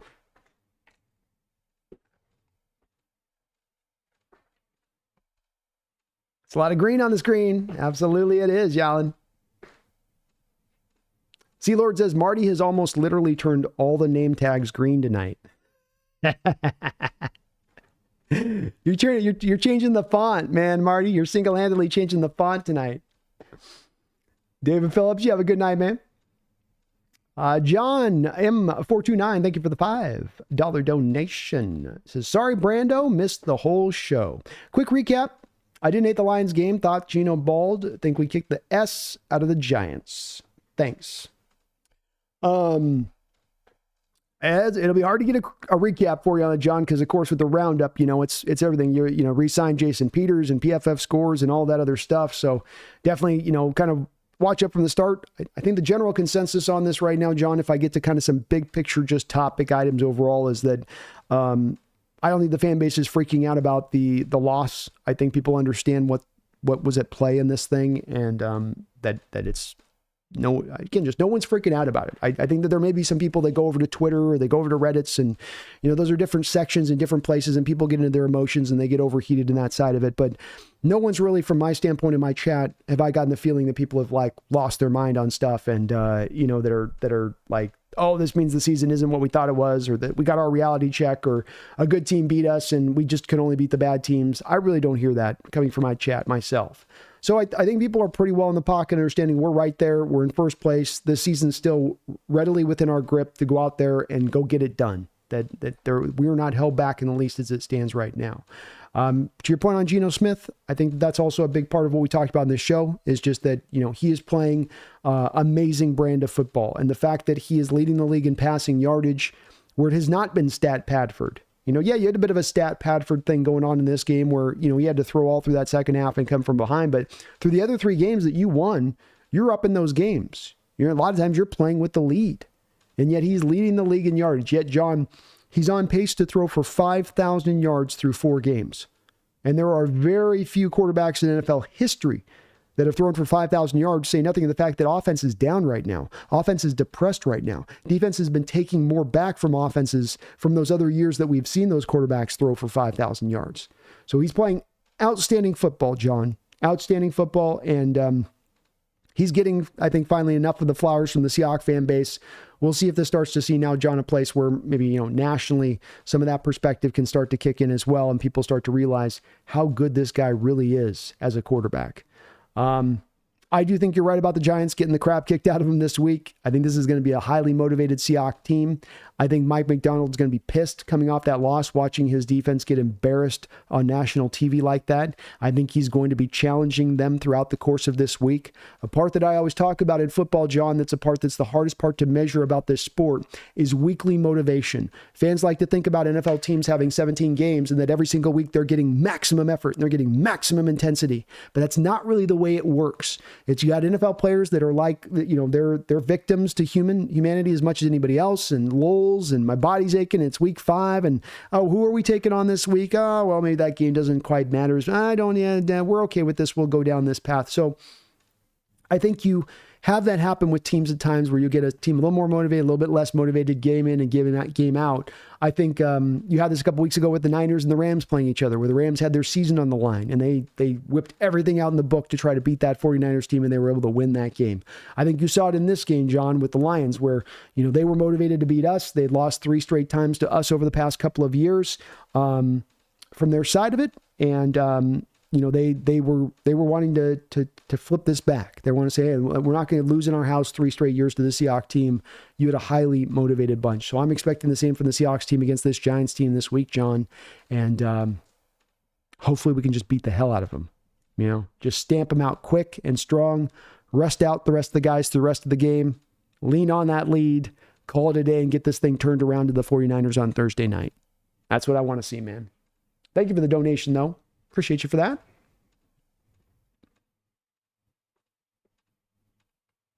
Marty again. Goodness. Marty coming in with now 30.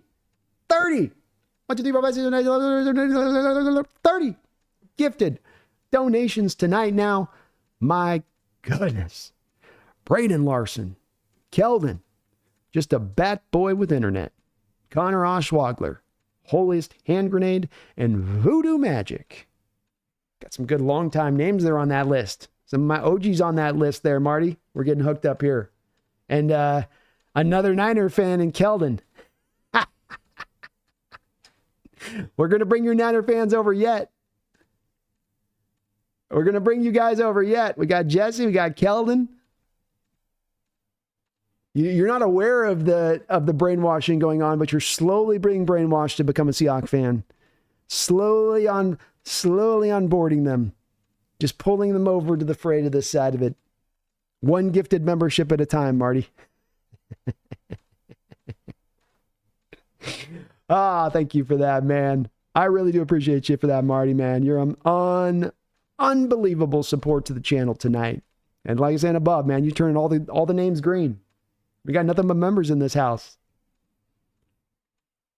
Thanks for the grind, Brandon. Appreciate all the work. Well, I appreciate you, man. I hope you really do know that. And I hope you know when I say that, thank you, man. It's coming right from the bottom of my heart on this. It's always treacherous ground on this, knowing if this thing's going to be able to keep it on the road, keep being able to do it full time. We're always going to get that support because it's got to come in this way, and it always does. It always has. I made this transition about 1.5 years ago because every time I do go live, you guys are there in full force every single time. I could never ask anything more. You guys have gone far beyond whatever I could request from the support from within my own people, my own audience here. And thank you is all I can say, but I really do mean it. Marty, the sub god. That's right. The membership god. Sub god's got a little more of a ring to it though. Brandon, your skills bring you to others' attention and you get the recognition you deserve. That's why we are here. Well, I appreciate that, man. I do my best here. I always try to keep improving. You guys make this place just a wonderful place to come do, though. Beyond donations and memberships, just being able to come in here and chop it up with you guys all the time and know you guys will be there. And we always got that great energy in the chat. And you guys keep me laughing. You keep me thinking. I'm always better educated coming out of this than when I came into it. And just a special place we got here. Really special place. Thank you, man.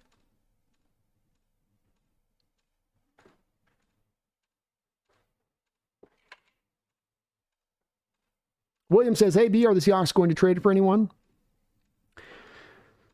I think that if we're in a contending spot, that John Schneider, considering his track record, is a guy who's very open to building upon his roster at any time of the year. And I think that he's going to be open to building on his roster mid-season if this team is in a contending state. So, yeah, I do think that we would trade for someone if we're able to be, if you're at 6-1 at the trade deadline, if you're 5-2 the trade deadline, I think the Hawks will be in a position to say, let's go get somebody. I do. Who they get, that's the bit of the harder one to reconcile a little bit, William. Some of it could be based on a little bit of where your injury situation is 3 weeks from now versus where it is right now. Some of it is also based upon which teams are going to be out of the loop, who are not contending, who are also then in sell mode. And so it is a little bit early to quite lock in on who the people will be that we target. One guy maybe looking at as a possibility is a guy like a Jadeveon Clowney if the edge health doesn't necessarily hold up completely, as a guy that they might look to go after, with Carolina maybe being in sell mode a little bit. But I do expect to trade if we're in the mix in that way. John M429 with another $5 donation. Thank you, John. Says, totally agree. Thanks for the recap. Excited about this team. As always, appreciate the hell out of you. Well, I appreciate the hell out of you too, my man. I really do. And it's great to watch this go down with Geno. It's the place where I walked into the season saying he's going to have the best year of his career. And it's going to be so fun for so many of us that have been pro Geno people to be able to watch him week in and week out perform the way he's going to perform, and then do that slow turn to your friend, to your relative, to your Niner fan, to your Ram friend, where you can look over at them and you've had them tell you over and over again, he's just another guy. He isn't that. He can't do this. He's not capable of that. He's this. He is what he is. He's had 10 years. Right, John? And we've all heard it ad nauseum. I've heard it from 2 years from people at times. And you get to spend every week now watching him put up performance after performance after performance, and you get to just look right back over at them and say, what now? What now? He has taken every weapon out of their hand that they could use. Every weapon that they built up against him 2 years ago. It's not a leader. Can't bring you from behind. He needs a great supporting cast to excel. One by one, he's taken that weapon out of their hands. And they've got nothing left, John. They got nothing left. And he's going to keep playing this way, and he's going to keep balling out. Because the Hawks offense, in my opinion, is going to only better cohesively come together. I think we've seen the worst of this offensive line. I'm not saying it's ever going to be dominant, but I don't think that it lives in league worst state for the entire season either. So I'm excited for this team, but I really am going to enjoy watching the crow that gets eat on Geno, because this is a guy that more people should have quickly gotten on board with. As I've said, this is the type of story that we root for, not just in football, but in professional sports. The guy that had to claw and scratch and fight his way up to get himself back to having an opportunity. And when he got that opportunity, it still wasn't set up there for him to necessarily have instant success and be able to just go wild. He still was going to have to overcome to find any success within that environment. And he's done so. And now finally, some of that stage might be getting set to make it easier on him. Finally, he might now be put in a position for him to really now take fully flight. No more just hovering, full flight, maximum elevation. That's where I see from it, John. That's where I see from it. I'm very excited about this team. Very excited for the future of the team. We're in really good hands.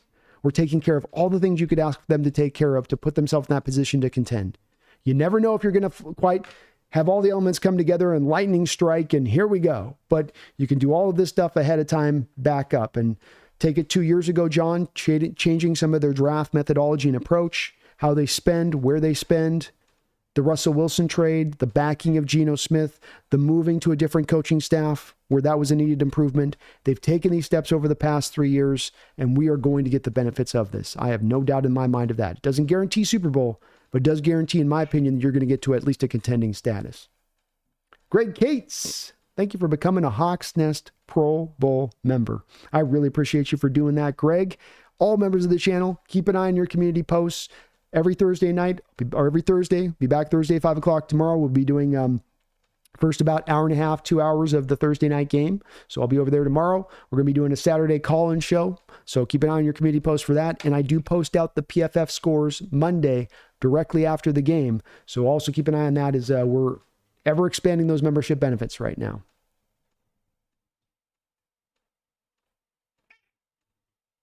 Marty says, I don't know. These memberships are $5 each, so I don't know the difference. There's not much of a difference. I just wanted to have a couple price points so people could, if they could only afford a donation at the low level, I had a low level in there. And if you could only donate, if you were able to donate at the little higher level, then I put that one in there as well. I just wanted to make sure I gifted, I think, Marty, you did 30 tonight, man. I think you did 30 memberships tonight. It might be 25, but I think it might be 30. But I do those two different levels. There's not really a big difference between the two. It's just that I wanted to make sure I gave people a bit of an option on that. And if you didn't have the 5 and you could only do the 290, I think it's 299 or something like that on the other one, then that one was available too.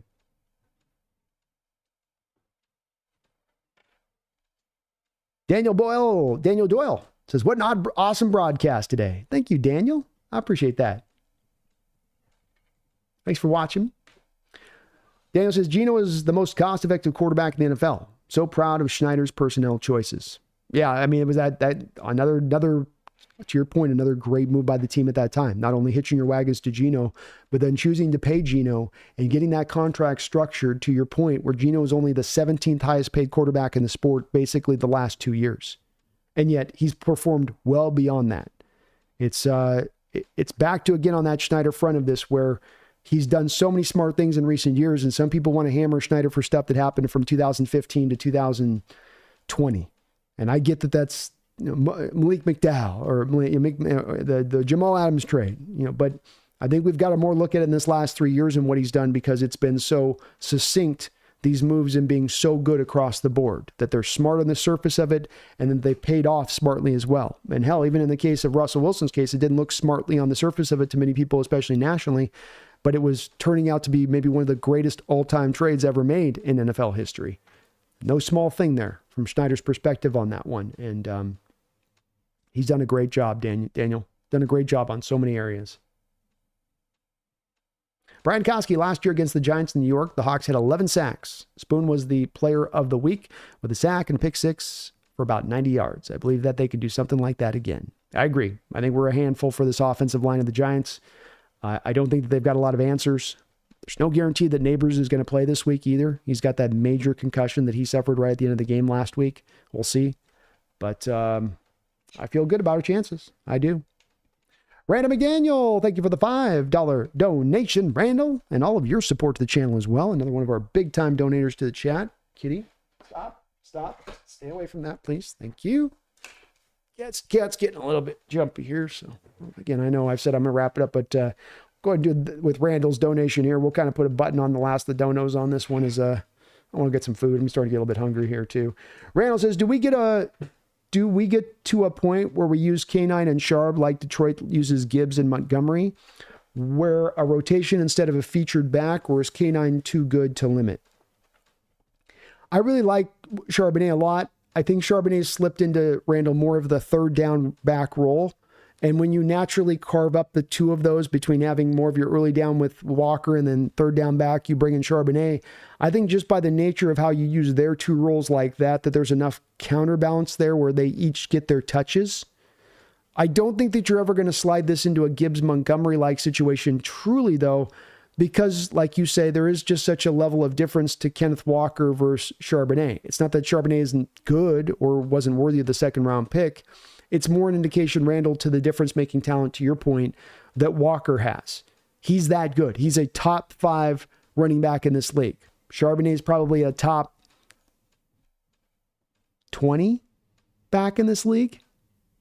So I don't want to end up, balancing 50-50 for the top 5 guy to the top 20 guy.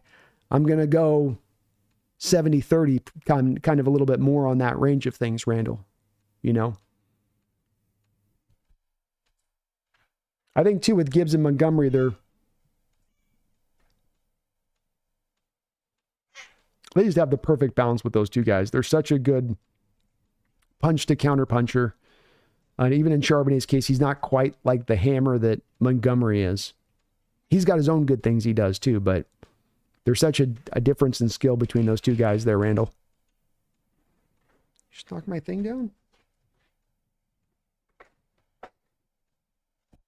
Cat's getting antsy. Thank you, though, Randall. I don't think so, though. I think Kenneth's just a little bit more of a difference maker there.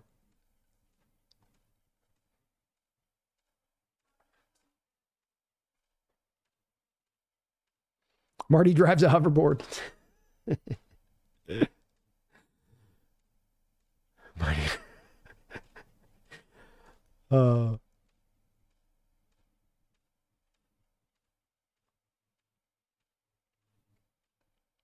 Matt Yellen, Sam Darnold, Brock Purdy are still less. I agree. I don't think they're as good as Geno.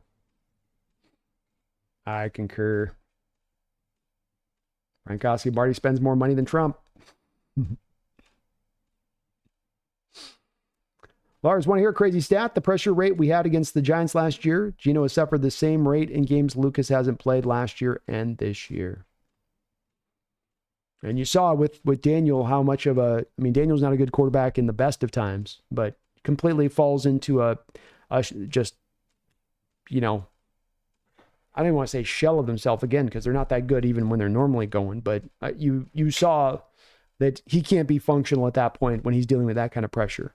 And it is as much of anything else with Geno, accuracy and smart decision-making and control and leadership, his ability to be under a deluge of pressure on a consistent basis and perform well within that deluge. I say it once, I'll say it a million times. It's not to be understated because the data on this is so succinct. If you go back 20 years in the NFL and you find a quarterback that is under league worst pass protection, I will show you a quarterback that is not performing well. Not merely average, not performing well. Performing around that league worst rate. Those things go very much in tandem, one to the other. And yet here we have a guy that is overcoming that. Here we have a guy that's leading the league in passing yardage despite that. It should be kind of considered a mind-blowing stat.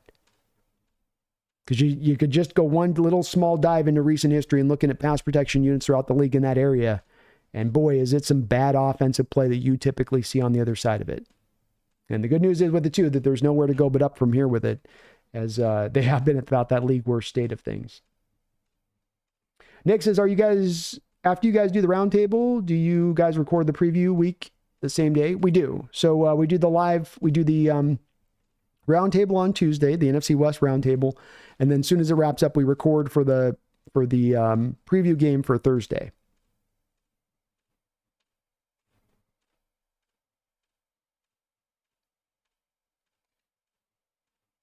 Hagrid, I wish they put you on roundtable permanently, B, instead of just this year. I'm on it permanently now. So I'll be there. I'll be there now and in the future. You'll see me there forever. Forever. Forever. Round table. Forever. Round table. BBB, have you had a serious conversation in the chat that didn't relate to football or music that come up in the past? Not that I'm aware of. I gave Adam a timeout, see Lord. I was trying to see if I could give him a 24-hour period to kind of see there if he could catch his breath and chill. He's coming in hot tonight, though, isn't he? He's coming in hot tonight. All right, well, we will go ahead and put a button on this one at this point. I think we're almost right at 4 hours. I was going to do a quick show. So I think 4 hours in is a good time to put a stop on this. I want to thank again Marty McFly, Back to the Future, rocking the DeLorean, 88 miles per hour. He's been out in the West. He's been in the future, though technically the future's now from Back to the Future too, right? We're now in that future from that future, right? But Marty holding it down, gifting out 30 memberships, dropping donos every which way but loose. Randall McDaniel doing the same. Greg Cates being a member. John M429 dropping multiple donos. Long live the king. Daniel Bailey. Real cheese. There's no doubt about it. Bang for buck wise, there ain't another YouTuber on this planet that gets the kind of love that I get from my chat this way. Thank you guys. Thank you very much for what you guys allow me to do here. This is an awesome quote unquote job that I have. It is, as they say, man, you find something that you love to do. You never have to work another day of your life. And that is absolutely the case with me here and what I get to do here on the Hawks Nest. So thank you to guys on that. If you could for me today, please do hit that like button. It does help this channel out considerably, helps me grow, helps me show up on algorithm searches for other Seahawks fans that are looking for Seahawks content. They type in, hey, I want to watch Seahawks. If you've hit this like button, YouTube goes, let's show them that video. Let's show them this video to these people searching it. So it's a big thing I ask a lot. I know I ask it to continue a bit, but if it didn't have the effect that it did have, I wouldn't ask for it. So please do hit that like button as you guys do head out. I want to thank one time here, the sponsor of the show. They've been sponsoring us now for 2 years here. Very kind to do so, and that's Underdog Fantasy. Underdog Fantasy right now, if you click the link down in the description section below, right to the Underdog site, that will automatically apply the code when you first log in, and they will match you 2 for 1. So you put $100 in, they match you 50. You put $200 in, they'll match you 100. So nice little match all the way up to $2,000. They match you $1,000 back. Great ongoing picks here throughout the course of the year. You can get a weekly fantasy. You can get your over and under on players from a game-by-game basis. I love doing that, where you really kind of pick out guys that you know are going to go over this yards and that yards and how this will work. So really, really cool app to play around with. Go out there, win some money. Go head-to-head with other fans. Don't go up against the house. You can go up against head-to-head with other fans out there. Go into weekly fantasy. Your fantasy league getting kicked like mine is because everybody's scoring on you every week. Well, there you go. Go take that approach with it. Another way to go maybe get a little bit back of your fantasy pride back, if you were. But use my code NEST or click the link down in the description section below, and they will match you on that deposit. There are some restrictions in the state of Washington because they've got that nanny state thing going on where they don't want to let us bet. They don't want to let us have any fun.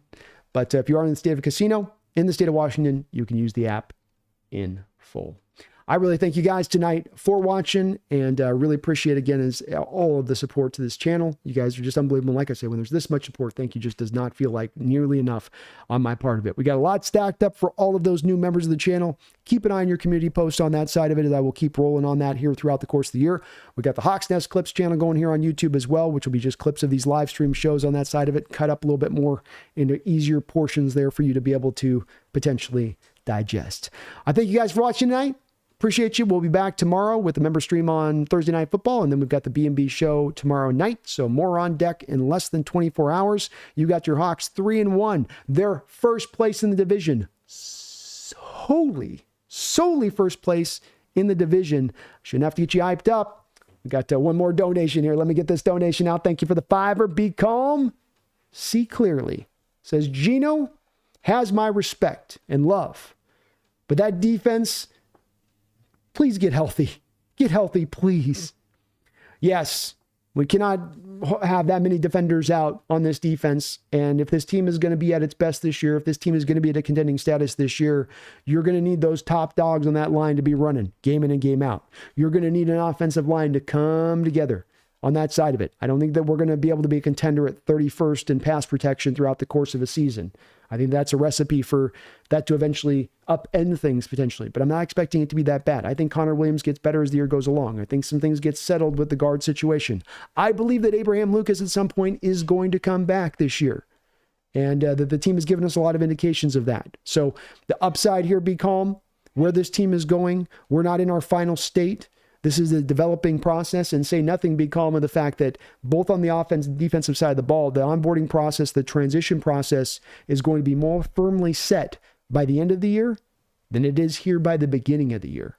So a lot of reason to believe that this team has not even begun to come close to playing its best ball yet it finds itself 3-1, yet it finds itself solely in first place. It finds itself with a very winnable game this upcoming Sunday to set the stage for a chance to finally take down those dirty damn Niners.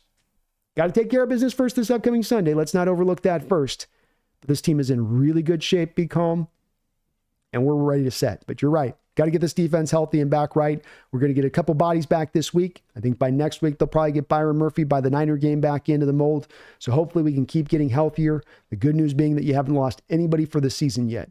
Everybody is due to return back into the ranks. And as I say with this, the team will be better down the line than they are right now. They'll be improved more down the line right now for the reasons of health, for the reasons of the onboarding of these schemes getting more fluid and fluent, and these players understanding all the finer tuned details within these schemes on both sides of the ball. So get excited, Seahawks fan. Upside is coming. The upside's almost here. My name is Brandon Kane. Back in 24 hours, but until that time, don't you forget you got a first place Seahawks rocking this. You've got a quarterback playing as good, better than any quarterback in this sport. You've got a team coming together, a young team coming together that's only going to further improve as this year goes along. So I shouldn't have to remind you about the upside of this team, about the potential of this team, about what this team could do, which is shock the nation, shock Vegas with their 7.5 win total. But I'm going to do so anyway. Don't you forget, don't you ever forget, go Hawks.